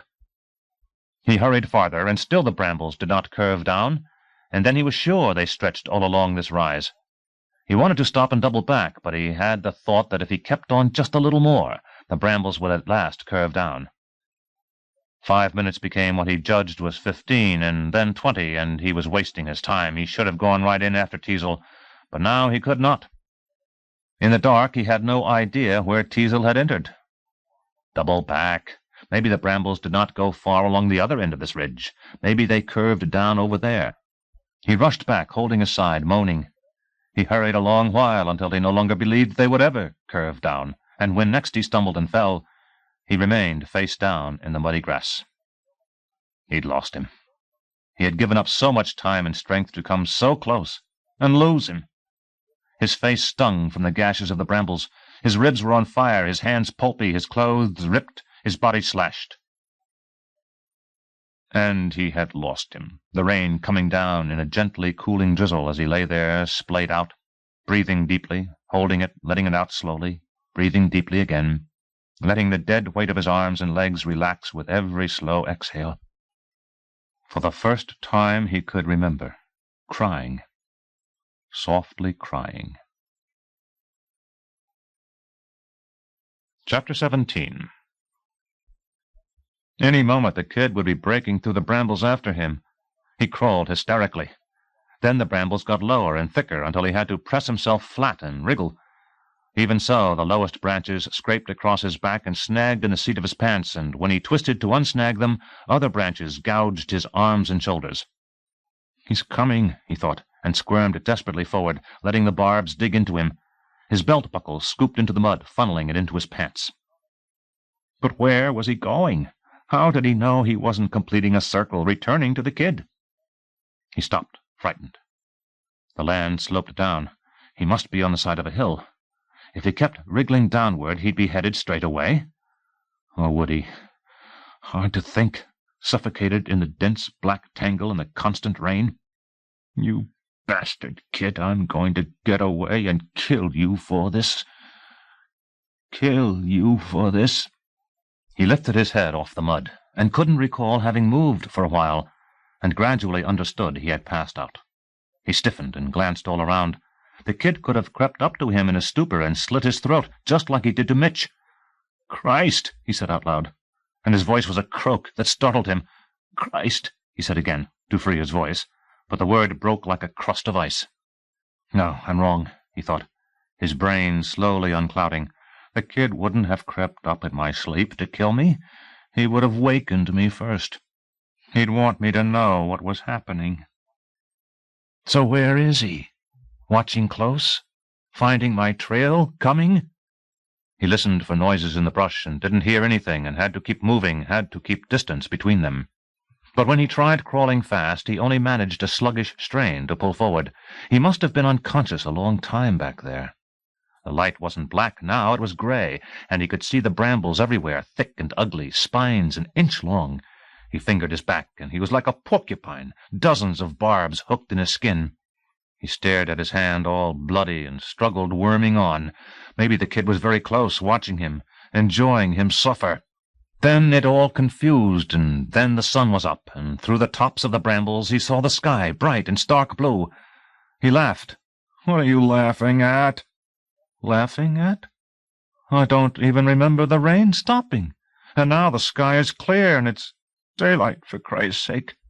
He laughed again, and realized he was turning giddy. And that was funny, and he laughed at that. He had crawled 10 feet out of the brambles into an autumn-plowed field before he understood that he was out. It was quite a joke.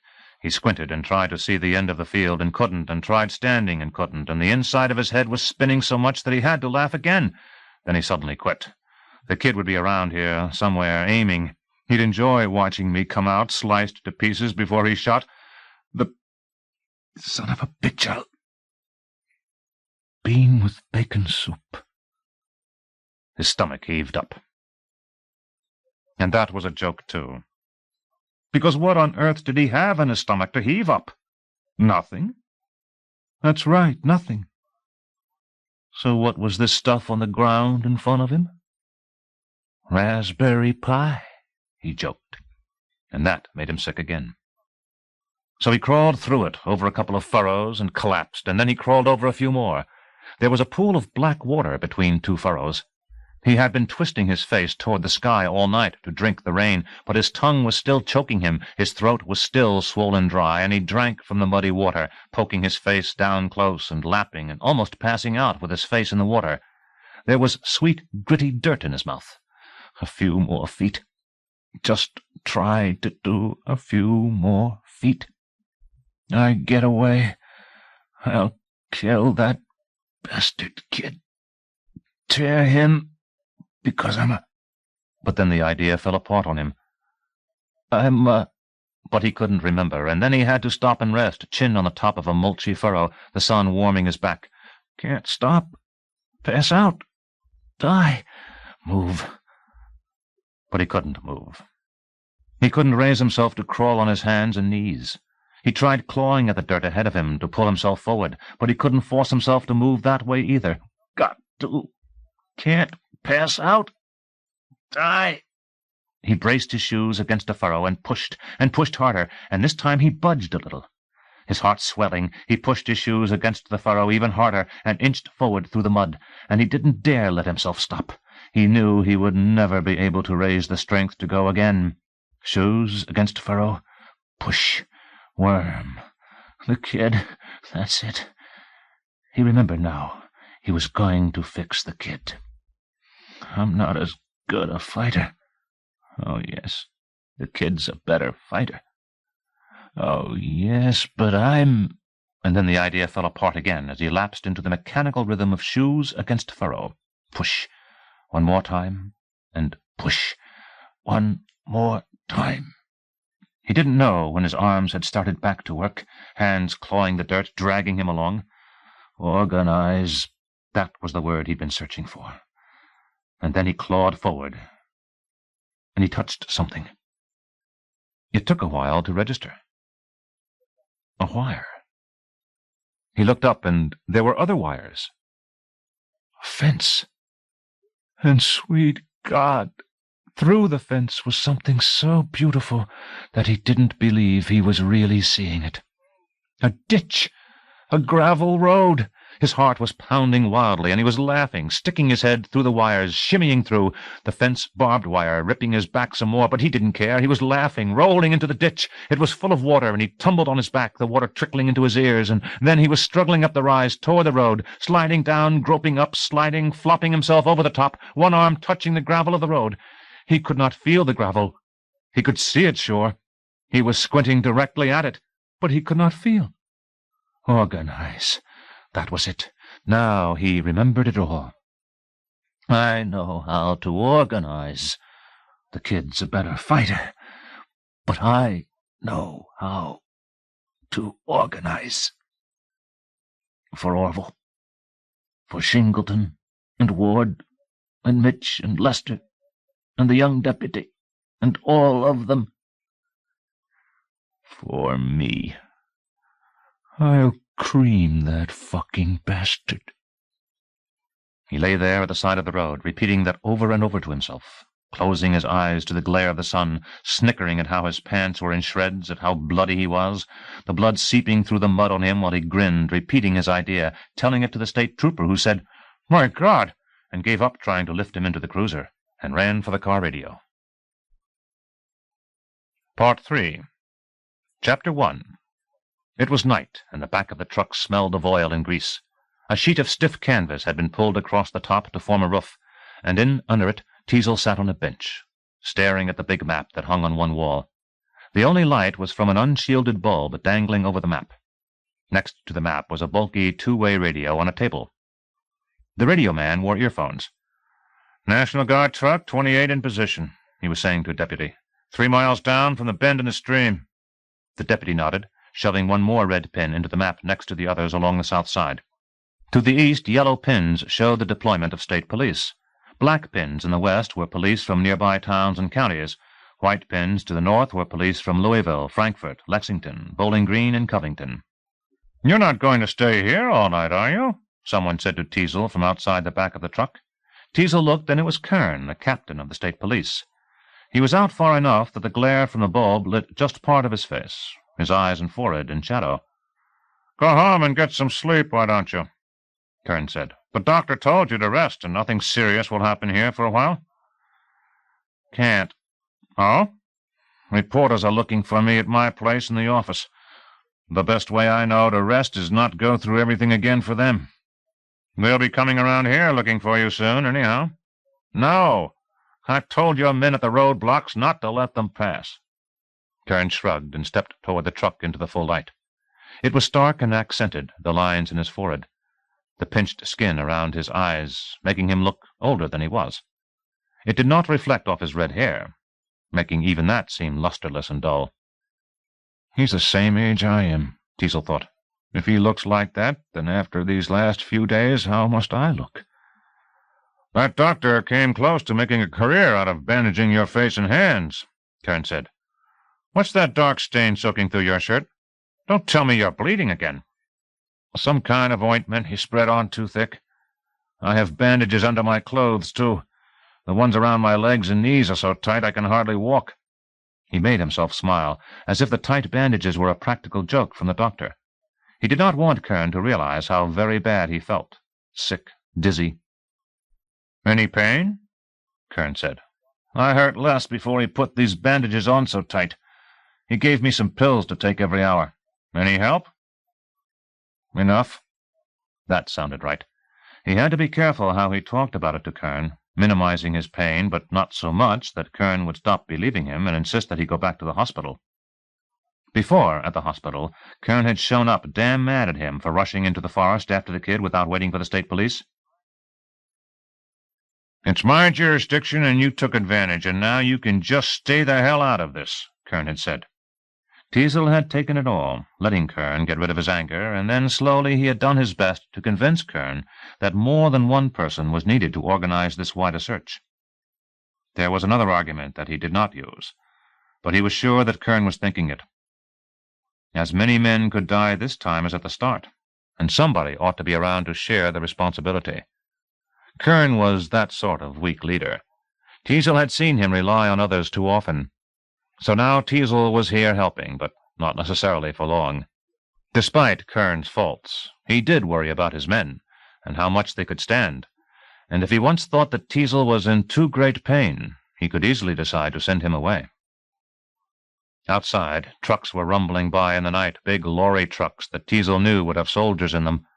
A siren started, coming up the road fast, shrieking by toward town, and he was glad to talk about something besides how he felt. What's the ambulance for? Another civilian who just got himself shot. Teasel shook his head. How they're dying to help. Dying is about the word for it. What happened? Stupidity? A bunch of them were up camping in the woods, figuring to be right with us when we start in the morning. They heard a noise out in the dark and guessed it might be the kid trying to sneak down and across the road, so they grabbed their rifles and went out to see. First thing, they mixed up in the dark. One guy heard another guy and thought it was the kid, started shooting. The other guy shot back. Everybody else started shooting. God's mercy, nobody was killed, just hit bad. I never saw anything like it. I did. For a time earlier, when he had been staring at the map, his head had felt like it was stuffed with satin, and now, without warning, it was like that again. His ears felt stuffed too, and the words, "I did," seemed to have come in an echo from outside him. Off balance, faintly nauseous, he wanted to stop and lie down on the bench, but he could not let Kern know what was happening to him. "When I worked in Louisville," he said, and almost could not continue, "about 8 years ago, there was a little town near us where a 6-year-old girl had been kidnapped. The local police thought she might have been assaulted and left somewhere, so they organized a search, and some of us off duty that weekend drove over to help.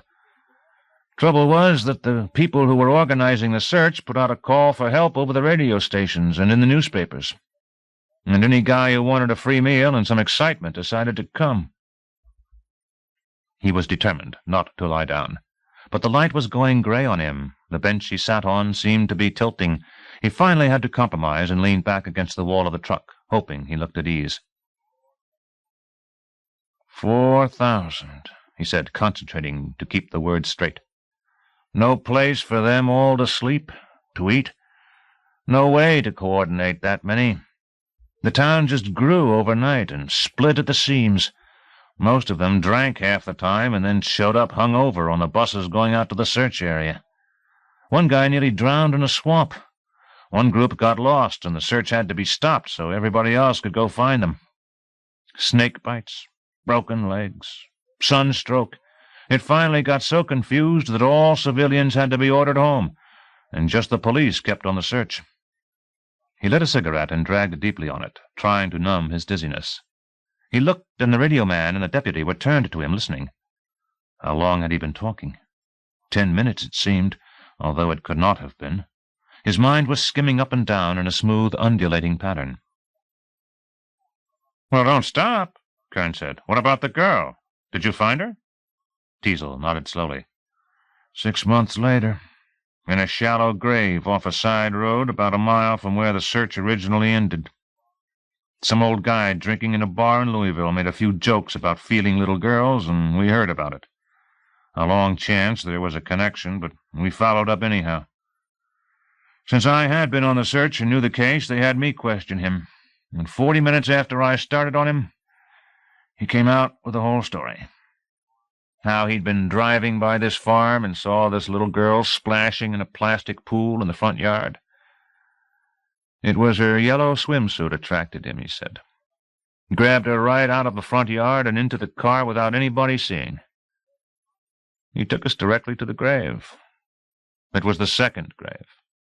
The first grave had been in the middle of the search area, and while the civilians had been wandering around, screwing things up, he had come back one night and moved her.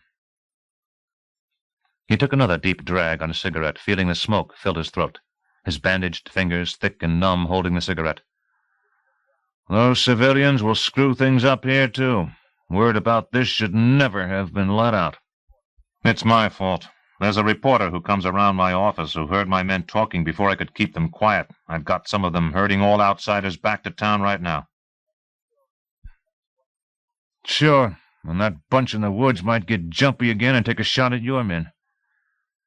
Anyway, you'll never round everyone up. Tomorrow morning there'll be civilians all through those hills. You saw the way they've taken over town. There's just too many of them to control. The worst hasn't come yet. Wait until the professionals show up. I don't know what you mean, professionals. Who in hell are they? Amateurs, really, but they call themselves pros, guys with nothing better to do than chase around the country to every place that has a search. I met a few of them when we were looking for that little girl. One guy had just come from the Everglades, where they were tracking down some lost campers. Before that, he'd been to California, helping search for a family out hiking caught in a brush fire. That winter, he'd been to Wyoming after skiers hit by an avalanche. Between times, he went where the Mississippi was flooding, or where miners were sealed off by a cave-in. The trouble is, types like him never work with the people in charge. They want the power of organizing their own groups and going off on their own. And before long they confuse the search pattern, interfere with official groups, run ahead to places that look exciting, like old farms, leaving whole fields unsearched. Teasel's heart suddenly fluttered, missed a beat, sped up, and he held his chest, gasping. "What's the matter?" Kern said. "You're fine. I'm fine. I just need another pill. The doctor warned me this would happen." It wasn't true. The doctor had not warned him at all, but this was the second time his heart had done that, and the first time a pill had brought it back to normal, so now he quickly swallowed another.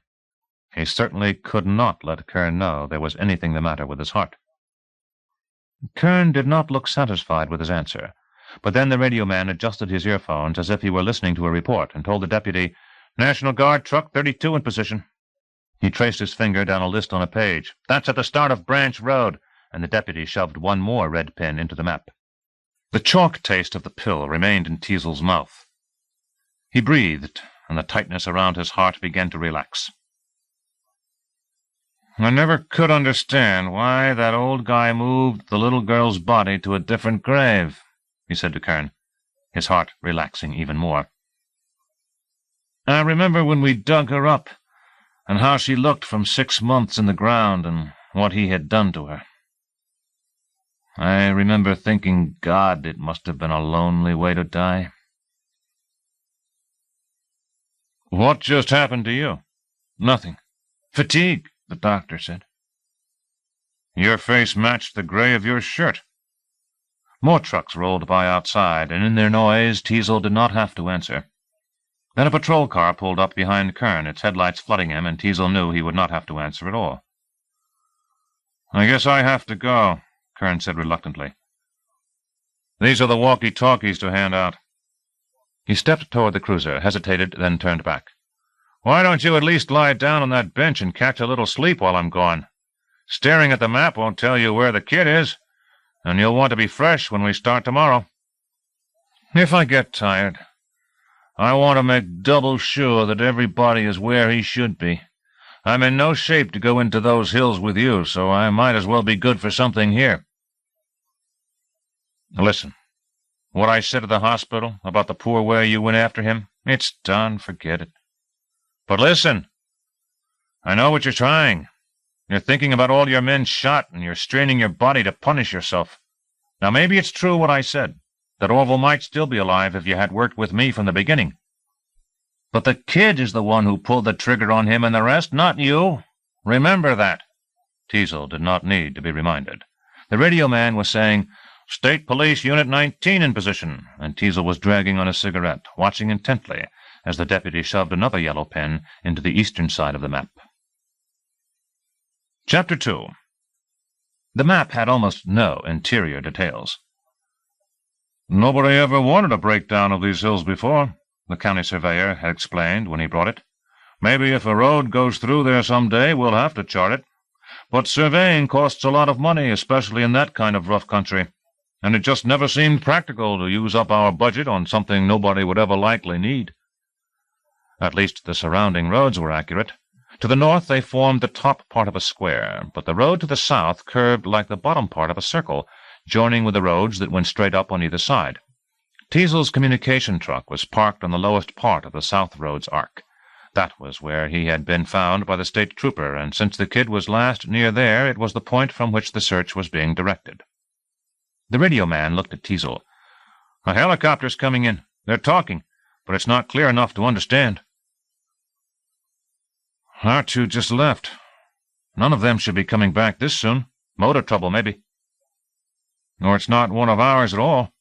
It might be another news crew flying by taking pictures. If it is, I don't want them to land." The radio man called it, asking for identification. No reply. Then Teasel heard the roar of the approaching rotor blades, and he rose stiffly from the bench, walking with difficulty to the open back of the truck. Next to the truck was the plowed field that he had crawled across that morning. It was dark, and then he saw the furrows, a harsh white as the searchlight on the bottom of the copter swooped down and across the field. It was the kind of searchlight the camera crew had used to take pictures earlier. "They're hovering," he told the radio man. "Try them again. Make sure they don't land." But already the copter was setting down, motor quieting, blades whipping through the air in a recurrent whistle that came less and less often. There was a light in the cockpit, and Teasel saw a man climb out, and from the bearing of this man as he walked across the field toward the truck, steady and lithe and straight, Teasel knew, even without being able to make out his clothes, that this was no reporter, nor any state policeman coming back with motor trouble. This was the man he had sent for.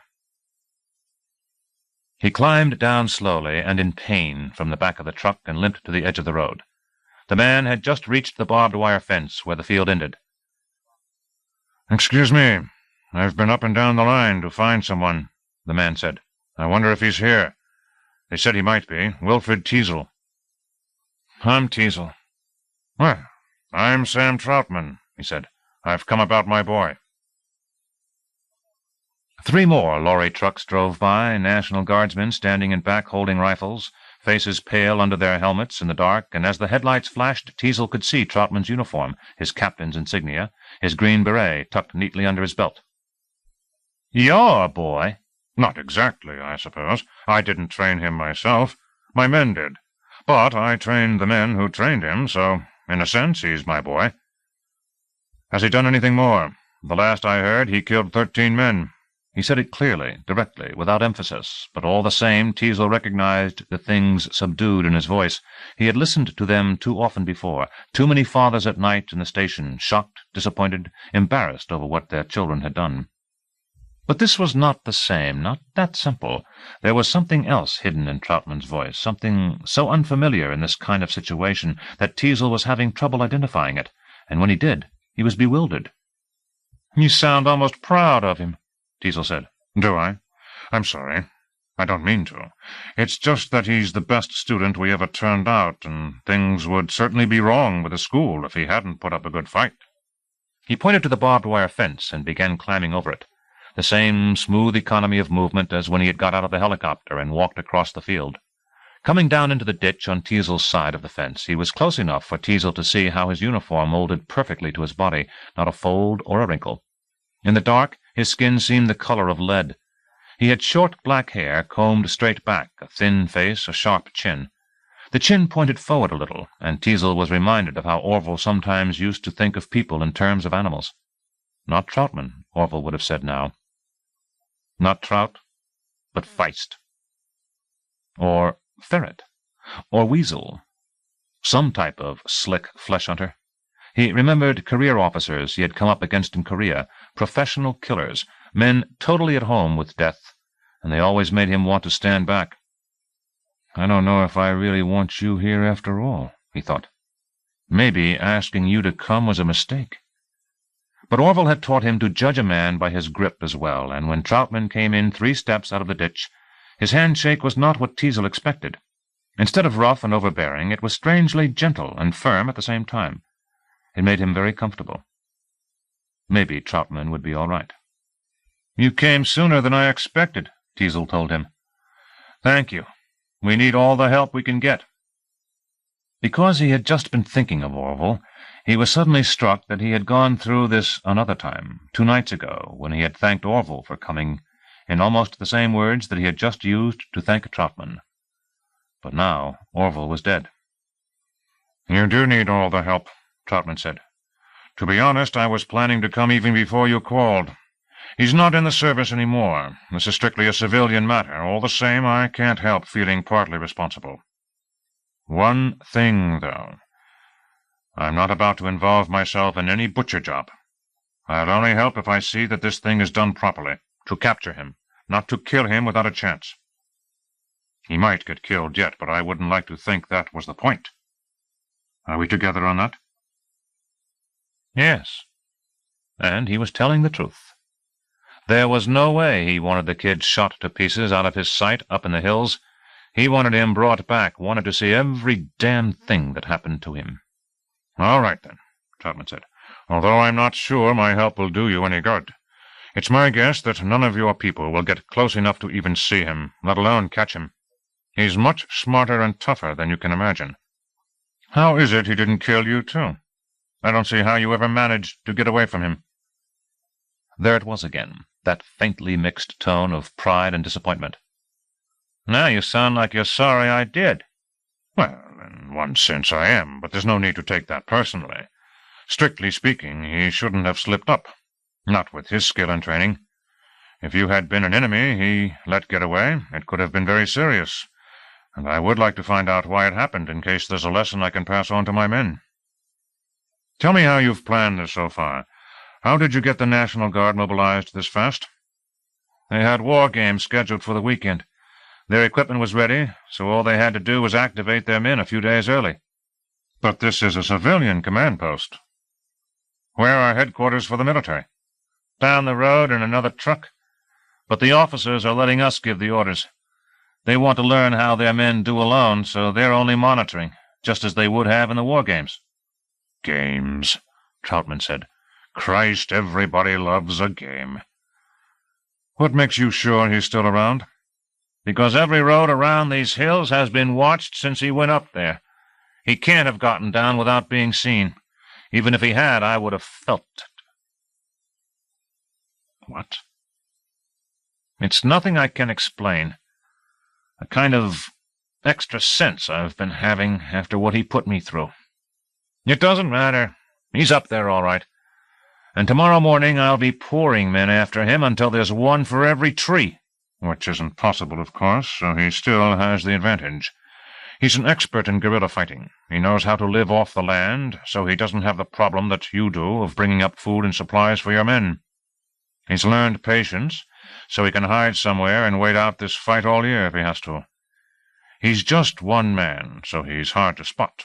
He's on his own, doesn't have to follow orders, doesn't have to synchronize himself with other units, so he can move fast, shoot and get out and hide someplace else, then do the same all over again.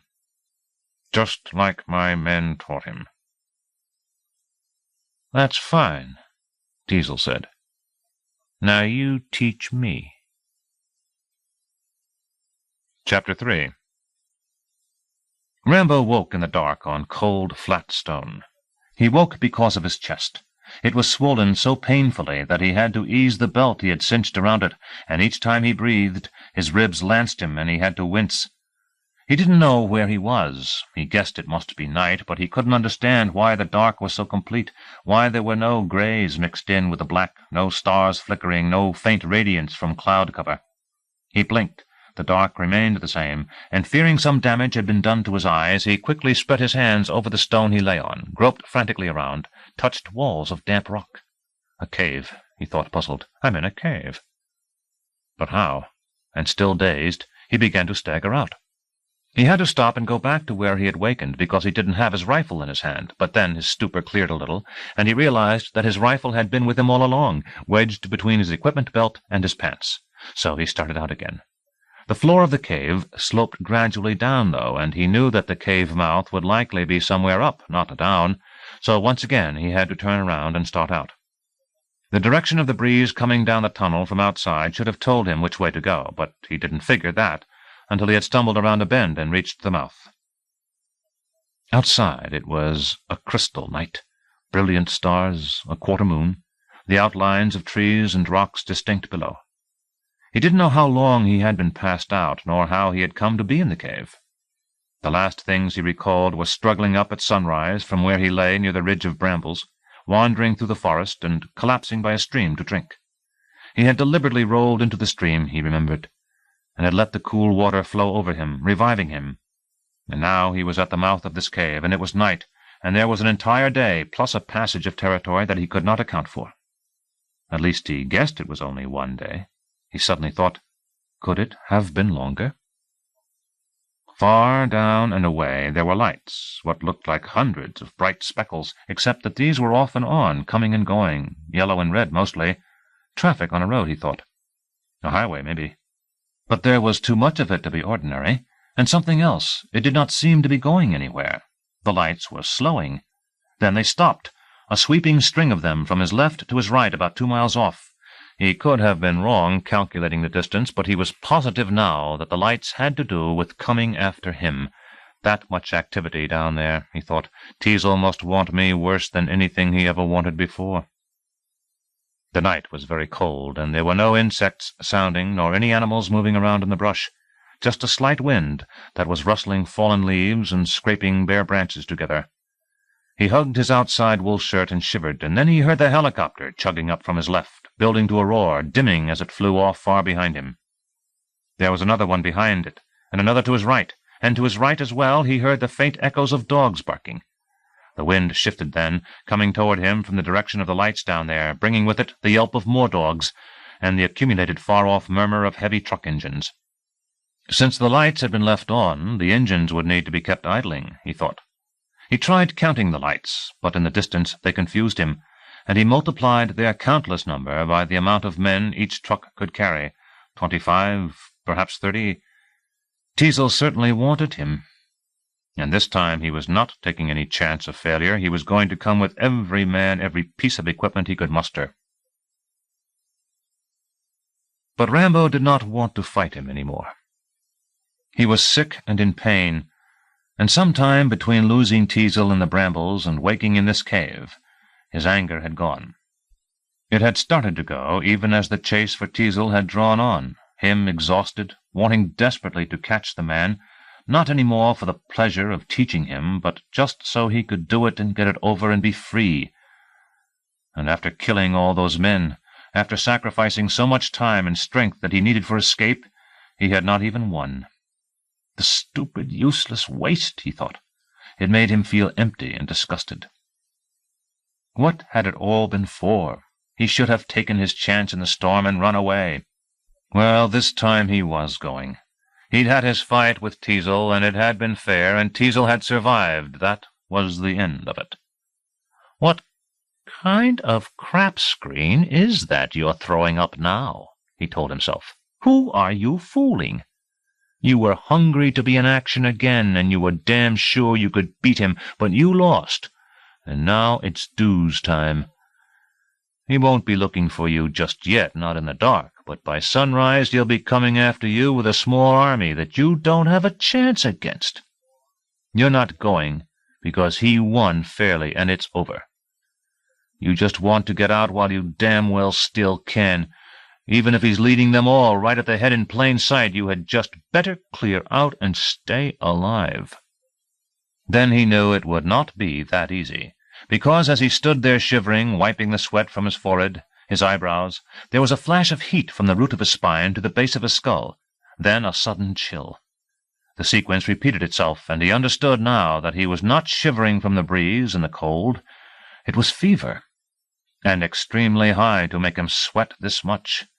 If he tried moving off, maybe to see if he could sneak through that line of lights down there, he would end up collapsed. He was having trouble standing as it was. Heat, that's what he needed, and shelter, some place to sweat out the fever and rest his ribs. And food. He had not eaten since he had found the dried meat on the body of the old man who had been washed off the cliff, however long ago that was. He shook and swayed and had to put out a hand to steady himself against the cave entrance. This was it, then. The cave would have to do. He didn't have the strength to find any place better. He was going weak so fast that he wasn't even sure he would have the strength to get the cave ready. Well, then, don't stand here telling yourself how weak you are. Do it. He picked his way down a strip of shale to the trees he had seen in outline. The first trees he came to had sharp branches from where the leaves had fallen, and that was no good, so he shuffled through the leaves until at last they changed to soft, springy fir needles underfoot, and then he searched among these trees, feeling for lush branches that might easily be broken off, always careful to take only one from each tree, so that it would not be obvious he had gone through here gathering them. When he had 5, the motion of raising his arms to break off the boughs became too great a strain on his ribs. He would have liked more, but 5 would have to do. He lifted them painfully onto the shoulder, away from his damaged ribs, and worked back toward the cave, the weight of the boughs making him stagger even worse than he already had been. The climb up the slope of shale was the really bad time. He kept teetering off to one side instead of straight up. Once he lost his footing and slipped face forward, wincing. Even when he made it to the top, setting the boughs at the cave entrance, he still had to go back down the slope, this time gathering dead leaves and bits of wood that were scattered on the ground. He stuffed what he could inside his wool shirt and filled his arms with large dead branches and carried them back to the cave, where he made 2 trips inside, first with the dead branches he already had in his arms, then with the fir boughs. He was thinking better, doing what he should have done when he had first moved around in the cave. As soon as he was deep in, past where he had wakened, he tested the floor ahead with his feet to be careful of sudden drops. The farther he went, the lower the roof came, and when he had to crouch, bunching his ribs, he quit. The pain was too much. This part of the cave was clammy, and he hurried to pile the dead leaves on the floor and spread chips of wood on them, and lit the leaves with the matches the old man with the still had given him nights before. The matches had been soaked in the rain and the stream, but there had been time enough for them to dry, and while the first 2 wouldn't strike, the third did, going out, and the 4th stayed lit, setting flame to the leaves. The flame spread, and he patiently added more leaves, more chips of wood, nursing each lick of fire until they all came together in a blaze that was big enough to add larger chunks of wood, and then the dead branches. The wood was so old that it did not smoke much, and the little smoke that did come off was tugged at by the breeze from the entrance and wafted down the tunnel. He stared at the fire, hands out, warming them, shivering, and directly he looked around at the shadows on the cave walls. He had been wrong. It wasn't a cave, he saw now. Years ago somebody had worked this place as a mine. That much was obvious from the symmetry of the walls and the roof and the flatness of the floor. There were no tools left around, no rusty wheelbarrows or broken picks or rotting buckets. Whoever gave up this place had respected it all right, and left it neat. He should have closed the entrance, though. That was strangely careless of him. By now the timber pilings and support beams were old and sagging, and if children ever came in to explore, they might knock against a beam or make too much noise and bring down a part of the roof on them. But what would children be doing out here, anyhow? This was miles from where anybody lived. Still, he had found it. Others could, too. Sure, and they would find it tomorrow, so he had better watch his time and leave before then. The quarter moon outside had been up to what he imagined was 11 o'clock. A few hours of rest. That was all he needed, he told himself. Sure. Then he could be gone. The fire was warm and soothing. He brought the fir boughs next to it and spread them on top of each other in imitation of a mattress, stretching out on them, his bad side towards the fire. Here and there the points of the needles stuck through his clothes and pricked him, but there was nothing he could do about that. He needed the boughs to keep him off the dampness of the floor. In his exhaustion, the boughs became soft and restful beneath him, and he closed his eyes and listened to the low crackle of the burning wood. Down the tunnel, water was dripping, echoing. On first sight of the mine walls, he had almost expected to see drawings, paintings, animals with horns, men clutching spears stalking them. He had seen photographs of something like that, but he could not remember when. In high school, maybe. Pictures of hunting had always fascinated him. When he was a young boy at home in Colorado, he had often gone hiking by himself into the mountains, and once, when he had stepped cautiously into a cave, rounding a corner, flashing his light, there had been a drawing of a buffalo, just one, in yellow, perfectly centered on the wall. It had looked so real, as if it would bolt at the sight of him and run, and he had watched it all afternoon until his flashlight dimmed. He had gone back to that cave at least once a week after that, to sit there and watch. His secret. His father had one night beaten him repeatedly in the face for not saying where he had been. Remembering, Rambo nodded his head at not having told. It was a long time now since he had been in that cave, and this place made him feel secret like in the other. One buffalo, high-humped, squat-horned, staring at him. So high up in the mountains, away from its native plains, and how long had it been there, and who had drawn it? And who had worked this mine, and how long ago was that? The cave had always reminded him of a church, and this place did too, but now the association embarrassed him. Well, he had not been embarrassed when he was a child. First communion. Confession. He remembered what it had been like to push away the heavy black cloth and slip into the dark confessional. His knees on the padded board, the voice of the priest muffled, giving absolution to the penitent in the other side of the box. Then the wood slide, snicking back, and him confessing. Confessing what? The men he had just killed. It was in self-defense, Father. But did you enjoy it, my son? Was it an occasion of sin? That embarrassed him more. He did not believe in sin, and he did not like to entertain ideas about it. But the question repeated itself. Was it an occasion of sin? And his mind drowsing with comfort from the fire, he wondered what he would have said as a child. Probably yes. The sequence of killings was very complicated. He could justify to the priest that it was self-defense to kill the dogs and the old man in green. But after that, when he had his opportunity to escape, when instead he went after Teasel and shot his deputies while they were en route, that was sin. And now Teasel would be coming for good, he thought as he had before, and now it was time for his penance. Down the tunnel the water was dripping hollowly. Down the tunnel. He should have checked it at the first. A mine was a natural place for a bear, or snakes. What was the matter that he had not checked it already?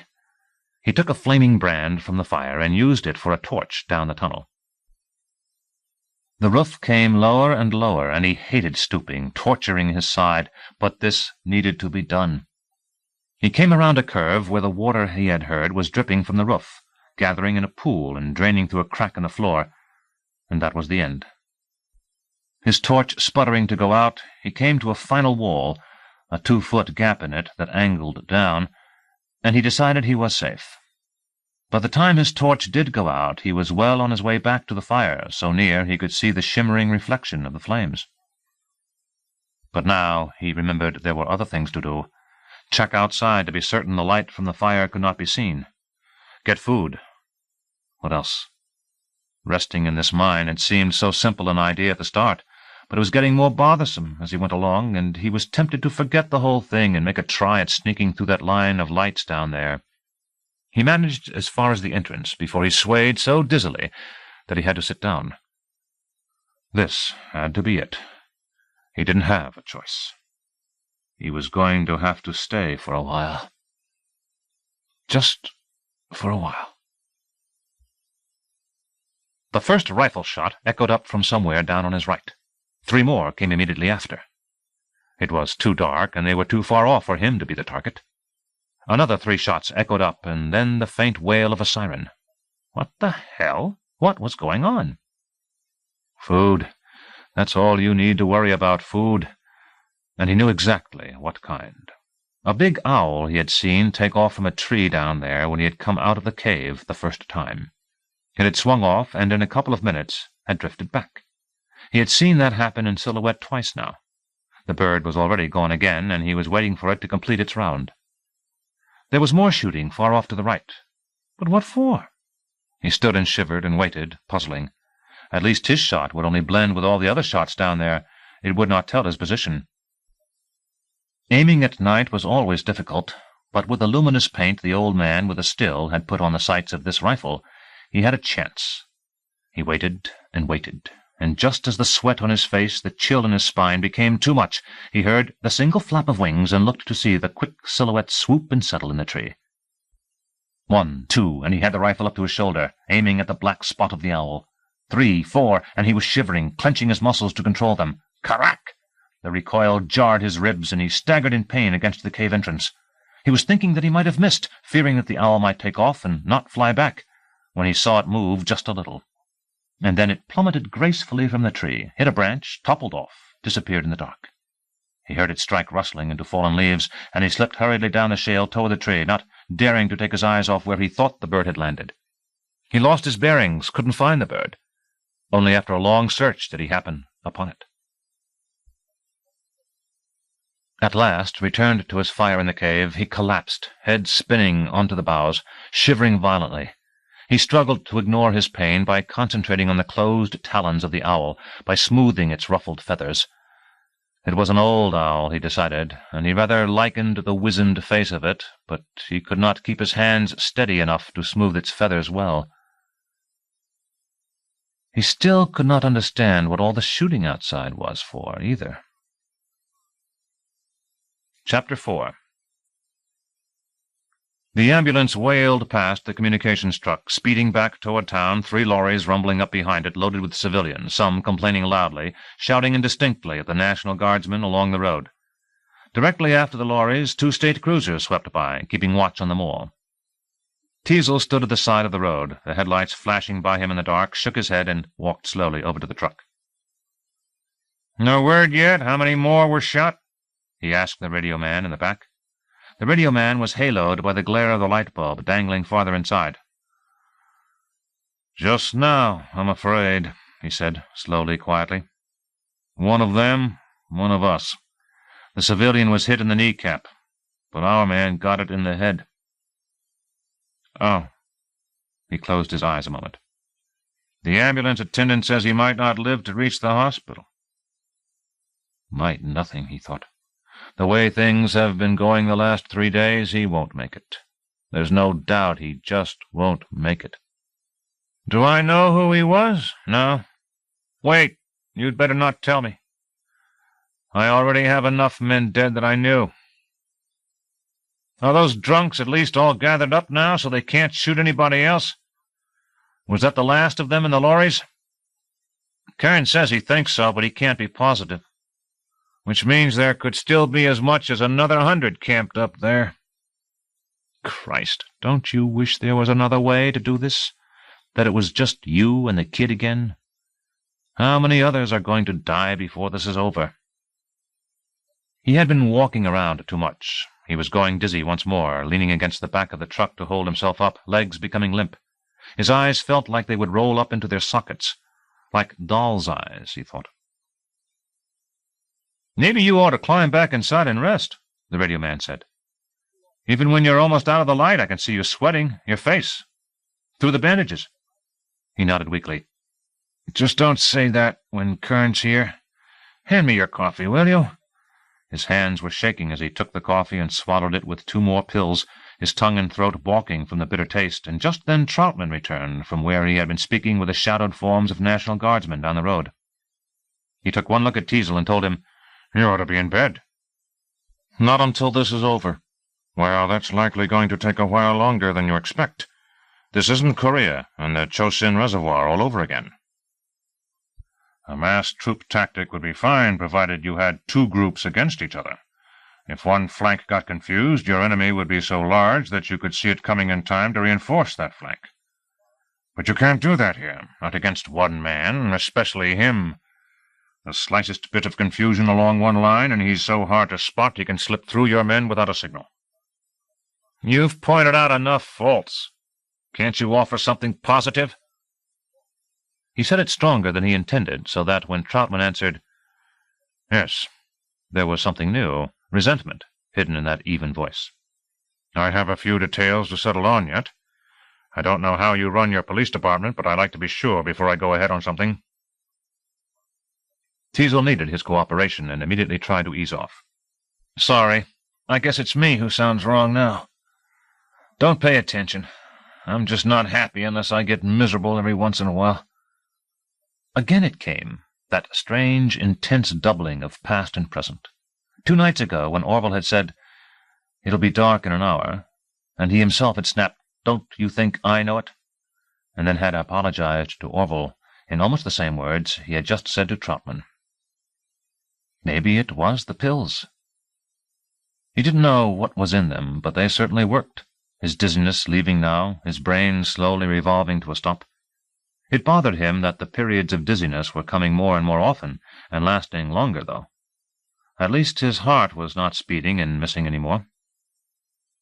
He gripped the back of the truck to climb up, but he did not have the strength to raise himself. "Here, take my hand," the radioman said. With help, then, he managed to get up, but not fast, and he had to wait a moment before he was steady enough to go and sit on the bench, shoulders at last relaxing against the wall of the truck. There. Done. Nothing to do but sit, rest. The pleasure of fatigue and relief he sometimes had after vomiting. Troutman climbed up with apparently unconscious ease and stood at the back watching him. And there was something that Troutman had said a while ago that puzzled Teasel. He could not decide what it was. Something about... Then he had it. "How did you know I was at the Chosin Reservoir?" Troutman looked in question. "Just now," Teasel said. "You mentioned—" "Yes. Before I left Fort Bragg, I called Washington and had your file read to me." Teasel did not like that. At all. "I had to," Troutman said. "There's no need to take that personally either, as if I was interfering in your privacy. I had to understand what kind of man you were, in case this trouble with Rambo was your fault, in case you were after blood now, so I could anticipate any trouble you might give me. That was one of your mistakes with him. You went after a man you didn't know anything about, not even his name. There's a rule we teach. Never engage with an enemy until you know him as well as yourself." "All right. What does the Chosin Reservoir tell you about me?" "For one thing, now that you've told me a little of what happened up there, it explains part of why you managed to get away from him." "There's no mystery. I ran faster." The memory of how he had bolted in panic, leaving Shingleton, made him disgusted, bitter. "That's the point," Troutman said. "You shouldn't have been able to run faster. He's younger than you, in better condition, better trained." The radio man had been sitting by the table, listening to them. Now he turned from one to the other and said, "I wish I knew what you guys were talking about. What's this reservoir?" "You weren't in the service?" Troutman said. "Sure I was, in the Navy. 2 years. "That's why you never heard of it. If you had been a Marine, you'd know the details by heart, and you'd brag about them. The Chosin Reservoir is one of the most famous battles of the Korean War. It was actually a retreat, but it was as fierce as any attack, and it cost the enemy 37,000 men. Teasel was right in the center of it. Enough to earn a Distinguished Service Cross." The way Troutman referred to him by name made Teasel feel strange, as if he were not in the same place with them, as if he were outside the truck listening, while Troutman, unaware he was being overheard, talked about him. "What I want to know," Troutman asked Teasel, "was Rambo aware that you were in that retreat?" He shrugged. "The citation and the medal are on my office wall. He saw it. If it meant anything to him." "Oh, it meant something to him, all right."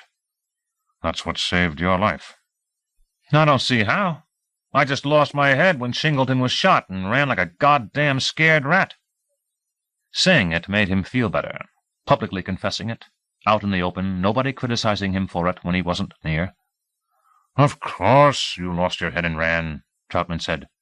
You've been out of that kind of action for years. In your place, who wouldn't have run? But you see, he didn't expect you to. He's a professional, and he naturally would think that somebody with that medal is a professional too. Oh, a little out of practice, and certainly not as good as him. But still he would think of you as a professional, and it's my guess he went after you on that basis. Did you ever watch a chess match between an amateur and a pro?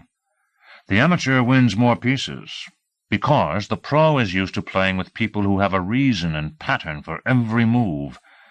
And here the amateur is shifting pieces all over the board, not really knowing what he's up to, just trying to do the best he can with the little he understands. Well, the professional becomes so confused trying to see a non-existent pattern and allow for it, that in no time he's behind. In your case, you were in blind flight, and Rambo was behind you, trying to anticipate what somebody like himself would do for protection. He would have expected you to lie in wait for him, try to ambush him. And that would have slowed him down until he understood, but then it would have been too late. The radio man had just slipped on his earphones to listen to a report that was coming through. Now Teasel saw him staring blankly at the floor. "What's wrong? What's happened?" Teasel said. "Our man who was shot in the head. He just died." Sure, Teasel thought. Damn it, sure. So what are you letting it bother you for, like it was something you didn't expect? You were already certain he was going to die? That's the trouble, I was certain. Him and how many others before this is through. God help him, Teasel said. I can't think of another way to go after that kid except with all these men. But if I could have anything in the world, I'd want it to be just me and him again. The radio man took off his earphones and stood soberly from the table. We were on different shifts, but I sometimes used to talk to the guy. If you don't mind, I'd like to go walk around for a while. He climbed, distracted, down the open end of the truck to the road and paused a moment before he spoke again. Maybe that supply van is still parked down the road. Maybe I'll get some donuts and more coffee. Or something. He paused a moment longer, then walked off, disappearing into the darkness. If it was just you and the kid again, Troutman said, he'd know how to come after you this time. On a straight run. He'd kill you for sure. No, because I wouldn't run now. Up there I was afraid of him. I'm not anymore. You should be. No, because I'm learning from you. Don't go after a man until you understand him. That's what you said. Well, I know enough about him now that I could take him. That's just stupid. I hardly told you anything about him. Maybe some party-game psychiatrist could build up a theory about his mother dying of cancer when he was young, his father being an alcoholic, about when his father tried to kill him with a knife, and how he ran from the house that night with a bow and arrow that he shot at the old man, nearly killing him. Some theory about frustration and repression and all that. How there wasn't enough money to eat and he had to quit high school to work in a garage. It would sound logical, but it wouldn't mean anything, because we don't accept crazies. We put him through tests, and he's as well balanced as you or I. I don't kill for a living. Of course not. You tolerate a system that lets others do it for you.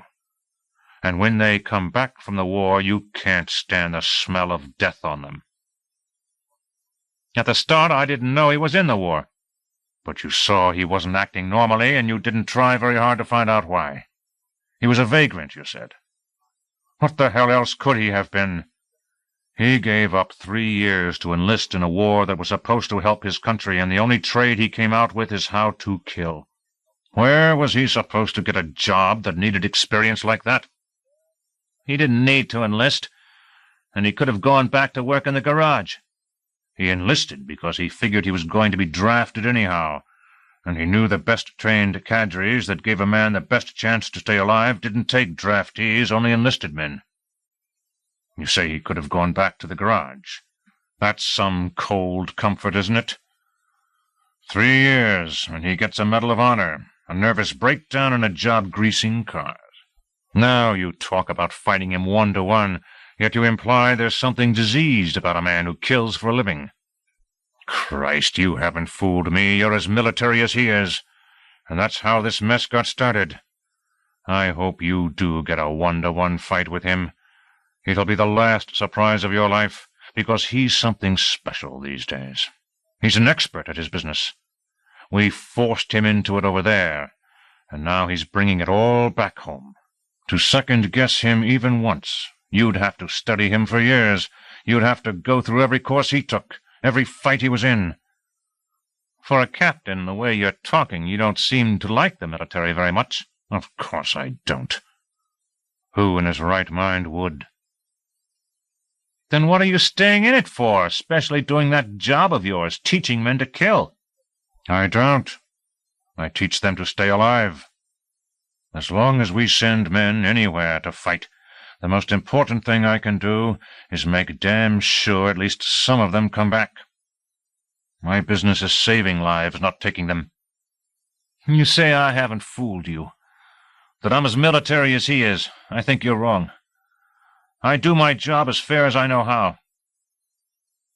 But let's leave that for a second, because you haven't fooled me either.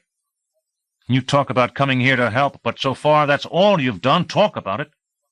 You claim you're out to save lives, but you haven't done one thing yet to help prevent him from killing more people. Suppose something, Troutman said. He slowly lit a cigarette from a package that was on the radio table. You're right. I have been holding back. But suppose I did help. Now think about this. Would you really want me to help? He's the best student my school ever turned out. Fighting against him would be like fighting against myself, because I suspect he was pushed into this. Nobody pushed him into killing a policeman with a razor. Let's get that straight. I'll put it differently.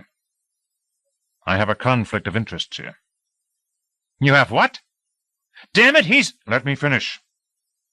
Rambo is a lot like myself, and I wouldn't be honest if I didn't admit that I sympathize with the position he's in, enough so that I'd like to see him get away. On the other hand, Christ, he's gone wild. He didn't have to chase after you once you were in retreat.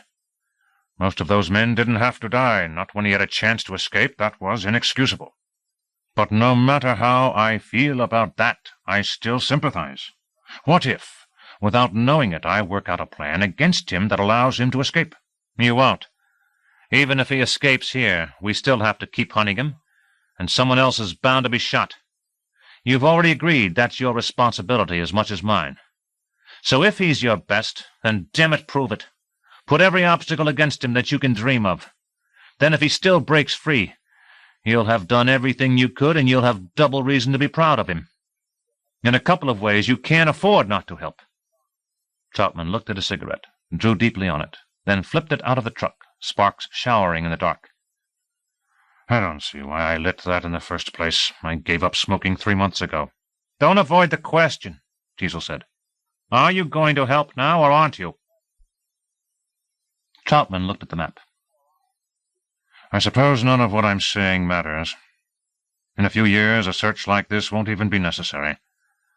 We have instruments now that can be mounted on the underside of an airplane. To find a man, all you have to do is fly over the spot where you think he is, and the machine will register his body heat. Right now, there aren't enough of those machines to go around. Most of them are in the war.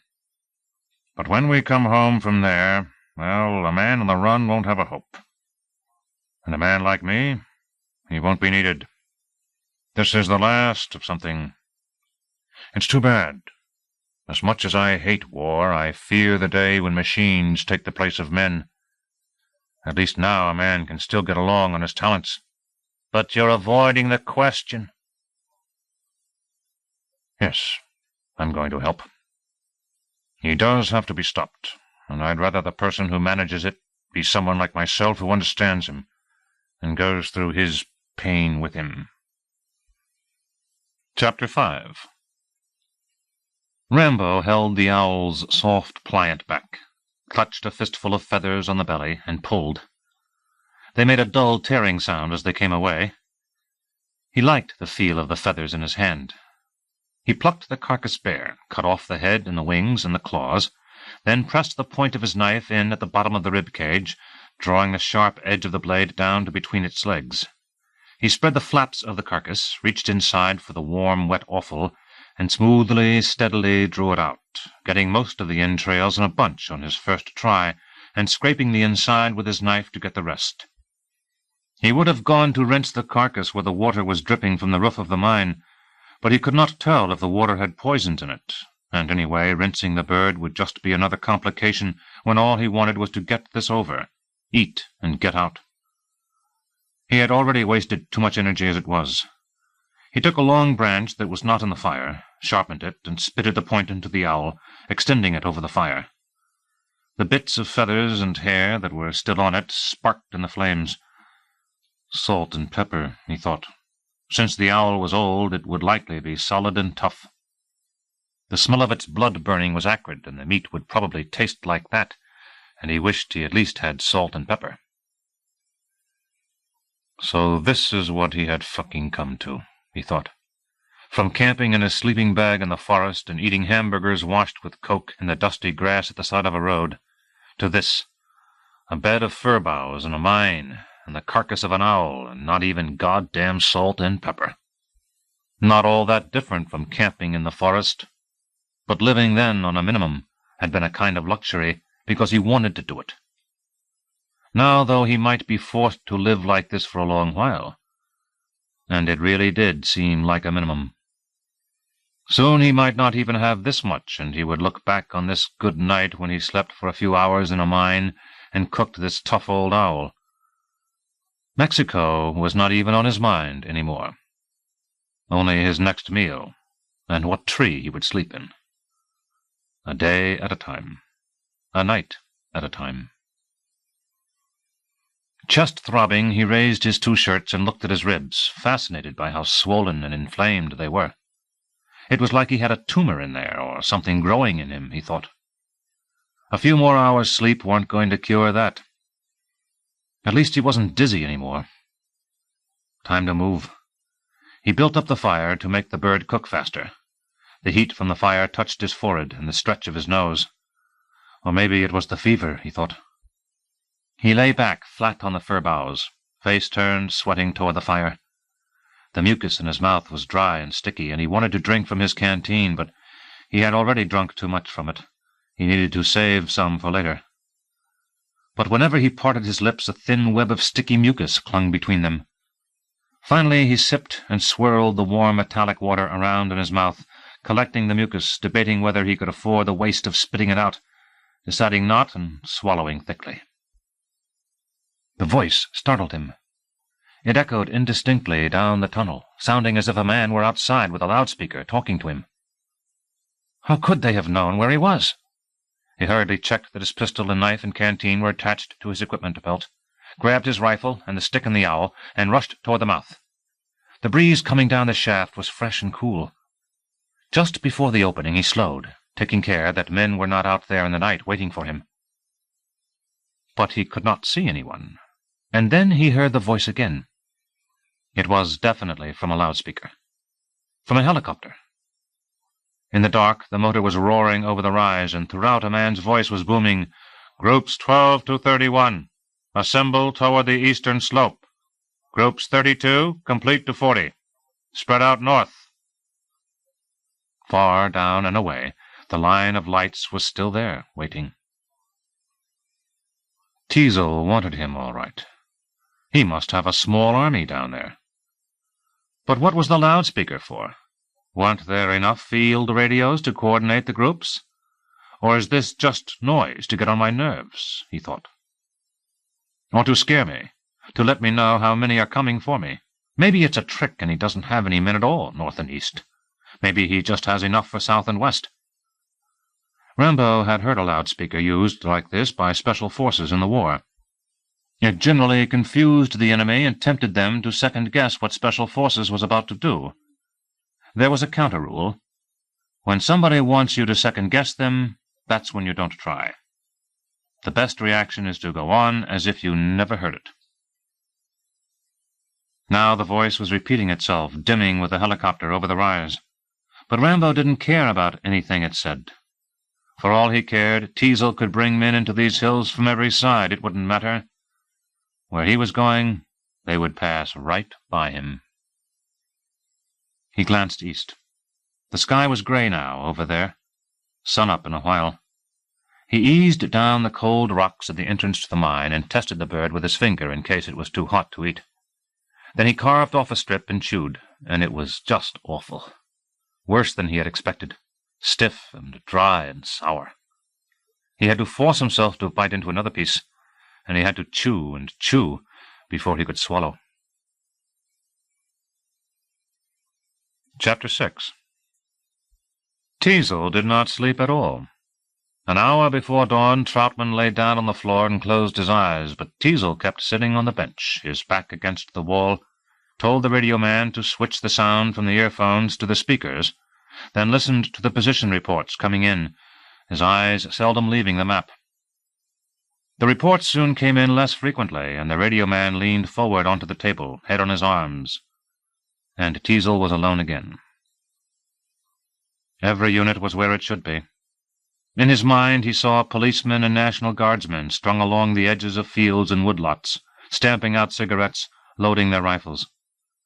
They were in sections of 50, and each section had a man with a field radio, and at 6 o'clock the order would go down the line over the radios to move out.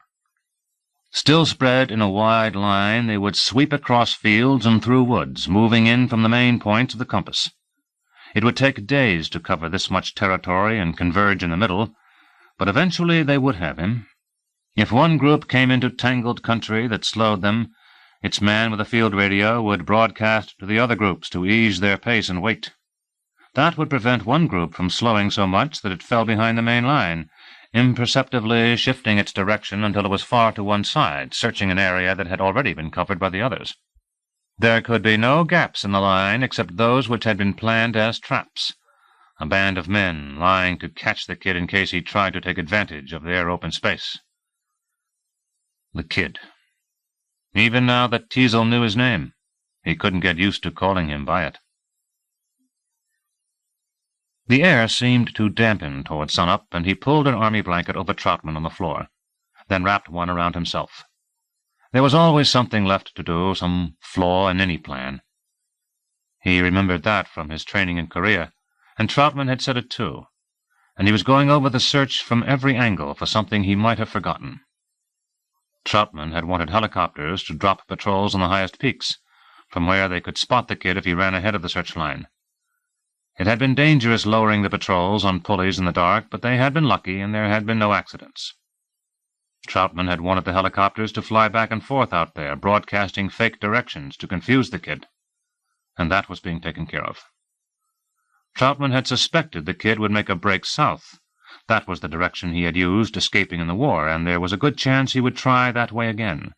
So the southern line was reinforced, except for the intentional weak spots that were traps. Teasel's eyes were burning from lack of sleep, but he couldn't sleep. And then, when he could not find any part of the plan that he had forgotten to check, he began to think about other things that he did want to forget. He had been putting them out of his mind, but now, his head starting to ache, the ghosts came of their own accord.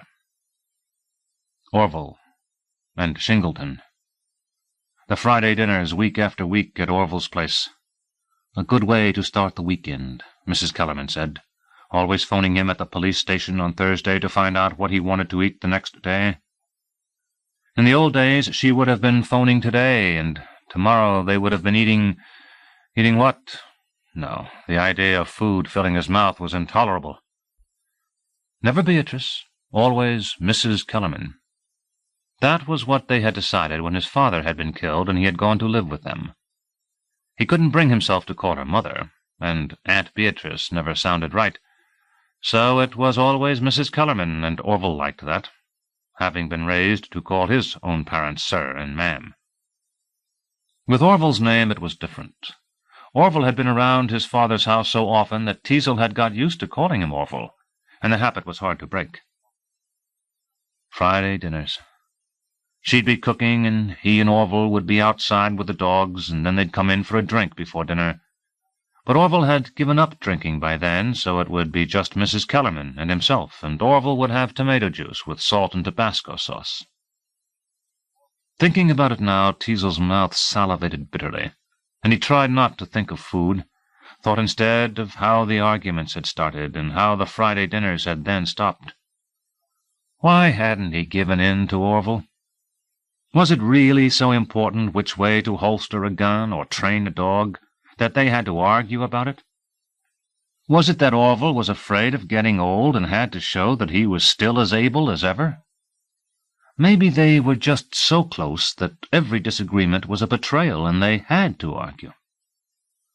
Or maybe I was so proud that I had to show him I wasn't a kid anymore, Teasel thought. And Orville couldn't bear a stepson talking to him the way he himself had never dared talk to his own father. Mrs. Kellerman was 68. She had been married to Orville for 40 years. What was she supposed to do now without him? All her life was linked with him. Who would she cook for now? Who would she have to clean for and wash clothes for now? Me, I guess, Teasel thought. And what about Shingleton and the shooting tournaments they had been in together, representing the department? Shingleton had a wife, too, and 3 young children. And what was she supposed to do? Get a job, sell the house, pay for babysitters while she worked? And how am I supposed to explain to both of them about the way their husbands died, he thought. He should have phoned them hours ago, but he couldn't bring himself to do it. His paper cup had soggy cigarette butts in the coffee. He lit his last one, crumpling the package, throat dry, thinking about his panic on the bluff, Shingleton crying, "Look out, Will, he's got me!" And then the shot, and then his bolting. Maybe if he had stayed he might have been able to get a shot at the kid. Maybe if he had somehow reached Shingleton he might have found him still alive and been able to save him. Reliving his hysterical race from the bluff, he shook with disgust. "You're some tough guy," he told himself. "Oh, yes, a lot of mouth. And if you had it to do over, you'd do the same." No, he thought. No, I'd die before I ran again. The bodies up on the bluff. The state police had tried going after them with a helicopter, but from the air all the bluffs looked alike, and the police had not found the right one, and finally they had been called back to help with a search. Had the rain half covered the bodies with dirt and leaves? Were there animals nosing around them, insects crawling across their cheeks? What would Orville be like after his drop from the cliff? Galt's funeral had been yesterday morning, while he himself had been struggling across the field. He was glad that he had not been to it. He wished that he would not have to go to the funeral for all the others, when at last they were found and brought back, what was left of them after several days in the forest. A mass funeral. All the coffins in a row before the altar, lids closed, the whole town there looking at him, and then at the coffins, and then at him once more. How was he supposed to explain to those people why it had to happen, why he had thought it best to keep the kid moving away from town, and why the kid in his bitterness had needed to defy him, both of them unable to stop pushing at each other once the thing had started? He looked at Troutman asleep under the army blanket on the floor, and realized that he was coming to see the kid from Troutman's view. Not totally, but enough to understand why the kid had done it all, and even to sympathize a little. Sure, but you didn't kill anyone when you came back from Korea, and you had been through almost as much as him. But thinking that the kid should have been able to control himself was not going to revive Orville and Shingleton and the rest, and his anger at the kid for shooting Orville was too great to sustain. For the last few hours his fatigue had been overpowering it. He no longer had the strength of emotion to rouse great brutal images of what he would enjoy doing to the kid. He thought about it, and in his daze from lack of sleep it seemed to him in a crazy way that everything had been out of control even before he and the kid had met. Himself and Anna, the kid and the war. Anna. He was surprised that he had not remembered her in 2 days, not since the killing had started. Now she seemed farther off in his mind than California, and the pain of losing her was dwarfed by all that had happened since Monday. Still, though small, it was pain, and he did not want any more. His stomach cramped. He had to swallow 2 more pills, the bitter chalk taste worse now because he was anticipating it.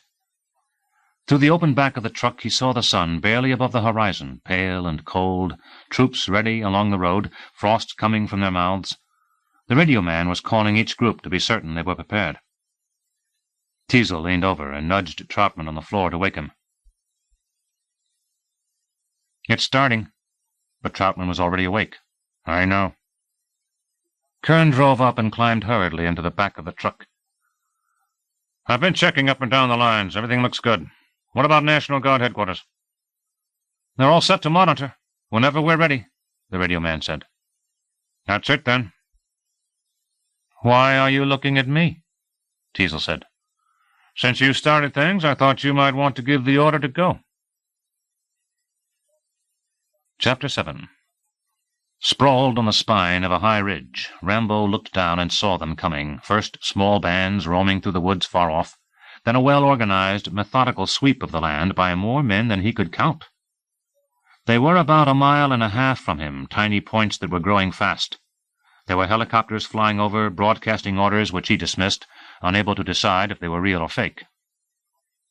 He guessed that Teasel expected him to retreat from the line of men and pull back farther inland. Instead, he scurried down the ridge toward the men, staying low, using every clump of cover. At the bottom he raced toward the left, one hand holding his side. He would be able to stop running soon. He couldn't let his pain slow him. The men were only 50 minutes off, maybe less, but if he could get to where he was going before they did, then he would have all the chance he needed to relax. He labored up a wooded rise, slowing in spite of himself, gasping, reached the top, and there it was, the stream. He had been searching for it since he left the mine. The stream where he had lain after Teasel escaped into the brambles. He had judged that it would be close to the mine, and as soon as he had set out he had climbed to the highest place near to try and see it. No luck. The stream had been too low and too sheltered by trees for him to make out a glint of water or a zigzag depression in the land. He had almost given up when he realized that the sign he was looking for had been there all along. Mist. Early morning fog off water. So he had hurried for it, and now in pain he was stumbling down through trees toward it. He reached it where the water was a trickle over stones, a gentle bank of grass on either side. He hunted along it, coming to a deep pool, and here at last the banks were steep, but they were stitched with grass like the ones before. He moved farther on until there was another pool and steep banks, these of mud. A tree on his side of the pool had bare roots, their soil eroded by the water's flow. He could not step in the mud without leaving tracks. He had to grope long-legged from the grass and leaves on the top of the bank to the roots of the tree, and then he lowered himself cautiously into the stream, not daring to dislodge silt from the bottom that might linger in the pool and give him away. He slipped between the tree roots and the bank, and where there was a hollow of sodden earth above him, and then slowly, meticulously, he commenced burying himself, spreading mud over his feet and legs, scooping mud over his chest, drawing the tree roots closer to him, squirming, burrowing deep into the muck like a crab, wiping his face in it, pulling it onto him until he felt the cold, wet, heavy weight of it all over, breathing with difficulty, just a twig space to take air from. It was the best that he could do. Nothing more to try. An old expression came to him as a joke. You made your bed, now lie in it. So he did, and waited. They were a long while coming. As much as he could tell, they had been 2 rises away when he reached the stream, and he estimated they would be 15 minutes, perhaps a little longer, before they came to him. But 15 minutes seemed to go, and still there was no sound of them. He decided that his sense of time was off, that lying buried in the mud, nothing to do but wait, he was fooled into thinking a few minutes were a great deal more than that. Oppressed by the mud, he had much trouble breathing now. His airspace wasn't enough, but he couldn't afford to make it wider. Someone outside might see the hole and be curious. Moisture was beginning to condense in his nose, stuffing it like phlegm. His eyes were closed, the mud settling firmly onto his lids. Still no sound of the searchers. He needed something to do, something to help him keep quiet and still, the pressure of the mud unnerving him. So he started counting off the seconds, at the end of each minute expecting to hear the men sliding into another round of 60 when no sound came, expecting at the end of this minute to hear them, but still no sound. When he had gone through to 60 for the 15th time, he was positive that things had gone wrong. The mud. Maybe that was it. Maybe the mud cut off the sound of people going by and the hunt had gone past him long ago. Sure, and maybe not. If he had not heard them, they might still be coming. He couldn't take the chance of digging out to look. They might be just now approaching the stream, held up before this by thick underbrush on one of the rises. He waited, moisture filling his nose as if to drown him, frantic to breathe. The mud was pressing harder on his face and chest, and he wanted desperately to push out of it. He remembered playing by a sand cliff when he was a boy, digging into the sand to build a cave, crawling inside, then having a sudden urge to crawl out, just as the whole cliff plunged down on him, burying his head, him crazy with fear, clawing, frenzied at the sand, worming out from under just as more sand spilled down on him. He had barely come out soon enough, and that night as he tried to sleep, he had been certain that in the sand cave a premonition of death occurred to him, that the premonition had been what spurred him to crawl out in time. Now, buried in the ooze and mud, he was thinking that if someone walked over and stood on the ground above him, a part of the bank might be dislodged, plopping down and cutting off his airspace. He had the same instant premonition as in the sand cave. He was going to be buried alive, die in here. Already the moisture in his nose was completely clogging his breath. He had to get out. Dear God, couldn't bear the suffocation. Pushed at the mud. And petrified, hearing them. The faint, dull plod of footsteps, a lot of them, all together on top. And muffled voices, splashings in the stream, people walking up the stream. The footsteps came closer, one set of them stopping, then thundering close, directly on top, weighing on the mud, on his chest, his broken ribs, the pain. He couldn't move, hadn't been breathing. How long without air? 3 minutes. If he had several deep breaths first. 2 minutes then. Try holding 2 minutes. But time for him was so distorted, and 1 minute seemed like 2, and he might need to breathe so much that he would squirm and shove and push out before he had to. 4, 5, 6, 7, he was counting, to 20, to 40, and as the sequence drew on, the numbers in his head linked up with his heartbeats that were coming louder and faster, and his chest was contracting, crushing. There! The mud above him budged, the pressure eased, the man on top of him moved, but hurry, not fast enough. The voices, the churning in the stream mercifully diminished, but too slow. He couldn't dig out yet. There might be stragglers. There might be someone who by chance glanced back this way. Oh, Christ, hurry! Midway through the second minute, 35, 36, 37, throat contorting, 48, 49. He never got to 60. Couldn't endure it any more. Suddenly thought he was so weak-headed from the lack of air that he didn't have the strength to dig out. Push! Push, damn it! But the mud would not part, and he struggled to raise himself, to heave away the mud, and then in a gathering rush, sweet Jesus, cool air was upon him, and light, and he was gasping, half in the stream. Grey turned to white in his head, his chest ballooned in an ecstasy of breath, then bit sharply in his ribs, drawing in huge gasps of breath, expelling them, sucking them in violently. Too much noise, they'll hear. He quickly looked to see them. None around. Voices and rustling in the underbrush. But they were out of sight now, gone now. At last he was in the clear, only one more hard part to go, crossing the nearby roads. He slumped against the bank. On his own. Free. Not yet, you're not. There's a hell of a lot more to do before you go near those roads. Damn it, you think I don't know that, he told himself. There's always something more to do. Always. It never fucking ends. Then get busy. In a second. No, now. You'll have all the time to rest if they catch you.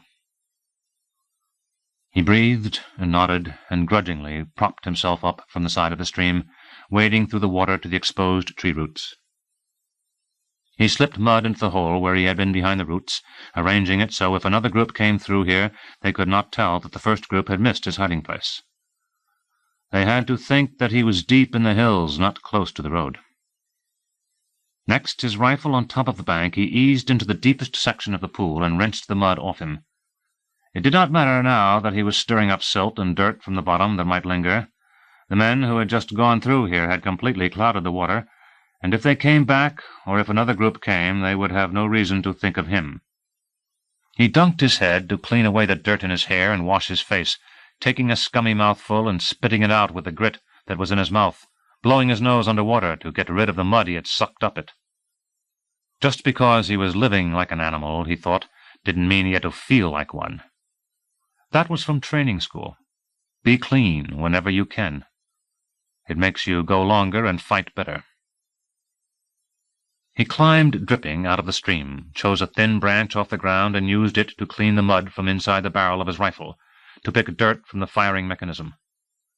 Then he worked the lever on the rifle several times to ensure that it was smooth, reloaded the shells he had ejected, and he was finally off, moving cautiously through the bushes and trees toward the direction of the road.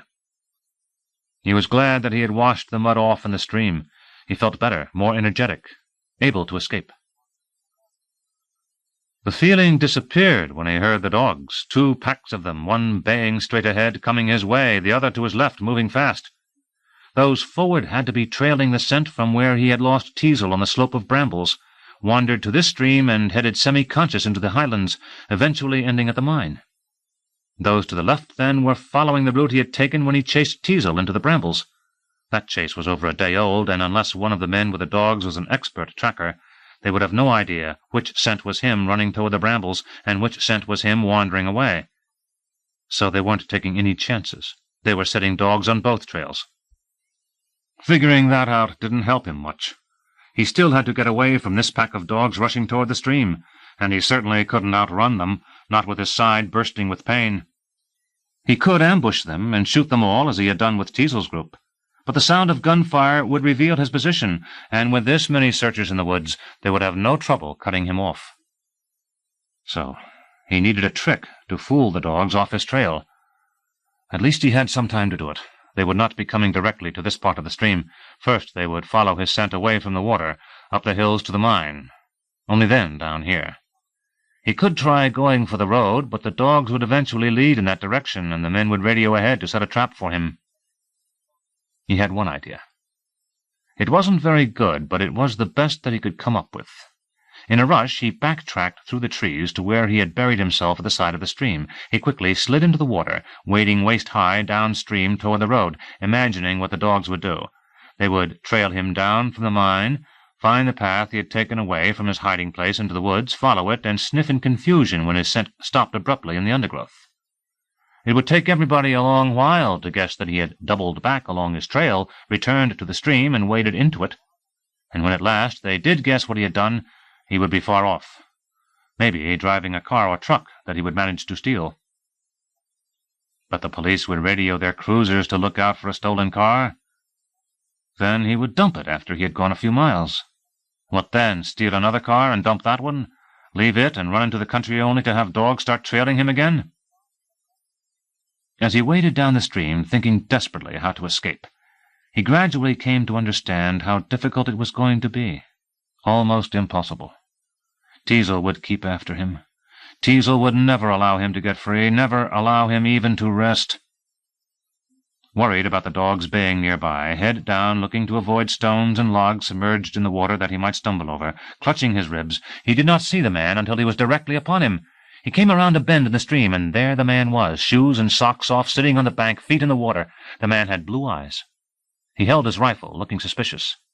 He must have heard Rambo coming and readied himself just in case, but he evidently had not believed this would actually be Rambo, because when it registered on the man who Rambo was, his mouth opened, and he sat there paralyzed as Rambo lunged for him. No noise. There can't be any noise. No shooting. Rambo had his knife out, wrenching the man's rifle away, the man scrambling to get up off the bank, Rambo stabbing him hard in the stomach, tugging the blade up to the rib cage. "Jesus!" the man said in surprise. the last syllable gliding into a high whine, and he was dead. "What?" somebody asked. Rambo jerked involuntarily. He had no chance to hide. "Didn't I tell you, quit complaining about your feet?" the voice was saying. No. Come on, get your shoes on before we—" It was a man coming up from a hollow, buckling his pants, and when he saw he was quicker than his friend, he leapt for a rifle that was leaning against a tree, and Rambo tried to race there first, but the guy managed to reach the gun, and no! His hand was on the trigger, pulling it, cracking off a wild shot that ended Rambo's hopes. The guy was fingering the trigger for another shot as Rambo blew his head in. "You had to shoot and warn them, didn't you, you bastard? You had to fix me. Dear God, what am I going to do?" Men were calling to each other off in the forest now. The underbrush was alive with the sound of branches snapping, men rushing. The pack of dogs that was near began barking toward him. There was nowhere to go, nothing to do. The men would be everywhere. I'm through. He was almost grateful that he had lost. No more running, no more pain in his chest. They would take him to a doctor, feed him, give him a bed. Clean clothes. Sleep. If they didn't shoot him here, thinking he still wanted to fight. Then he would throw down his rifle and hold up his hands and yell that he was surrendering. The idea revolted him. He couldn't let himself merely stand and wait for them. He'd never done it before. It was disgusting. There had to be something more to do. And then he thought again of the mine and the final rule. If he was going to lose, if they were going to capture him, at least he could pick the place where it would happen. And the place that gave him the best advantage was the mine. Who knew what might change? Maybe as he went to the mine he would see another way to escape. The men were crashing closer through the underbrush. Not in sight yet. Very soon. All right, the mine then. No time to think about it any more, and suddenly the thrill of going into action flashed through his body, and he was no longer tired, and he took off away from the stream deep into the woods. Ahead he heard them charging through the thick bushes. He darted to the left, staying low. Far to his right he saw them now, running loudly toward the stream. National Guardsmen, he saw. Uniformed, helmeted. In the night, watching the chain of lights miles off, he had joked badly about Teasel having a small army after him. But Jesus Christ, this really was the army. Chapter 8. The guardsmen had been reporting descriptions of the country as they moved inland, cliffs and swamps and hollows, that the deputy sketched onto the barren map, and now Teasel sank tired and empty onto the bench, watching him mark an X where the bodies of the two civilians had been found by the stream. He felt as if he were watching from far away, at last numbed by all the pills he had been swallowing. He had not let on to Troutman or Kern, but shortly after the report came in about the bodies stabbed and shot, he had experienced a sharp constriction near his heart so severe that it had scared him. 2 more killed. How many did that make now? 15? 18? He jumbled the numbers in his mind, wanting to avoid a new total. He must have been heading for the road when he was discovered by those 2 civilians, Troutman said. He knows that we expect him near the road, so he'll have to turn around and go back into the hills. When he thinks it's safe, he'll try a different route to another part of the road, maybe east this time. Then that's it, Kern said. We have him trapped. The line is between him and the high ground, so he can't go that way. The only direction open to him is toward the road, and we have another line there waiting for him. Teasel had continued looking at the map. Now he turned. No, didn't you listen? He said to Kern. The kid is probably in the high ground already. The whole story is right there on the map. But that doesn't make sense to me. How is he going to make it up through the line? Easily, Troutman said. When those guardsmen heard the shots behind them, a group broke from the main line to go back and investigate. When they did, they left a hole more than big enough for him to slip through and up into the hills. Like you, they all expect him to keep moving away from the line anyhow, so they wouldn't have been alert to sight him when he came near and slipped through. You had better tell them to continue into the hills before he gains more distance. Teasel had been a long while expecting this from Kern. Now it came. I don't know, Kern said. It's getting too complicated. I don't know what I had better do. Suppose he didn't think like that. Suppose he didn't realize there was a break in the line and just stayed where he was, between the line and the road. Then if I order those men farther inland, I'll ruin the trap. Troutman lifted his hands. Suppose whatever the hell you want. It's no matter to me. I don't like helping in the first place. All the same I am. But that doesn't mean I have to explain over and over what I think should be done and then goddamn beg you to do it. Wait, don't misunderstand. I'm not questioning your judgment. It's only that in his position he might not do what's logical. He might feel closed in and run in a circle the way a flushed rabbit does. For the first time, the pride in Troutman's voice was completely open. He won't. But if he does, if he just possibly does, you're not the one who answers for sending the men in the wrong direction. I do. I have to look at this thing from every angle. After all, we're just talking theory here. We have no evidence to go on. Then let me give the order, Teasel said, and the truck seemed to drop 3 feet, jolting as a new, more serious constriction seized his chest. He struggled to go on talking, braced his body. If the order's wrong, I'll gladly answer for it. He stiffened, holding his breath. Christ, are you all right? Troutman said. You'd better lie down, quick. He gestured to keep Troutman away. Abruptly, the radio man said, A report is coming through, and Teasel fought to ignore the racking misbeats of his heart and listen. Lie down, Troutman told him, or I'll have to make you. Leave me alone, listen. This is National Guard Leader 35. I don't figure this. There must be so many of us that the dogs have lost their sense of smell. They want us to go up into the hills instead of toward the road. No, they haven't lost their sense of smell, Teasel said, clutching himself, voice strung out with pain, to Kern. But we've lost a hell of a lot of distance on him while you tried to make up your mind. Do you think now you can bring yourself to give that order? Chapter 9. As Rambo started up the slope of shale toward the mine, a bullet whacked into the rocks a few yards to his left, the rifle report echoing through the forest back there. Staring at the mine entrance, he hurried stumbling up the slope into the tunnel, shielding his face from chips of stone that 2 more bullets blasted off the right side of the opening. Far down the tunnel, out of reach of more bullets, he stopped exhausted, slumping against a wall, gasping.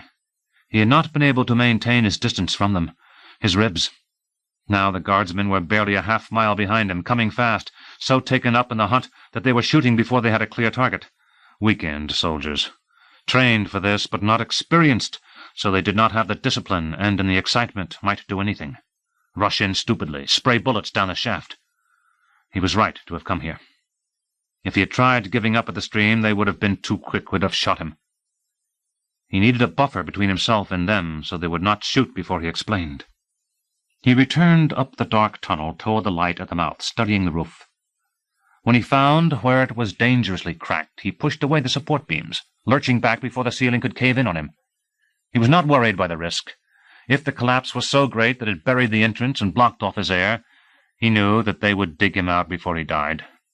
But when he pushed away the beams, nothing happened, and he had to try the next beams 10 feet farther down, and this time when he pushed, the roof did collapse, barely missing him with a crash and rumble of falling rock that made his ears ring. The passage was filled with dust, and he was choking, standing back, coughing, waiting for the dust to settle, so he could see how much rock had fallen. A faint beam of light was radiating through the dust, and then the dust was clouding to the floor, and there was a foot of space between the barrier of rocks and the nearly demolished roof. More rocks dislodged, and the space dwindled to 6 inches. The reduced breeze that was coming through wafted some of the dust down the tunnel. It became colder. He slid down the wall to the damp floor, listening to the roof crack and settle, and very soon he heard the dim voices out there. Do you think it killed him? How would you like to crawl in and find out? Me? Some of them laughed then, and Rambo smiled. A cave or a mine? Another man said. His voice was loud and deliberate, and Rambo guessed that he was talking into a field radio. We saw him run inside, and then the place dumped in on him. You should have seen the dust. We have him for sure. Wait a minute, hold it a second.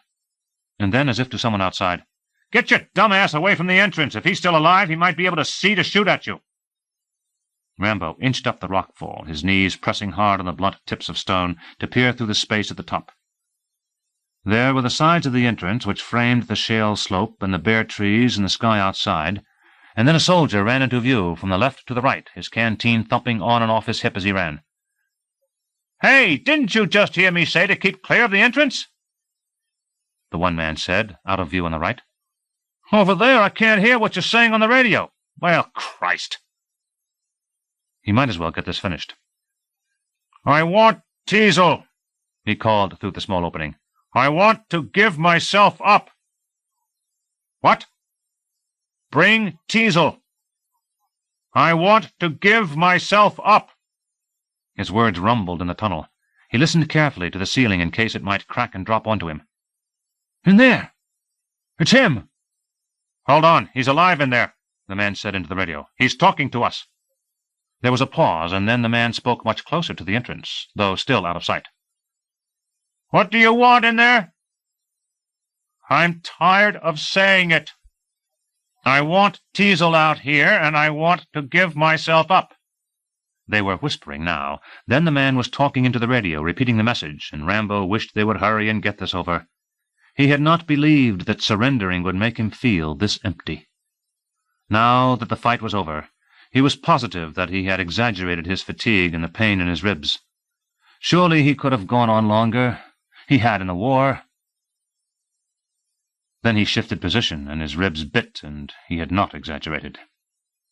Hey, in there, the man called out of sight. Can you hear me? Teasel says he can't come up. Damn it, this is what he's been waiting for, isn't it?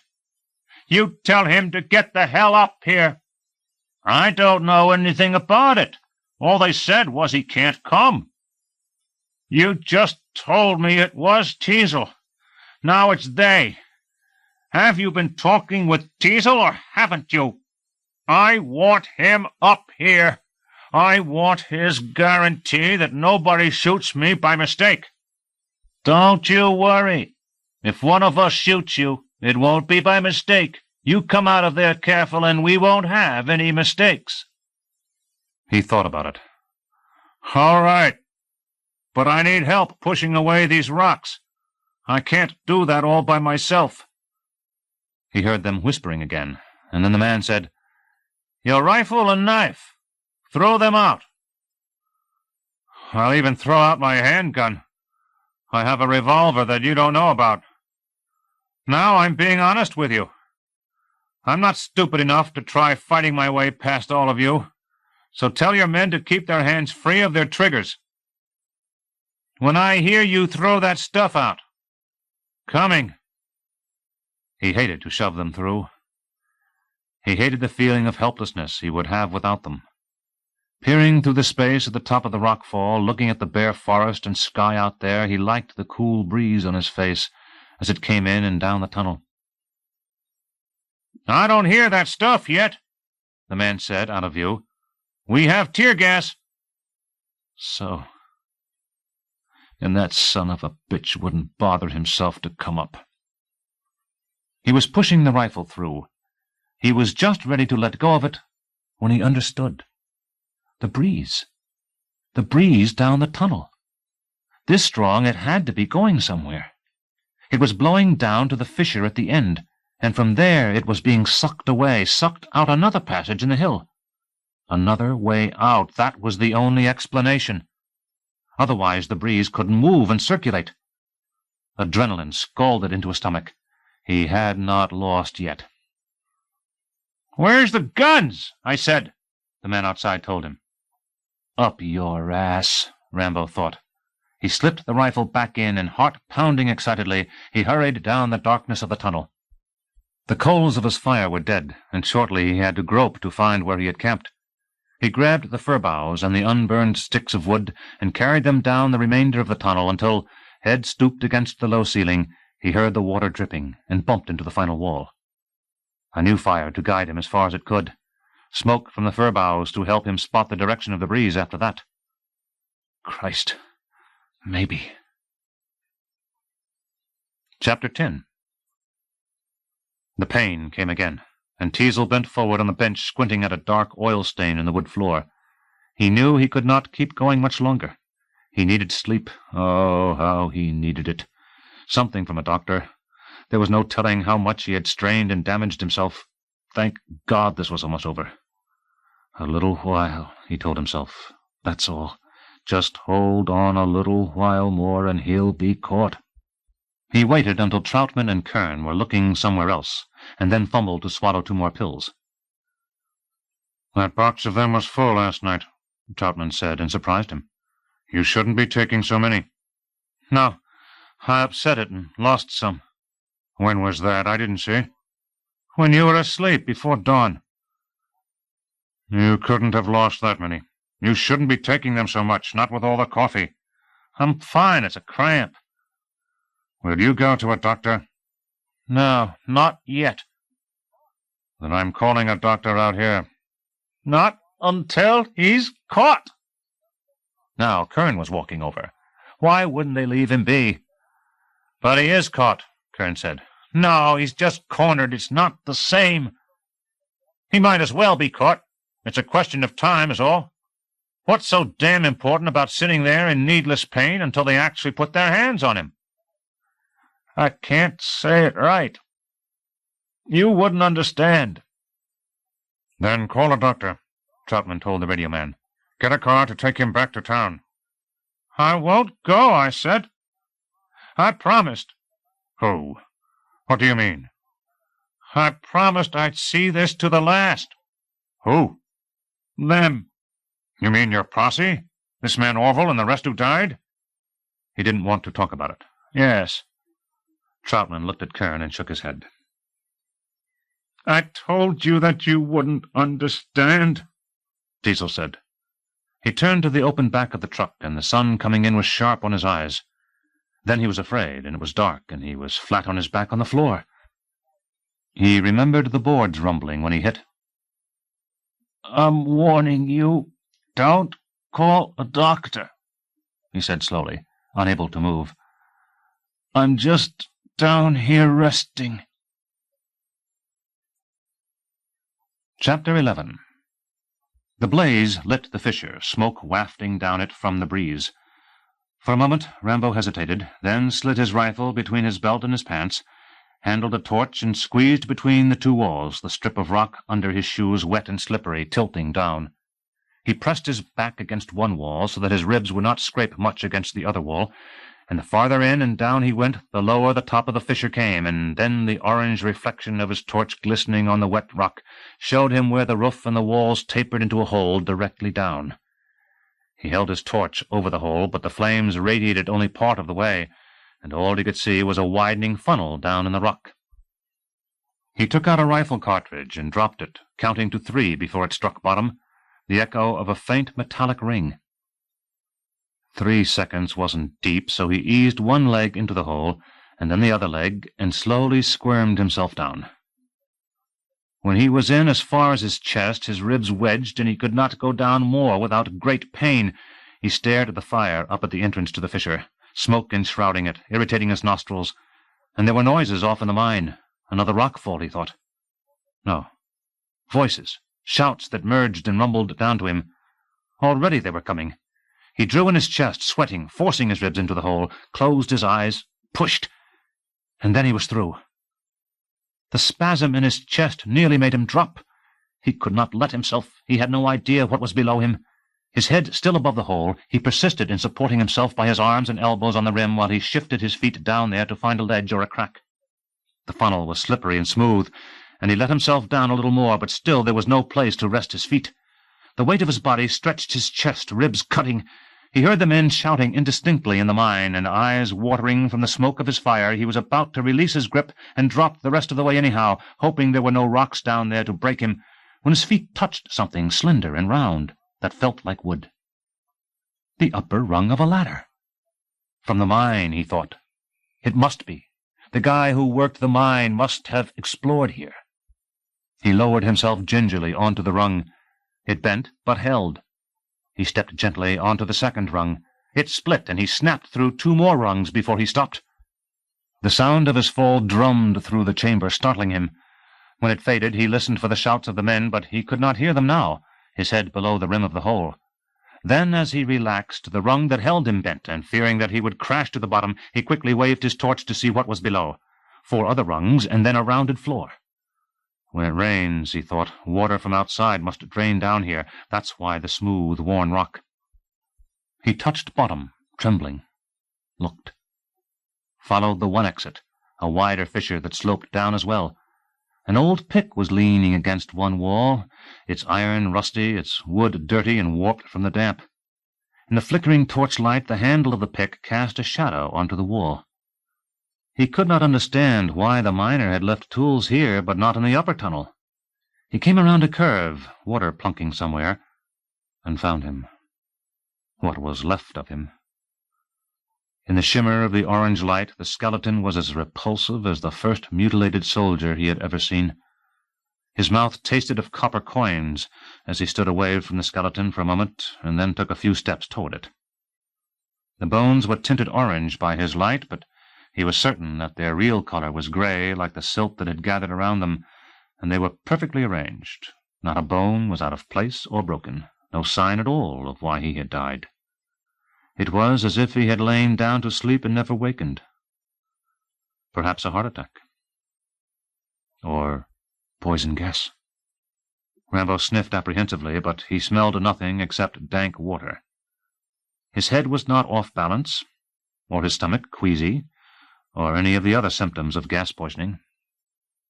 So what in hell could have killed this man?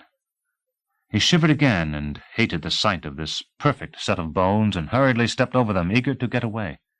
He went farther down, and the fissure became two. Which direction? The smoke had been a bad idea.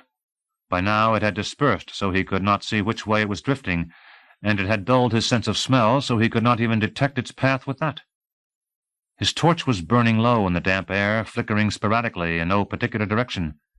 What was left to him was a kid's game, moistening his finger in his mouth, holding it at one opening, then the other. He felt the breeze slightly cool on the wet of his finger going to the right, and uncertainly he followed down, sometimes forced to squeeze through, occasionally stooping. His torch was burning lower in the damp air all the time. He came to another set of openings and wished that he had rope or string to lay out behind him, so that if he became lost he would be able to find his direction back. Sure, and wouldn't you like a flashlight, too, and a compass? Why don't you go on over to the hardware store and buy them? Why don't you forget the jokes? The breeze seemed to the right again, and as he moved along the passage grew more complicated, more twists and turns, more offshoots. Soon he could not remember how he had come to where he was. The skeleton seemed a long, confusing distance behind him. It was strangely funny to him that the moment he considered turning around and retracing his steps, he realized he was lost and could not do that. He did not actually want to return yet. He was just considering it. But all the same, he would have preferred the option of being able to go back if the breeze suddenly ended. It was extremely faint, even so, and he wondered if he had missed some crack in the rock where it seeped out of the hill. God, he could wander here until he died, end up like those bones. The murmur saved him from panic, and he thought it was them coming, but how could they find him in this maze? And then he recognized the distant sound of water rushing.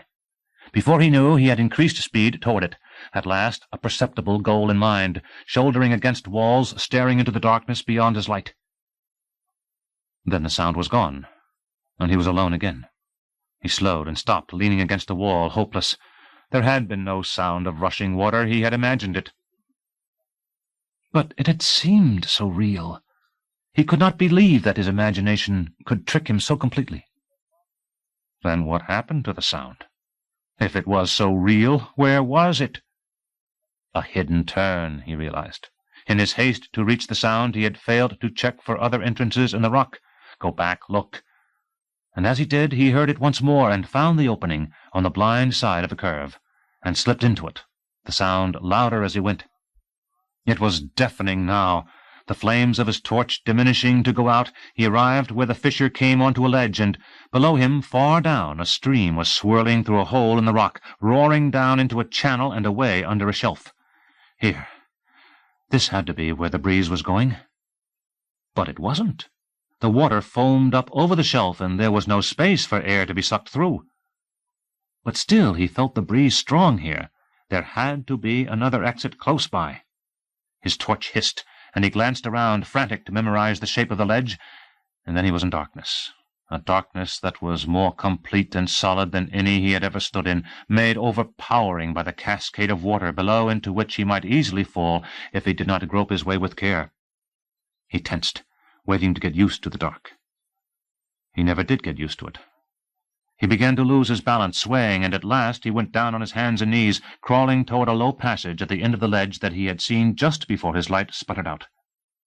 To go through the hole, he had to slip flat on his belly. The rock there was jagged. It tore his clothes and scraped his skin and twisted his ribs until he repeatedly groaned.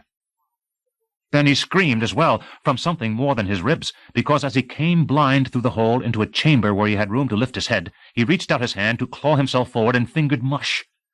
A drop of wet muck plopped onto his neck, and something bit his thumb, and something tiny darted up his arm. He was lying in thick scum that was soaking through his two ripped shirts, streaking his belly. He heard squeaking above him, and the cardboard ruffle of wings, and, Jesus Christ, it was bats.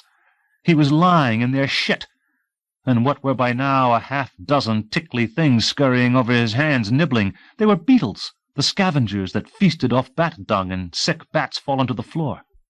They could strip a carcass clean, and they were piercing the flesh of his arms as he wriggled insanely backward through the hole. Jesus Christ! Swatting them off his hands and arms, bumping his head, wrenching his side. Jesus! Rabies! A third of any bat colony was rabid. If they woke and sensed him, they might attack and cover him, biting while he screamed. "Stop it," he told himself. "You bring them to you. Stop screaming." Already wings were flapping. Christ, he couldn't help it, screaming, wriggling back. And then he was out on the ledge, sweeping his hands and arms, rubbing, making sure and double sure they all were off, still feeling their many-legged tickles on his skin. They might follow, he suddenly thought, scurrying back from the low entrance to the hole, disoriented in the dark, one leg toppling off the ledge, dangling. The fright of his near fall jolted him. He lurched in the opposite direction and bumped against a wall of rock and shook hysterically, wiping the mushy dung off his hands onto the rock, pawing at the slime on his shirt to get the stuff off. His shirt. Something was in there, scratching on his skin. He shoved in a hand, grabbing it, snapping its brittle back so he felt its soft, wet insides on his fingers as he threw it violently toward the sound of the cascade. Bats. A pest hole. Disease. The putrid smell of the dung stinging his nose and throat. That's how the guy who worked the mine had died. Rabies. He had been bitten unknowingly, and days later the disease came driving him out of his mind. He wandered crazily through the forest, into the tunnel, out of the tunnel, in once more and down into the fissure, in and around until he crumpled and died. The poor bastard. He must have thought it was the loneliness that was getting to him. At the start, anyhow. And when he became delirious, he was too far gone to help himself. Or maybe toward the end he knew he couldn't be helped, and went down into the fissure where he could die without being a danger to anyone. Maybe nothing. What in hell do you know about it? If he had rabies, then he would have hated water, even the smell of it, the idea of it. So he would never have gone down into the dampness of the fissure. You're just imagining that it'll be you who dies that way. If they don't eat you first. What are you talking about? The bats can't eat you. Not the kind around here. No, but the beetles. He was still shaking, struggling to calm himself. The breeze had been strong in the chamber, but he could not go that way, and he did not know how to return to the upper tunnel. He had to face it. This was it. He was stuck. Except that he could not let himself believe that he was stuck. He had to fight panic and pretend there was a way out. He had to sit against the wall of rock and try to relax, and maybe if he thought long enough he might actually discover an escape. But there was only one escape, and he knew it. Toward the breeze, into the bat's den. He licked his lips and took a sip of warm, iron pipe-tasting water from his canteen. "You know you have to go in there with the bats, don't you?" he told himself. "It's either that or sit here and starve and get sick from the damp and die. Or kill yourself. You were trained to do that too, if things became too much. But you know you won't. Even if you're passing out and you're positive you're going to die, there's always the chance they'll search these fissures until they stumble into here and find you unconscious. But they won't. You know you have to follow the breeze into there with the bats, don't you? You know that. Chapter 12. Then go on, get started, get it over with, he told himself. But instead he sat in the dark on the ledge, listening to the roar of the water below him. He knew what the sound was doing to him, its monotonous rush dulling his ears, little by little pressing him to sleep. He shook his head to keep awake, and decided to go in with the bats while he still had the energy. But he could not move. The water rushed on, dinning, and when he woke he was by the side of the ledge again, one arm dangling. But he was groggy from the sleep, and this time the danger of falling off did not disturb him as much. He was too tired to care. It was so luxurious resting, stretched out, arm over the edge emptily. Lulled by the sleep, his body had no sensation. His ribs did not even bother him any more. Numb. "You'll die here," he thought. "If you don't soon move, the darkness and the noise will leave you too weak and stupid for anything." "I can't move. I've come too far. I need to rest." "You went farther, longer, in the war." "Yes, and that's what finished me for this." "All right, then, die." "I don't want to die. I just don't have the strength." "God damn it, go on," he said out loud, and in the water's roar his words were flat and echoless. "Do it quick. Just get in there quick and charge right through where they are, and the worst will be done." "Goddamn right," he said, waited, then repeated himself. "But if there's anything worse beyond this, I won't be able to stand it," he thought. "No, this is the worst. There can't be anything beyond this. I believe it." Slowly, reluctantly, he crawled in the black toward the entrance to the chamber. He paused, gathered strength, and squirmed his body in. "Pretend it's tapioca pudding that you'll touch," he told himself, mustering a smile at the joke. But when his hand reached out and grasped the muck, grasped something scabby in the muck, his hand shot back reflexively. He breathed the sulphurous stench of dung and decay. The gas would be poisonous. Once he was fully in, he would have to hurry. "Well, here's bat shit in your eye," he told himself, pretending another joke, hung back a moment, then charged into the slime, scrambling to his feet. Already he was dizzy and nauseous from the gas. The muck rose up to his knees, and things rattled against his pant legs as he wallowed through. The breeze went straight ahead. No, he was wrong again. The breeze came from straight ahead. This was a different air current. The one he had been following must have blown out a different way. He was wrong about something else, too. No matter how much he wanted to hurry, he remembered that he should not. There might be drops in the floor. He had to test each part of the floor ahead of him with his feet, and with each shuffle forward he expected not to touch more muck and crud, but open space. The sound in the chamber was changed. Before there had been squeaks and the ruffle of wings, but now he heard nothing except the liquid slush of his legs through the deep mire and the dim cascade of water droning on the other side of the entrance. The bats must have gone. He must have slept longer than he knew, until it was night and the bats had gone to hunt and feed. He slogged forward toward the breeze, sick from the stench, but at least they were gone, and he relaxed a little. A drop of rotten goo pelted his nose. He whipped it off, and the hair on his neck prickled as the cavern exploded in 1,000 bursts of wind and wings. From being on the ledge so long, the roar of water must have partially deafened him. The bats were here all the time, squeaking and settling as before, but his ears had been too dull to hear them, and now the bats were everywhere, swishing past him, his hands covering his head while he shrieked. They bumped against him, leathery wings flapping on his face, their high-pitched screeches at his ears. He hit them away, flailed his arms in the air, then covered his head, then flailed again. He wallowed forward, desperate to get out, stumbled, slid to his knees, cold slime up to his hips now, soaking onto his genitals. The bats came and came, an endless swarm of them, tumbling, churning. He reeled to his feet, hands up, swatting sightless. The air was infested with them. He could not breathe. He hid out, crouched, shielding himself.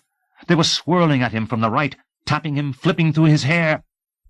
He turned his back, crouched lower, his skin creeping. Jesus! Jesus! He shifted to the left, slipped again, and fell, cheekbone cracking against the wall. His mind was white inside from the pain of striking, and he barely had the will to straighten, swayed, clutched his swollen cheek as the bats continued swarming at him, past him, forcing him along the wall. Desperate, beaten, and half senseless, he felt something inside expand and strain and at last rupture. Nothing to do with his body, just the center of whatever it was that had kept him going this far, but it was everything. He ceased his fight with them, gave himself up to them, let them push him along, staggered with them, arms slowly sinking to his side, and in that wonderful release from fear and desperation, utterly hopeless and passive, never before so free from caring what happened to him, he came to understand what they were about. They were not attacking him. They were flying to get out. He could not control his laughter, trembling with relief. It had to be night outside. They had sensed it. The leader had given his signal, and as one they had flushed off the cave roof toward the exit while he was in here with them, terrified that they were coming after him. "You wanted a string so you could find your way?" he told himself. "You blind, stupid asshole, you've got it. You've been fighting them, and here every second they've been showing you the way." He climbed sharp ridges with them, felt for drops, pawed before him. Soon their squeaks and brush of wings became expected and familiar, as if he and they had meant to live in company, until they outdistanced him, a few stragglers fluttering past, and then he was alone. The only sounds, the echoing scrabble of his hands and shoes on rock. The sweet, cool breeze was blowing strongly on his face, and leaning his face toward it, thinking of how the bats had helped him to this direction out, he began to feel a strange affection for them, missing them now that they were gone, as if a bond had been broken between himself and them. He enjoyed breathing, clearing his nostrils and throat and lungs, erasing the taste of dung in his mouth. The touch of his hands on the rough rock was a clear, unfiltered sensation, for the first time consciously real, and his heart beat fast when he climbed and touched dirt, fingering it, wonderfully pebbled and gritty. He was not outside yet. This was silt that rain had washed into a crack in the hill, but he was close, he sensed. And he climbed steadily upward, in no hurry, loving the grainy feel of the silt, crawling up a beautiful hillside of it. When he sprawled at the top, he smelled the outside, savoring it. Crisp leaves, wind through long grass, wood smoke in the air. Just a few more feet. He reached carefully forward, his hand stopped by a barrier of rock. He fingered around, and the barrier was on all three sides before him. A basin. How high? It might rise up forever, him so close to being free outside, yet trapped. As much as he was easy and content within himself, he did not think he had the corresponding strength to climb high. Then forget about the climb, he told himself. Don't worry about it. Either you'll make it or you won't. Nothing you can do if the basin is high. Forget about it. All right, he thought, stayed seated in the comfortable soft dirt and rested, accustoming himself to the change in him. He had never been so aware of things before, so with them. It was true that in the past, in moments of action, he had felt a little like this. He would be performing each gesture smoothly and properly, running, pivoting to aim, a gentle squeeze on the trigger, the recoil filling his body solidly, his life depending on his grace. And he would be absorbed in himself, his mind gone, just his body there in that instant, totally in tune with its operation. The native allies in the war had called it the way of Zen, the journey to arrive at the pure and frozen moment, achieved only after long, arduous training and concentration and determination to be perfect. A part of movement when movement itself ceased. Their words had no exact English translation, and they said that even if there were, the moment could not be explained. The emotion was timeless, could not be described in time, could be compared to orgasm, but not so defined because it had no physical center, was bodily everywhere. But this, what he felt now, was different. There was no movement involved, and the emotion was not isolated in one eternal second. It was every second, sitting there in the soft dirt, back conforming restfully with the rock. He sorted through words in his mind and finally decided on good. He had never felt so good. He wondered if he had gone crazy. The fumes must have affected him more than he knew, and this was just quiet giddiness. Or maybe, having given himself up for dead, He was just overwhelmingly glad to be alive. Having gone through that hell, maybe he had to find everything else full of pleasure. "But you won't feel it much more if you let them come across you here," he told himself, and he stood in the dark, testing the emptiness above him so as not to bump his head against a shelf. Even then he spiked his head, jerked down, and realized that what he had struck was the end of a branch. It was a bush up there, and when he put out his hands he touched the rim of the basin, waist-high. Out! He had been out all this while, the night sky clouded, fooling him that he was yet underground. Careful of his ribs, he drew himself up under the bush and gulped air, tasting its freshness, smelling the woody bark of the bush. Down from him, quite a distance, there was a small fire in the trees. After the total darkness of the caves, the fire was bright and rich and alive. He tensed. Someone had spoken, muffled down near the fire. Someone else moved in the rocks nearby, and there was a vivid scratching sound that he saw now was a match being struck on its folders abrasive paper. Then the flare of the match went out, and he saw the gentle glow of a cigarette. So they were out here waiting for him. Teasel had guessed why he went down into the fissures and caves. Teasel had deployed men around the hill in case he found an exit. Well, they could not see much in the dark, and after being underground he was at home in the dark, and as soon as he had rested more, he would slip down past them. It would be easy now. They would be thinking he was still in the caves, and he would be miles off on his road. No one had better get in his way. Christ, no! He would do anything. What he had come to feel, he would do anything to anyone to keep. Chapter 13. It was dark again, and Teasel did not understand how he had come to be in the murk of the forest. Troutman, Kern, the truck. Where were they all? What had happened to the day? Why was he stumbling so urgently through the solid shadows of the trees? He leaned breathless against the black trunk of a tree, the pain in his chest rousing from its numbness.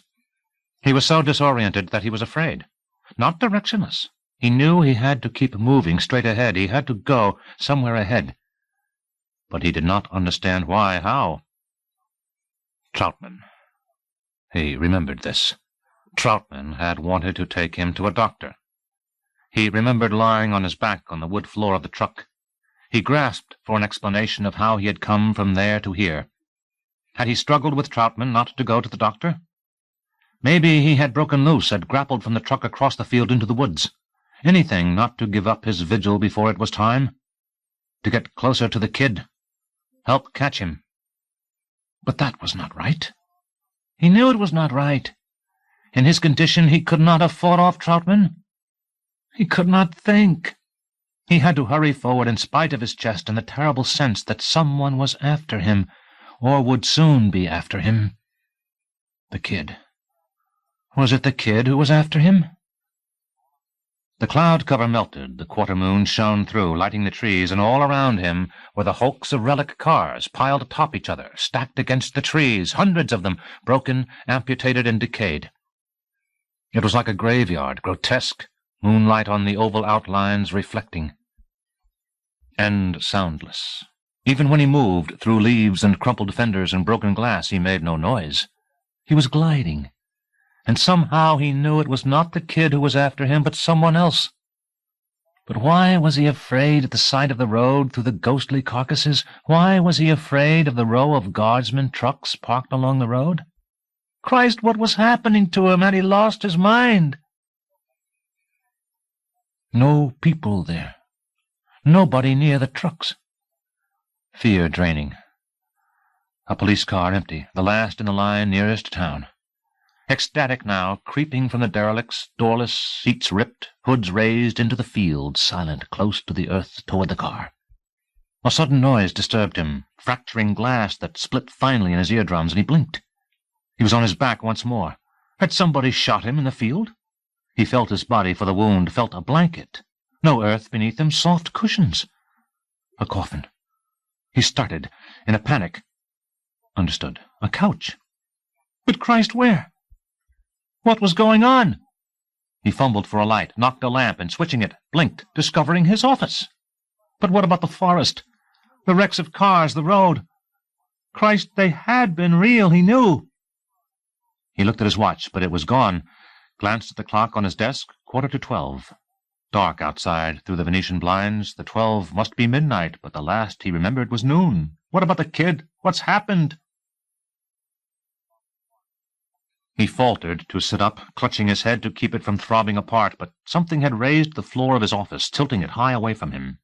He cursed, but no words came from his mouth. He wavered uphill to the door, grabbed the knob with both hands and swung it, but the door was stuck, and he had to tug with all his might, the door jolting open, almost reeling him downhill to the couch. He threw out his arms, steadying himself like a tightrope walker, his bare feet off the soft rug of his office onto the cold tile of the corridor.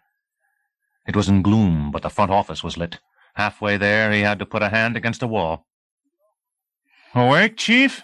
a voice said down the corridor. "You okay?" It was too complicated to answer. He was still catching up to himself. On his back, on the bright floor of the truck, blearing up at the greasy tarpaulin that was the roof.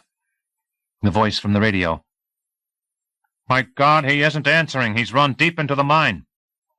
The fight with Troutman to keep from being carried to the cruiser. "But what about the forest, the dark?" "I said, are you okay, Chief?" The voice still louder, footsteps coming down the hall. There was an echo enveloping. "The kid," he managed to say. "The kid's in the forest." "What?" The voice was directly next to him, and he looked. "You shouldn't be walking around. Relax.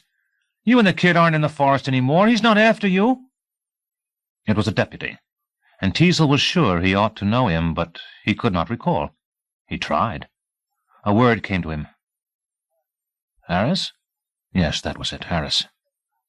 "Harris," he said proudly. "You'd better come up front. Sit and have some coffee. I was just making fresh. Broke a jug carrying water from the washroom. Hope that didn't wake you." The washroom. Yes, Harris was echoing, and the imagined taste of coffee squirted sourly into Teasel's mouth, gagging him. The washroom. He staggered through the swinging door, sick in the urinal, Harris holding him, telling him, "Sit down here on the floor."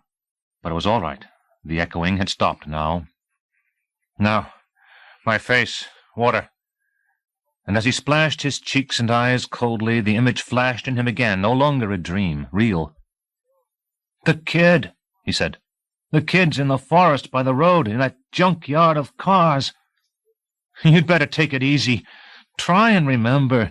The kid was trapped in a mine, and he ran deep into a maze of tunnels. Here, let me have your arm."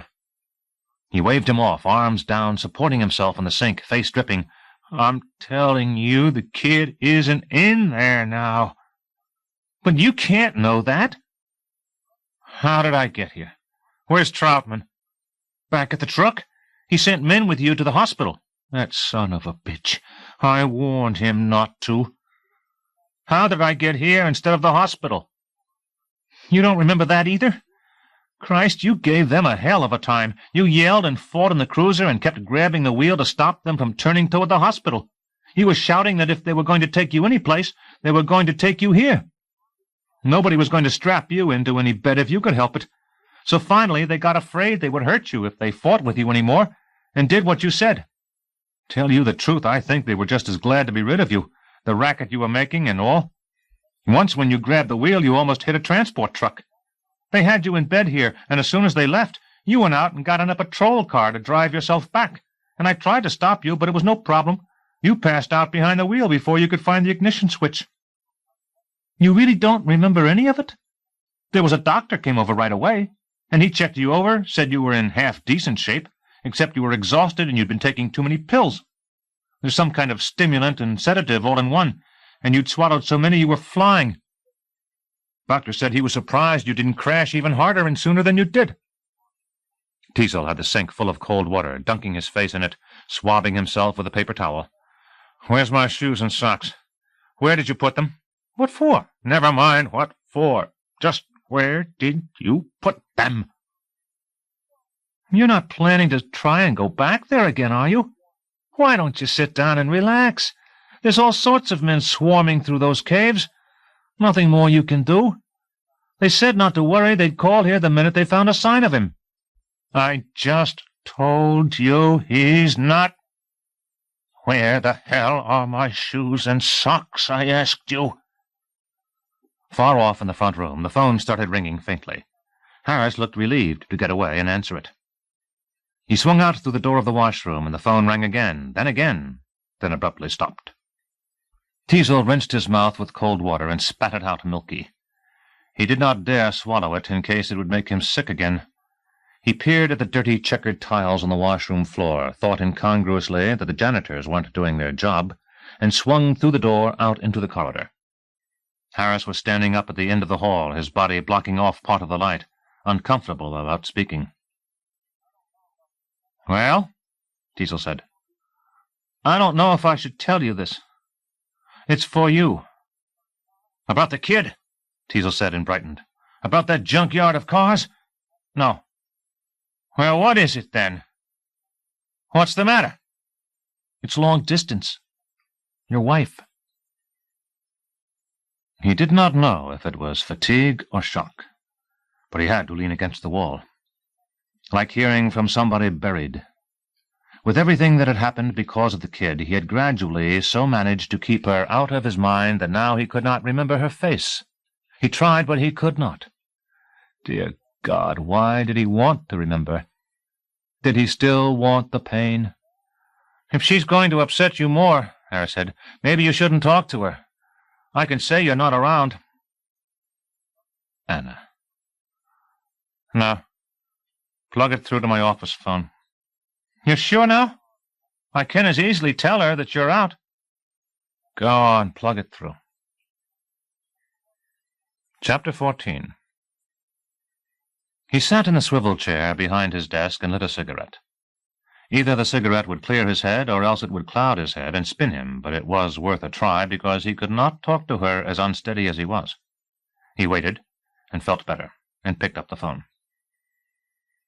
"Hello," he said quietly. "Hannah?" "Will?" "Yes?" Her voice was thicker than he recalled, throaty, a little broken in some of the words. "Will, are you hurt? I've been worried."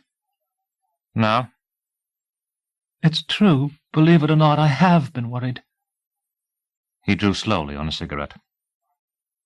There they went again, misunderstanding. "What I meant is, no, I'm not hurt." "Thank God." She paused, then exhaled steadily as if she had a cigarette too. "I haven't been watching TV or reading newspapers or anything, and then suddenly tonight I learned what was happening to you and I got scared. Are you sure you're all right?" "Yes." He thought about describing it all, but it would only sound like he wanted sympathy. "Honestly, I would have called earlier if I'd only found out. I didn't want you to think I don't care what happens to you." "I know." He looked at the rumpled blanket on the couch. There were so many important things to say, but he could not bring himself to do it. They did not matter to him any more. The pause was too long. He had to say something. "Do you have a cold? You sound like you have a cold." "I'm getting over one." "Orville's dead." He heard her stop breathing. "Oh. I liked him." "I know. It turns out I liked him even more than I knew. And Shingleton's dead, and so is that new man Galton." "Please, don't tell me any more. I can't let myself know any more." He thought about it longer, and there really was not much to say after all. The quality of her voice did not make him long for her the way he feared it might have. And at last he felt free, at the end of it. "Are you still in California?" She did not answer. "I guess that's none of my business," he said. "It's okay. I don't mind. Yes, I'm still in California." "Any troubles? Do you need any money?" "Will?" "What?" "Don't. I didn't call for that."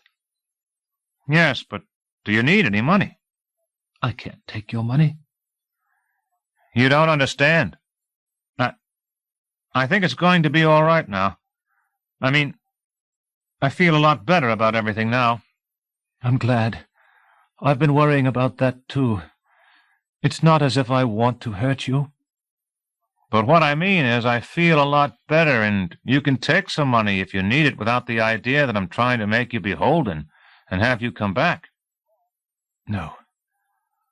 Well, at least let me pay for this call. Let me accept the charges.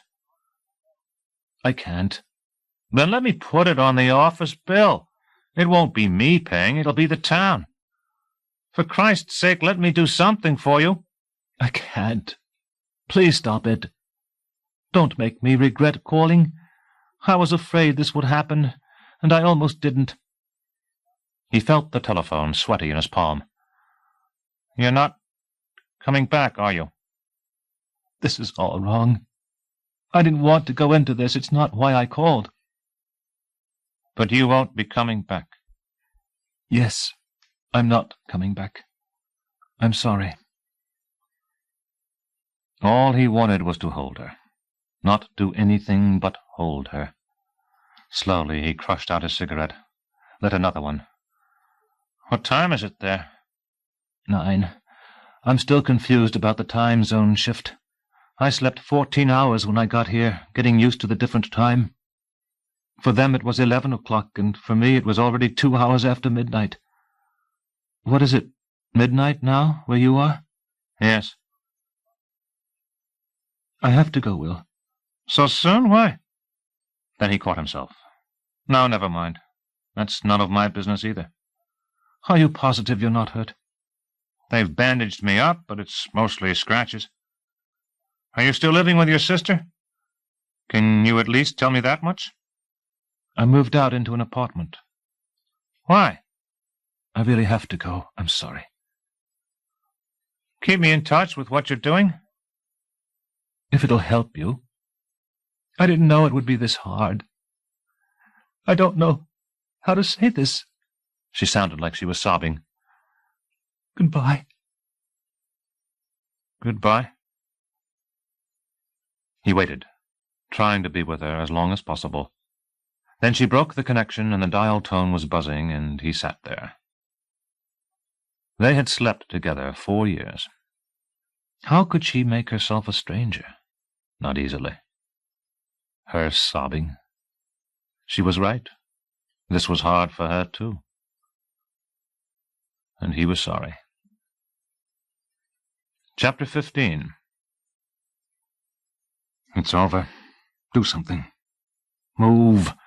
Get your mind on the kid where it belongs. The kid, behind the wheel of a car, driving fast. He saw his shoes and socks by the file cabinet and hurriedly put them on. He took a Browning pistol from his gun case, slipped a full bullet clip into the handle, and strapped on a holster, slanting it backward, he noticed, the way Orville always had told him to. As he came down the hall, through the front room toward the door, Harris looked at him. "Don't say it," he told Harris. "Don't say I shouldn't go back out there." "Fine, then I won't." Outside, the streetlights were on, and he breathed the fresh night air. A cruiser was parked to the side. He was just getting in when he glanced to the left and saw the side of town light up, flames reflecting in waves across the night clouds. Harris was shouting on the front steps. "The kid! He got out of the caves! They just called that he stole a police car." "I know that." "But how?" The force of the explosions rattled the windows in the police station. Whoomp, whoomp, whoomp. A string of them from the direction of the main road into town. Whoomp, whoomp. "Christ almighty, what's that?" Harris said. But Teasel already knew, and he was ramming the car into gear, racing it out of the parking lot to get there in time. Chapter 16. Roaring deeper into town, swerving to pass a motorcyclist who was stopped, looking back astonished, Rambo saw in his rear-view mirror the street behind him flooded with fire, leaping high into the trees that bordered it. The fierce red flames radiated into the cruiser. He pressed the accelerator to the floor, whipping down the main street, explosions flaring in the night behind him, bursting the pattern of the fire. Now they would have to waste time going around, just in case he needed to do it again. The more diversions, the more they would be confused. They would have to put off chasing him and stop to control the fire. One of the street lights ahead was burned out. Under it, the brake lights of a car flashed on, its driver opening his door to stare back at the flames. Rambo sheared into the left lane, bearing down fast on the low headlights of a sports car. It swung into the right lane to avoid him, just as he swung into his own lane, too, and he continued sweeping toward it until it leapt up onto the sidewalk, snapped off a parking meter, and crashed through the front display window of a furniture store. Sofas and chairs, Rambo thought. Here's to a soft landing. Foot solidly on the throttle, he was surprised there were not more cars on the street. What kind of town was this, anyhow? A few minutes after midnight, and everybody was asleep. Store lights off. Nobody coming out of bars singing. Well, there was a little life in town now, there sure as hell was. The rush of the cruiser, the hefty surge of the engine, he was reminded of Saturday nights, years ago, racing stock cars, and he loved it all again. Himself and the car and the road. Everything was going to be fine. He was going to make it. Working unnoticed down through the hills to the highway had been easy. Creeping through the forest of junked cars into the field and up to the cruiser had been easy. The policeman from the car must have been in the hills with the rest, or else down the road to see the drivers of the lorry trucks. There had been no key in the switch, but tripping the ignition wires had been no problem, and now streaking through the red light of an intersection, the power of the motor seeming to rise up through the accelerator, flooding his body. He knew it would be only a matter of hours before he was free. He felt too good not to make it. The police would radio ahead to try and stop him, of course, but most of their units were probably behind him with the searchers, so there could not be much resistance ahead. He would make it through town and take to the side roads and hide the car, then run overland, maybe hitch onto a freight train, maybe sneak into a transport, maybe even steal a plane. Christ, there were any number of possibilities. Rambo. The voice startled him, coming from the car radio. Rambo, listen to me. I know you can hear me. The voice was familiar, years off. He could not place it. Listen to me. Each word smooth, sonorous. My name is Sam Troutman. I was director of the school that trained you. Yes, of course. Never in sight. The persistent voice over the camp's loudspeaker. Any hour, day after day.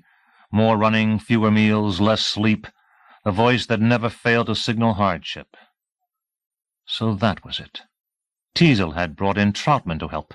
That explained some of the tactics the searchers had been using. A bastard. Turning on his own kind. Rambo, I want you to stop and surrender before they kill you. Sure, you bastard. Listen to me. I know this is hard to understand, but I'm helping them because I don't want you killed. They've already begun to mobilize another force ahead of you, and there'll be another force after that, and they'll wear you down until there's nothing left of you. If I thought there was the slightest chance of your beating them, I'd gladly tell you to keep on the move. But I know you can't get away. Believe me, I know it. Please, while you still can, give up and get out of this alive. There's nothing you can do. Watch me. Another chain of explosions rumbling behind him. He veered the cruiser, tires squealing, into the empty lot of a gas station, lights off for the night. He ran from the car, kicked through the glass of the station's door, stepped inside and switched on the electricity for the pumps. Then he grabbed a crowbar and hurried outside to wrench the locks off the pumps. There were 4, 2 hoses on each, and he squeezed them on, spewing gasoline into the street, setting their latches in place so they would not shut off when he let go. By the time he drove the car up the street and stopped, the pavement back there was flowing with gasoline. A struck match, and whoosh! The night flared into day, a huge lake of fire from sidewalk to sidewalk, 20 feet high, storefronts crackling, windows shattering, heat streaking over him, singeing. He raced the cruiser away, the blaze of gasoline spreading behind him, streaming to parked cars. Whoomp, whoomp! They exploded, rocketing. Whoomp! Their own fault. The sign on the light pole had said, "No parking after midnight." He thought about what would happen when the pressure in the underground gasoline storage tanks went low. The fire would back up into the hoses and down into the tanks, and half the block would explode. That would hold them from following. It certainly would. "Rambo," Troutman said from the radio, "please, I'm asking you to stop. It's no use. There's no sense to it." Watch me, he thought again, and shut off the radio. He was almost through the heart of town. A few minutes, and he would be out the other side. Chapter 17. Teasel waited. He had the patrol car blocked across the main road through the town square, and he was leaning over the front fender onto the hood, pistol in hand. There were specks of headlights coming from the flames and the explosions. The kid might have been quicker than himself, might already have sped past and out of town, but he did not believe it. He saw as if from two angles at once, through the kid's eyes, as the front of the stolen car hurtled toward the town square, from his own point of view, as the headlights loomed into bright discs, the dome on the roof of the car distinct now, a siren dome, a police car, and he pulled back the injection slide on top of his gun, releasing it, aiming steadily. He had to do this just right. There would be no other chance. He had to make absolutely certain this was the kid and not a stray patrolman. The engine was revving louder. The headlights were glaring onto him. He squinted at the outline of the driver. It had been 3 days since he had seen the kid, but there was no misjudging the shape of his head, hair cut short in clumps. It was him. Now, at last, one against one, not in the forest, but in town, where he knew best, and on his terms.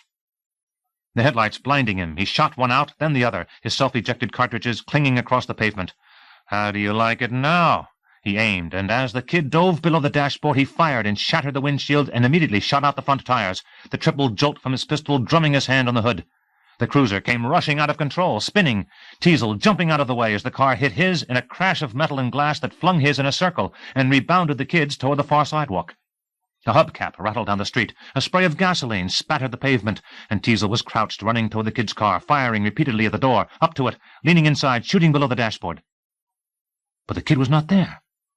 Just the front seat, dark with blood, and Teasel dove to the road, elbows scraping, glancing furtively around, seeing underneath the car the kid's shoes running across the sidewalk into an alley. He started after him, reached the brick wall next to the alley, and braced himself to go in firing. He did not understand the spots of blood across the concrete. He did not think any of his bullets had connected. Maybe the kid had been hurt in the crash. It was a lot of blood. Good. Slow him down. From in the alley he heard something smashing against wood, as if the kid were breaking in a door. How many shots left? 2 at the headlights, 1 at the windshield, 2 at the tires, 5 at the door. That left 3. Not enough. Hurriedly he slipped out the clip from the handle, slapped in a full one, held his breath, trembling, and then in a rush went down the alley, firing 1, 2, 3 empty shells winging through the air as he sprawled behind a row of garbage cans and saw the door to Ogden's Hardware open. The garbage cans were too thin to protect him from a bullet, but at least they hid him while he decided if the kid was actually in the store or if the open door was a trick and the kid was in ambush farther down the alley. He scanned the alley and did not see the kid. He was heading for the door when the thing came flipping out in sparkles. What the— Dynamite! The fuse too short for him to snub it out in time, too short for him to grab the stick and throw it far enough in time. Like recoiling from a snake, he was back out of the alley, hugged against the brick wall, hands over ears, the explosion stunning him, strips of wood and metal and fiery cardboard bursting out of the alley onto the street. He stopped himself from running again to the broken door. Think it through, think it through. The kid has to run before other people get here. He can't stay and fight. The dynamite is just to hold you back. Forget the alley. Check the front door. He darted around the corner of the street, and the kid was long out of the store, well up the block, charging across the road into the shadows of the courthouse. The range was difficult to aim with a pistol. He tried it anyhow, dropping to one knee as if in genuflection, leaving the other knee raised, supporting an elbow on it, steadying the gun with both hands while he sighted and fired. And missed. His bullet smacked loudly into the stone wall of the courthouse. There was a pinpoint flash, the crack of a rifle by the courthouse, and a bullet rang through a mailbox next to Teasel. He thought he saw the dark form of the kid ducking around to the back of the courthouse, and he was running after him when 3 explosions in a row lit the courthouse into flames, debris slashing out the windows brilliantly. Christ, he's gone out of his mind, Teasel thought, running faster. This isn't just to try holding me back. He wants to blow up the whole town. The wood inside the courthouse was old and dry. The blaze ate into the upper rooms. Running, Teasel grabbed at a muscle cramp in his side, determined not to let it slow him, pressing to go as far as he could before the little energy he had mustered gave out and collapsed his body. The fire in the courthouse was breaking, snapping, its smoke filling the street up there so that he could not see where the kid was. To the right, across the street from the courthouse, there was somebody moving on the front steps of the police station, and he guessed it was the kid. But it was Harris, out looking at the fire. "Harris!" he shouted, urgent to get it all out at once. "The kid! Get back! Get away!" But his words were swallowed in the thunder of the biggest explosion yet that heaved the station and disintegrated it outward, obliterating Harris in a sweep of flame and rubble. The shock wave of the blast struck Teasel motionless. Harris, the station. It was all he had left, and now it was gone, the office, his guns, the trophies, the Distinguished Service Cross. And then he thought of Harris again and cursed the kid and screamed, his new anger suddenly charging him farther up the sidewalk toward the flames. "You son of a bitch," he was thinking. "You didn't have to.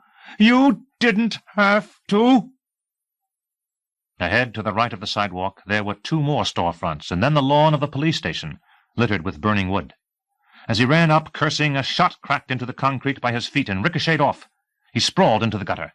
The street was bright, but the rear of the station was still in shadow, and he returned the kid's shot, aiming at where he had seen the flash of the rifle back there. He shot twice more, and now, when he rose, his knee gave out, and he toppled across the sidewalk. His strength was finally gone. The beating he had taken in the last few days had finally caught up to him.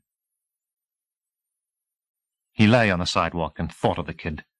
The kid was bleeding, and he'd be weak too. That wasn't stopping the kid any, though. If the kid could keep on, then so could he. But so tired, so hard to move. Then all that about fighting the kid 1-to-1, nobody else in the way to get hurt, that was all a lie, was it? And Orville and Singleton and the rest, the promise you made, that was all a lie too, was it? You can't promise dead men. A promise like that doesn't count. No, but you promised yourself, and that does count. If you don't move your ass, you won't be worth a poor goddamn to yourself or anyone else. You're not tired. You're afraid. He sobbed, crawled, staggered up. The kid was to the right behind the station, but he could not escape that way because the backyard of the station ended with a high barbed wire fence, and on the other side of the fence was a long, sheer drop to the foundation of the new supermarket. The kid would not have the time or strength to climb safely over and down. He would run farther up the street, and that way there were 2 houses, then a playground, then a field the town owned that was thick with tall grass and wild raspberry bushes, and a listing shed some children had built. He stalked forward, using the slope of lawn in front of the police station for cover, peering through the smoke to catch sight of the kid, not wanting a second glance at what was left of Harris spread apart on the street. Now he was between the courthouse and the station, their flames lighting him, smoke burning his eyes, heat stinging his face and skin. He stooped closer to the slope of lawn to hide himself in the light. The smoke cleared a moment, and he saw that people who lived in the 2 houses up from the station were out on their porches, talking, pointing. Christ, the kid might blow up their houses, too, kill them, just like Harris. He struggled to hurry toward them, watching for the kid. "Get the hell away!" he shouted. "Get back!" "What?" someone up there called. "He's near you! Run! Get away!" "What? I can't hear you right!" Chapter 18. He huddled next to the porch on the far side of the last house and aimed at Teasel. The man and the 2 women on the porch were so distracted calling to Teasel that they did not see he was hiding down next to them. But when he pulled back the hammer on his rifle, they must have heard the click, because there was an abrupt sound of movement on the wood up there, and a woman leaned over the rail at him, saying, "My God! Jesus God!" That was enough warning. Teasel scurried off the sidewalk, up the lawn to the first house in the shelter of its porch. Rambo fired anyhow, not counting on a hit, but sure at least of frightening him. The woman up there screamed. He levered out his empty cartridge and aimed at the corner of the porch down there. Teasel's shoe was sticking out, lit by the flames. He pulled the trigger, but nothing happened. His rifle was empty, no time to reload. He dropped it and drew the police revolver, but Teasel's shoe was gone now. The woman was still screaming. "Oh, for Christ's sake, shut up, lady," he told her, and ran to the rear corner of the house, studying the shadows of the backyard. Teasel would not risk coming around the front where the flames made him a bright, easy target. He would slip into the dark at the back of the first house, and then work his way to the back of this house.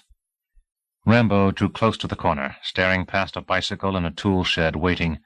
His forehead was cracked open from when his car had struck Teasel's, slamming his face against the police radio, and his sleeve was sticky from wiping away the blood that streamed down into his eyes. The collision had also wakened the pain in his ribs so that he did not know which hurt him worse. He waited longer, went drowsy briefly, then alerted himself. There was no sound, but a black figure seemed to be gliding along the rear fence in among evergreen shrubs. He wiped blood from his eyes, aimed, but could not let himself fire, not until he was certain it was Teasel. If the gliding figure was just a trick of the eyes, then shooting at it would reveal his place. It would also be wasting a bullet. He only had 5 in his handgun. The chamber beneath the firing pin was bare. Teasel's Browning held 13. Let him waste shots. He could afford to. There was another reason he did not fire immediately at the figure. When last he had wiped blood from his eyes, they had not focused properly, seeing double as if the blood remained. He could not distinguish now between the dark shape and the shape of the evergreens, all blurred together, and he was enduring a headache so sharp that it seemed ready to split his skull. Why wasn't the shadow moving? Or was it moving, and he could not see it? Teasel ought to have made some sound, though. Come on, make a sound. Why didn't he? It was getting too late. Already sirens were wailing close. Fire sirens, maybe, but maybe police. Come on, Teasel. He heard the people from the porch in the house now, talking frightened. He sensed something, and looked behind to see if anyone was still on the porch with a gun or something that might hurt him. And Christ, there was Teasel coming up the front lawn.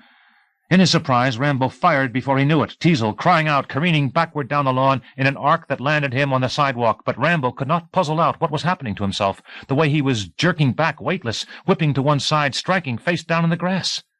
His hands were warm and wet on his chest, then directly sticky. Oh, Jesus, he was hit. Teasel had managed a shot and hit him. His chest was stunned, nerves paralyzed. Got to move. Have to get away. Sirens. He could not stand. He squirmed. A wire fence to the side of the house. Beyond it, vague, hulking objects in the night. The flames from the station and the courthouse surged high, illuminating them orange, but still he could not see them distinctly. He strained his eyes. His vision cleared, and he saw. Seesaws. The word a hollow jingle in his head. Swings. Slides. A playground. He inched toward them on his belly, the sound of the flames down behind him like the roar of a windstorm snapping through trees. "Get my gun! Where's my gun?" the man shouted inside the house. "No, please," a woman said. "Don't go out there. Stay out of it." "Where's my gun? Where did you put my gun? I told you to quit moving it." He dug his elbows into the lawn, squirming faster, reached the fence, a gate, opened it, kneed himself through. Behind him there were hollow footsteps on the wood of the back stairs. "Where is he?" the man was saying, his voice clear outside. "Where'd he go?" "There," the second woman said hysterically, the voice of the one who had seen him from the front porch. "Over there, the gate." Well, you bastards, Rambo thought and looked. The blazes were flaring high, and the man was standing by the tool shed aiming a rifle. The man was too awkward aiming, but he went instantly graceful when Rambo shot him, smoothly clutching his right shoulder, spinning easily, toppling perfectly over the bicycle next to the tool shed, and then he was awkward again as the bicycle gave way under him, and the two jumbled to the ground in a tinny jangle of chain and spokes. "Christ, I'm hit!" the man was groaning. "He hit me! I'm hit!" But the man did not know how lucky he was. Rambo had aimed at his chest, not his shoulder. No longer able to see to shoot straight, no longer able to hold his gun steady, his chest rapidly draining blood, he had no hope of getting away, no means of efficiently protecting himself, nothing. Except, perhaps, the stick of dynamite still in his pocket. The dynamite, he thought. Screw the dynamite. With the little strength remaining in him, he would not be able to lob the stick 5 feet. "He hit me!" the man was groaning. "He hit me! I'm hit!" "Well, so am I, buddy. But you don't hear me whining about it," he thought, and since he could not accept merely waiting for the men in the siren cars to come for him, he began crawling again. Into a dry wading pool at the center of the playground. Into the center of the wading pool. And there his nerves tingled, stretched to life, and gradually registered his pain. Teasel's bullet had torn through his cracked ribs, and it was like lancing a giant fester, poison spewing forth. The pain grew to overwhelm him. He was scratching at his chest, clawing, ripping. He shook his head, clenched his body, so convulsed with pain that he raged to his feet, up out of the wading pool, head stooped, shoulders hunched, tottering toward the fence at the edge of the playground. It was low, and he leaned over it, gasping, kicked his feet in the air, in a grotesque somersault, came down on the other side, expecting his back to hit ground, instead snagged thorns and leafless branches. A field of brambles. Wild raspberries. He had been here before. He did not remember when, but he had been here before. No, he was wrong. It was Teasel who had been here before, up in the mountains, when he had escaped into that whole slope of brambles. Yes, that was it. Teasel had gone in.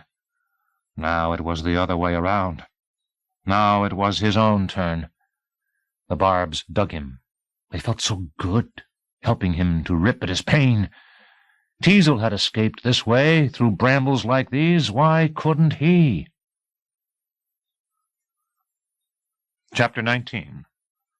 Teasel lay on his back on the concrete of the sidewalk, ignoring the flames, staring up fascinated at a yellow streetlight. If this were summer, he thought, there would be moths and mosquitoes flying around the bulb. Then he wondered why he had thought that. He was losing his stare, blinking now, holding both hands over the hole in his stomach. It amazed him that except for a compulsive itch in his intestines, he had no sensation. There was also a big hole in his back, he knew, but that, too, was just an itch. So much damage and so little pain, he thought, almost as if his body no longer belonged to him. He was listening to the sirens, first a few, then a cluster of them wailing somewhere beyond the fire. Sometimes they sounded far off, sometimes just down the street. Just down the street, he said to hear himself, and his voice was so distant that his mind had to be separate from his body. He moved one leg, then the other, raised his head, arched his back. Well, then, at least when the bullet had gone through, it had not shattered his spine to break his back. The thing is, though, he told himself, you're dying.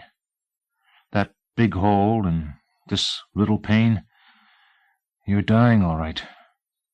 And that, too, amazed him, that he could think about it so calmly.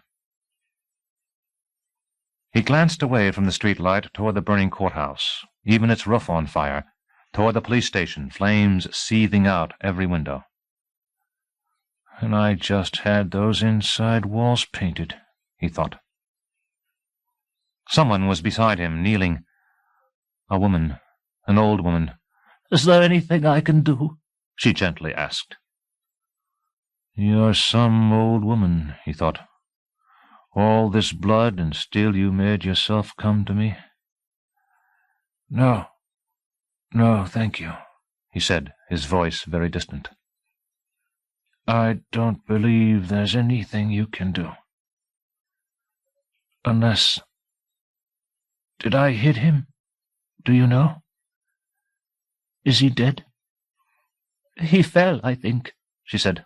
I'm from the next house down, by the station. I'm not sure exactly about it all. Well, he said, my house is catching fire. The people in this house, someone was shot, I think. Can I get you a blanket? Some water? Your lips are dry. Are they? No.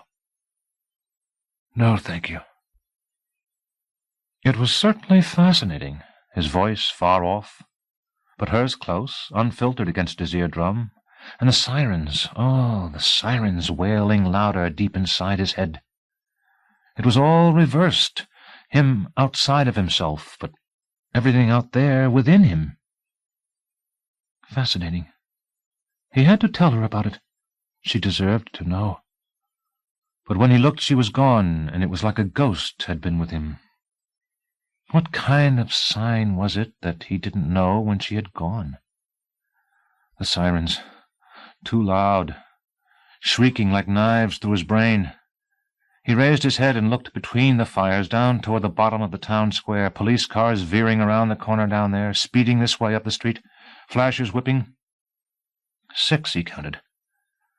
He had never seen anything with such distinct clarity, each detail in pure focus, especially each color of the light, flashers quick intermittent red, front beams constant glaring yellow, men behind the windshields orange in the shimmering radiance of the flames. The vision was too powerful. It set the street spinning, and he had to close his eyes or be sick. That would be all he needed. To retch and tear his stomach more and maybe die right there before he could discover how this would end. It was a grace that he had not already been sick. He was long overdue. Hold together. That was all he could do. If he was going to die, and he was sure that he was, he could not let it come over him just yet. Not until the end. He heard their tires squealing, and when he looked again, they were braking with a lurch below the station, policemen jumping out before the cars were at full stop, sirens ebbing. One policeman pointed up the street toward him, and they all came running between the fires, shielding their faces from the heat, shoes scuffling on the pavement, and in among them he saw Troutman. They had their guns drawn. Troutman had a pump shotgun that he must have taken from one of the cruisers. Now he saw Kern among them, too. Kern was telling a man, running as he spoke, "Go back to the car! Radio for an ambulance!" Kern was pointing up and down the street, telling others, "Get these people out of here! Push them back!" What people? He did not understand. He looked, and dozens of people had materialized. Their abrupt appearance startled him. They were watching the fires. Something about their faces. They were crowding toward him, eyes aglow, bodies stiff, and he raised his hands to keep them away, irrationally afraid, about to cry, "Not yet," as the policeman reached him, blocking them off and circling him. "The kid," he said. "Don't talk," Kern told him. "I think I hit him." He said it calmly. He concentrated, trying to imagine he was the kid. "Yes, I hit him." "You need your strength. Don't talk. A doctor's coming. We would have been here sooner, but we had to go around the fires on the—" "Listen. Relax. You've done everything you could. Let us handle it now." "But I've got to tell you where he is." "Here!" a woman screamed from the front lawn of the house. "Back here! Get a doctor!" "You ain't come with me," Kern said. "Spread out. Half on that side of the house, half on this side. Be careful. The rest of you help scatter this crowd." "But he's not back there." Too late. Kern and his men were gone. "Not back there," he repeated to himself. "Kern, what's the matter with him that he can't listen?" It was just as well he had not waited for Kern to help that evening at the start of the chase, he decided. With Kern along, the posse would have been twice as confused, and the men Kern brought would have died with the others. Troutman had not yet spoken. The few policemen who remained were trying to avoid the sight of all the blood. Not him, though. "No, not you, Troutman. You don't mind the blood at all. You're used to it." Troutman did not answer, just kept staring. One policeman said, "Maybe Kern is right. Maybe you should try not to talk." "Sure. And that's what I told Orville when he was shot. But he didn't want to die quiet any more than I do." "Hey, Troutman, I did it. I said I would, didn't I? And I did." "What's he talking about?" the one policeman said. "I don't get it." "Look at him. His eyes," another said. "He's gone crazy." Still staring, Troutman gestured for them to be quiet. "I told you I'd outguess him, didn't I?" His voice was a victorious child's. He did not like the sound of it, but he could not stop himself. Something inside him was rushing it on, getting it all out, the secret. "He was up there by the side of that porch, and I was the next house down beside that porch, and I could feel he was waiting for me to come. Your school trained him well, Troutman. He did exactly what he was trained to do, And that's how I outguessed him. His wound was itchy. He scratched it, his blood pooling out, and it was more fascinating to him with every moment how he could go on talking this way. He should be gasping, squeezing out each word he knew, and here they were coming on in a fluent rush like an unspooling ribbon. I pretended I was him. Do you see? I've been thinking about him so much it's like I know what he's doing. And just then, the two of us beside the porches.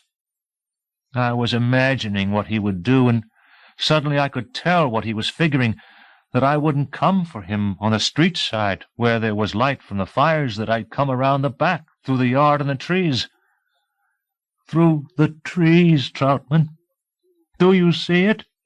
Your school trained him for guerrilla fighting in the hills, so he instinctively turned to the trees and the lawn and the bushes back there. And me, after what he did to me in the hills, I was goddamned if I'd ever fight him again on his terms. On my terms. Remember, that's what I told you? My town. And if I was going to get it, I was going to be on my street, near my houses, with the light from my office burning.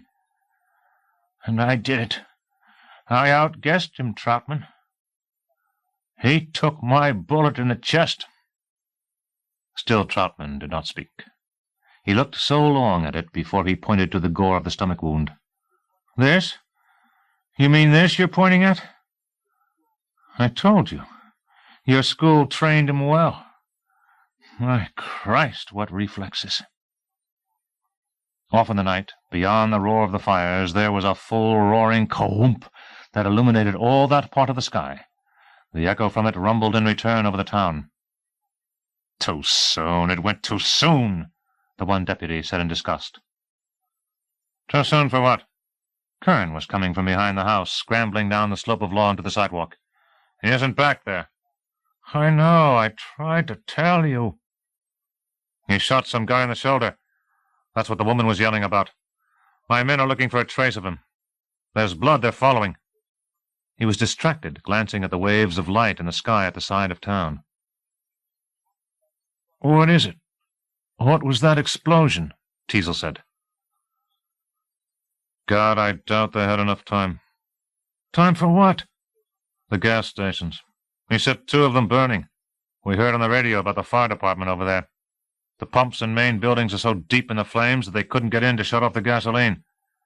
They were going to disconnect the electricity to that whole part of town when they realized if they stopped the pumps, the pressure would reverse the fire down into the main tanks and the entire block would go up. I called a squad of my men over to help evacuate. One of the fires was in a section of houses. God, I hope they were in time before it went. And there's another one yet to go, and how many will be dead when this is over? A shout from the side of the house. He went across the playground over here. Well, don't yell so loud that he knows we're on to him. Don't worry, Teasel said. He's not in the playground. You can't be sure of that. You've been lying here too long. He might have gone anywhere. No, you have to be in his place. You have to pretend that you're him. He crawled through the playground and pushed himself over the fence there, and he's in the wild raspberries, the brambles. I got away from him through brush like that, and now he's trying it, but he's wounded too bad. You can't believe the pain in his chest. There's a shed there some children built, and he's crawling toward it. Kern frowned in question at Troutman and the 2 policemen. What's been going on with him while I was back there? What's happened? The one policeman shook his head queerly. He thinks he's the kid. What? He's gone crazy, the other said. You 2 watch him. I want him quiet, Kern said. He knelt beside him. Hang on for the doctor. He won't be long, I promise you. It doesn't matter. Try, please. There were bells clanging and more sirens as 2 big fire engines lumbered up the square, slowing heavily to a stop beside the police cars. Firemen were jumping off, rubber-coated, running for tools to open the water hydrants, reeling out hoses. Another shout from the side of the house. It went clean through the playground. There's blood all through it. There's some kind of field and bushes. Don't shout, I told you. Then down to him on the sidewalk. Okay, let's find out for you. Let's see if you're right about where he is. Wait. You'll get away. I have to go. No, wait. You have to promise me. I did. The doctor is coming. I promise it. No, something else. You have to promise me. When you find him, you have to let me be there for the end. I have a right. I've been through too much not to see the end. You hate him that much? I don't hate him. You don't understand. He wants it. He wants me to be there.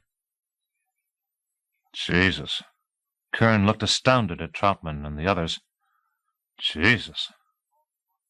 I shot him, and all at once I didn't hate him any more.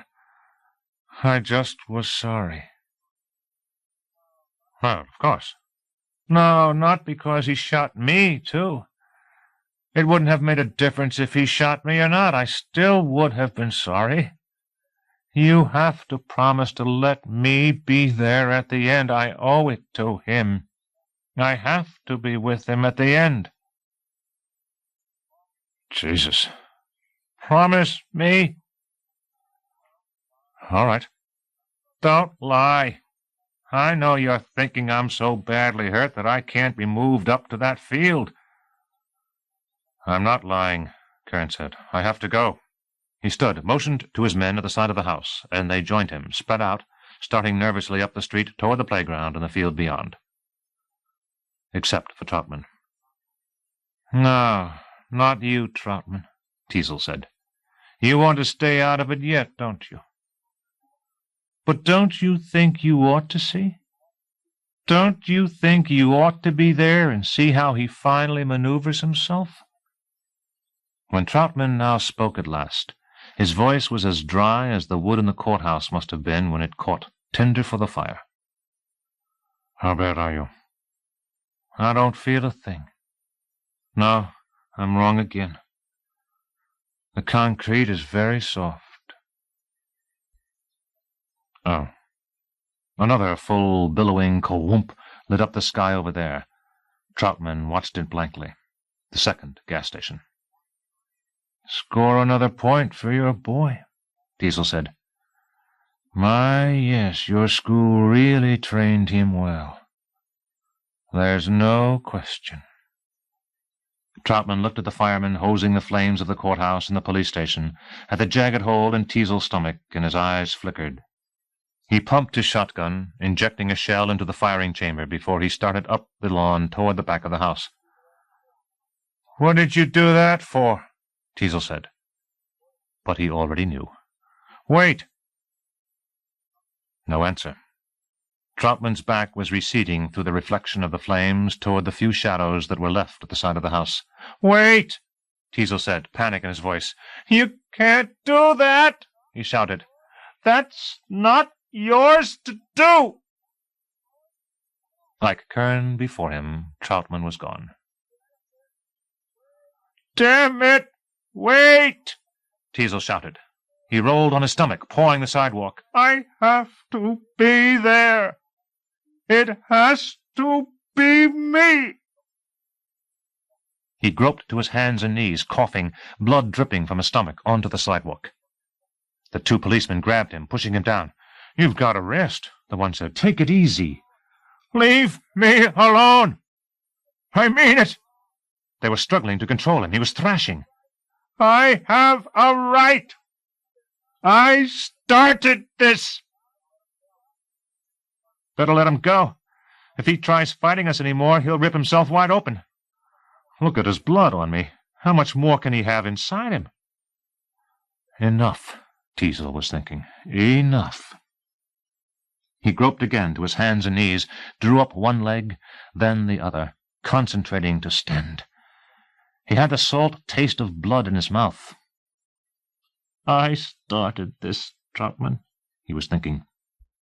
He's mine, not yours. He wants it to be me. He braced himself, rose, walked a step, then listed, contending for his balance. If he fell, he was certain he would never be able to raise himself again. He had to hold himself steady, balancing as he wove up the lawn toward the house. I know it, Troutman, he was thinking. He wants it to be me, not you. Me. Chapter 20.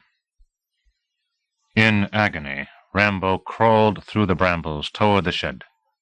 The firelight extended weakly onto it, and he saw how one wall leaned inward, the roof on an angle, but he could not see in through the half-open door, stark black in there. He crawled, but he seemed to be taking a very long while to go a short space, and then he found he was just doing the motions of a crawl, not getting anywhere.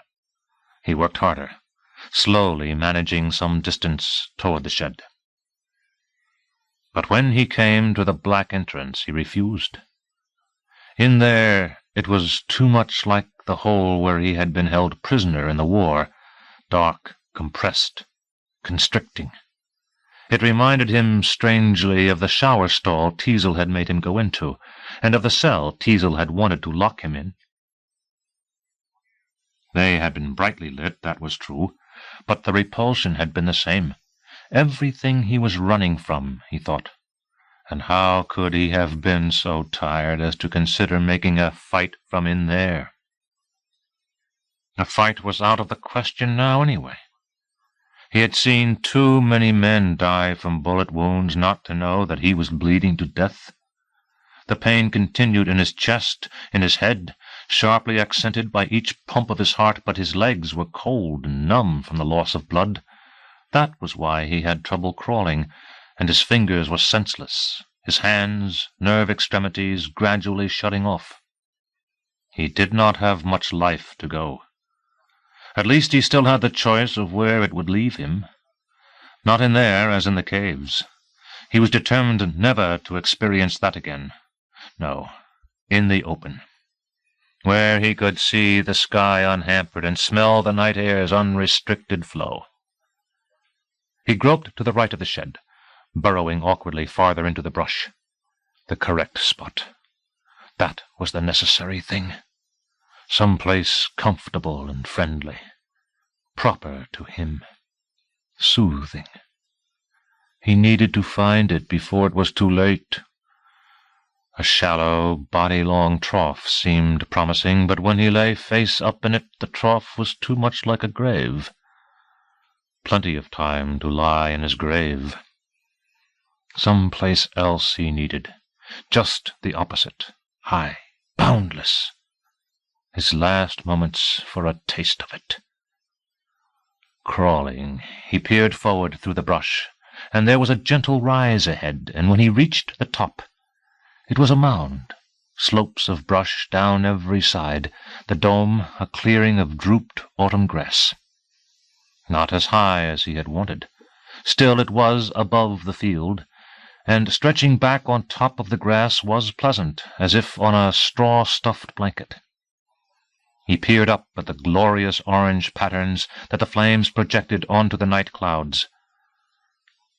At ease. This was the place. At any rate, his mind was at ease. But his pain quickened, racking him, and in contrast the numbness crept to his knees, his elbows. Soon it would creep to his chest, cancelling the pain, and where after that? His head? Or would he be gone before then?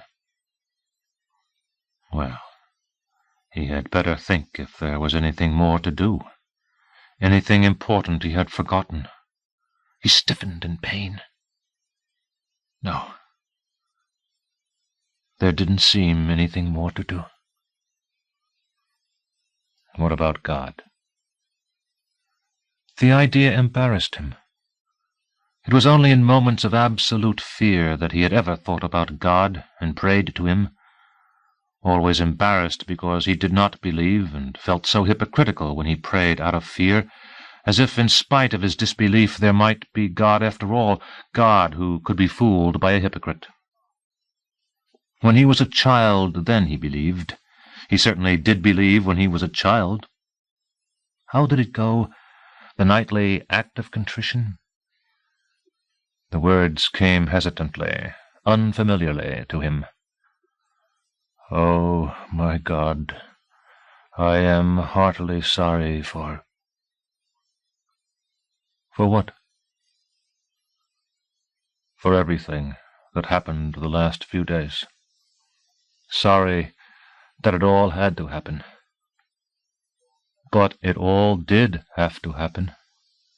He regretted it, but he knew if this were Monday again, he would go through the next days the same as he had up to now, just as he knew Teasel would. There was no avoiding any of it. If their fight had been for pride, it had also been for something more important. Like what? Like what a lot of horse shit, he told himself. Freedom and rights. He had not set out to prove a principle. He had set out to show a fight to anyone who pushed him any more, and that was quite different. Not ethical, but personal, emotional. He had killed a great many people, and he could pretend their deaths were necessary because they were all a part of what was pushing him, making it impossible for someone like him to get along. But he did not totally believe it. He had enjoyed the fight too much, enjoyed too much the risk and the excitement. Perhaps the war had conditioned him, he thought. Perhaps he had become so used to action that he could not ease off. No, that was not quite true either. If he had really wanted to control himself, he could have. He simply had not wanted to control himself. To live his way, he had been determined to fight anyone who interfered. So all right then. In a way, he had fought for a principle. But it was not that simple, because he had also been proud and delighted to show how good he was at fighting. He was the wrong man to be shoved. Oh, yes, he was. And now he was dying, and nobody wanted to die, and all that he was thinking about principles was a lot of crap to justify it. To think that he would do everything again the same was just a trick to convince himself that what was happening right now could not have been avoided. Christ, it was right now, and he could not do one damn thing about it. And neither principles nor pride had any matter in the face of what was to come. What he should have done was cherish more smiling girls, and drink more icy water, and taste more summer melons. And that was a lot of horse shit, too. What he should have done, and all that about God was merely complicating what he had shortly decided.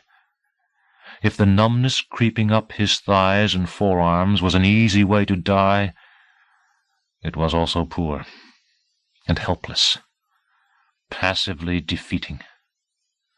The one choice left to him was how to die. And it was not going to be like a holed-up wounded animal, a quiet, pathetic, gradually senseless deterioration.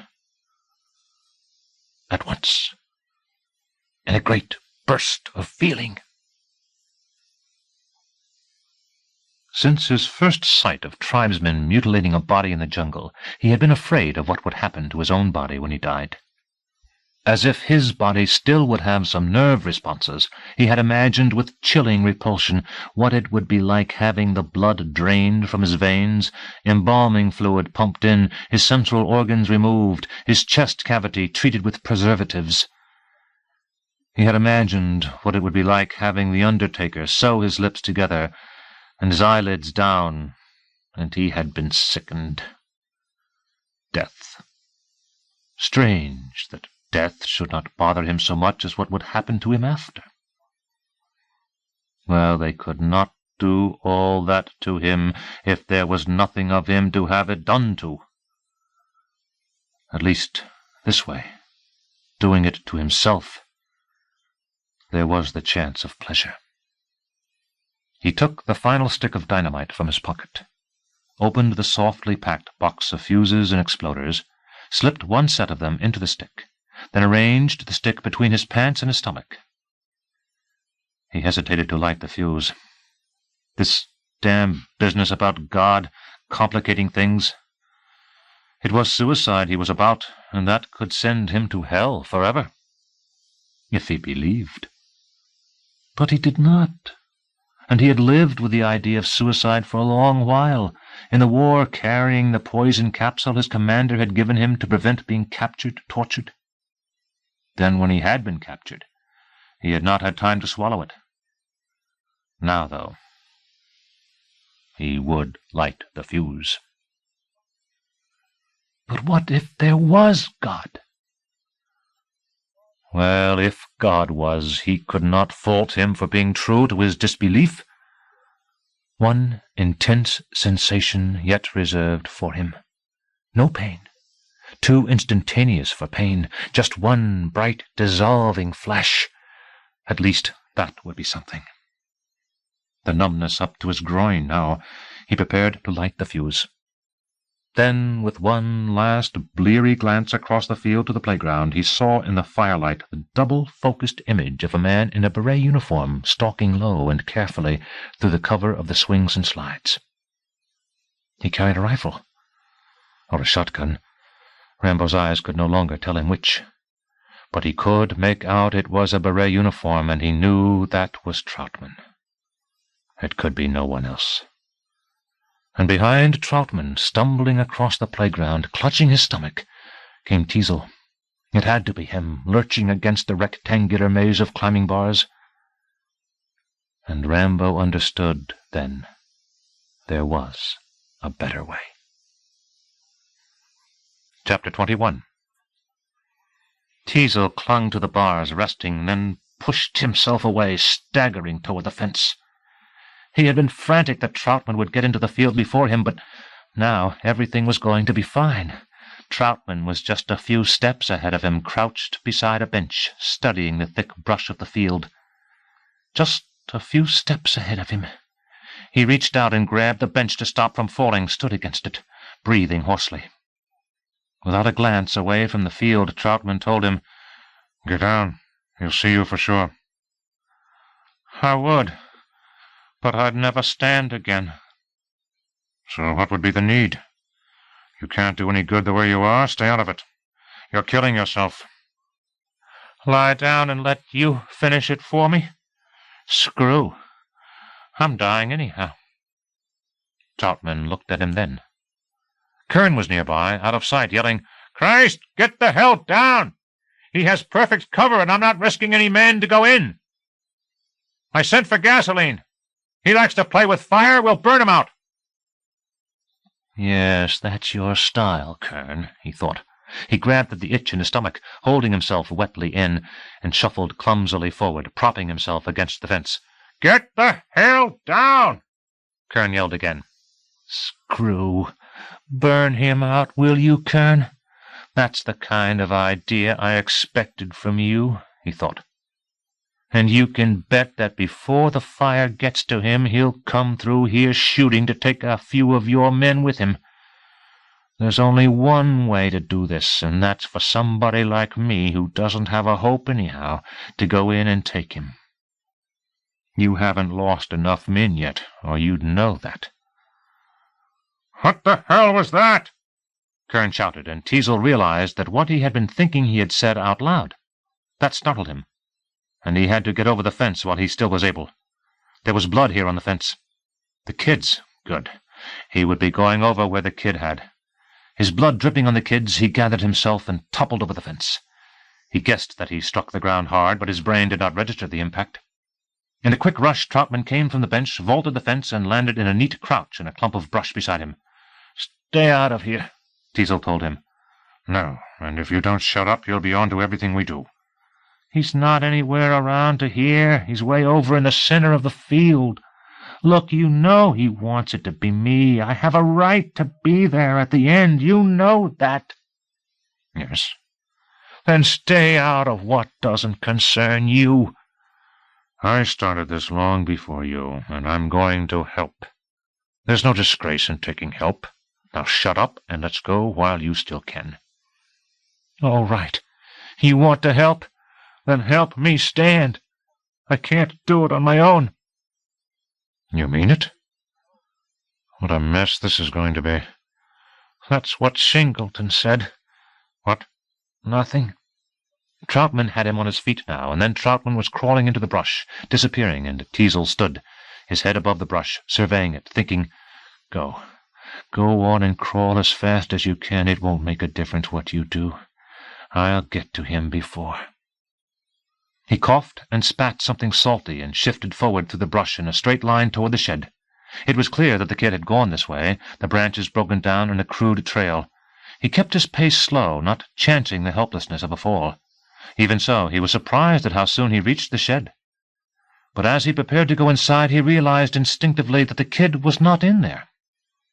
He glanced around, and as if drawn toward a magnet, he shambled swaying down another broken path toward a large mound. There. The kid was there.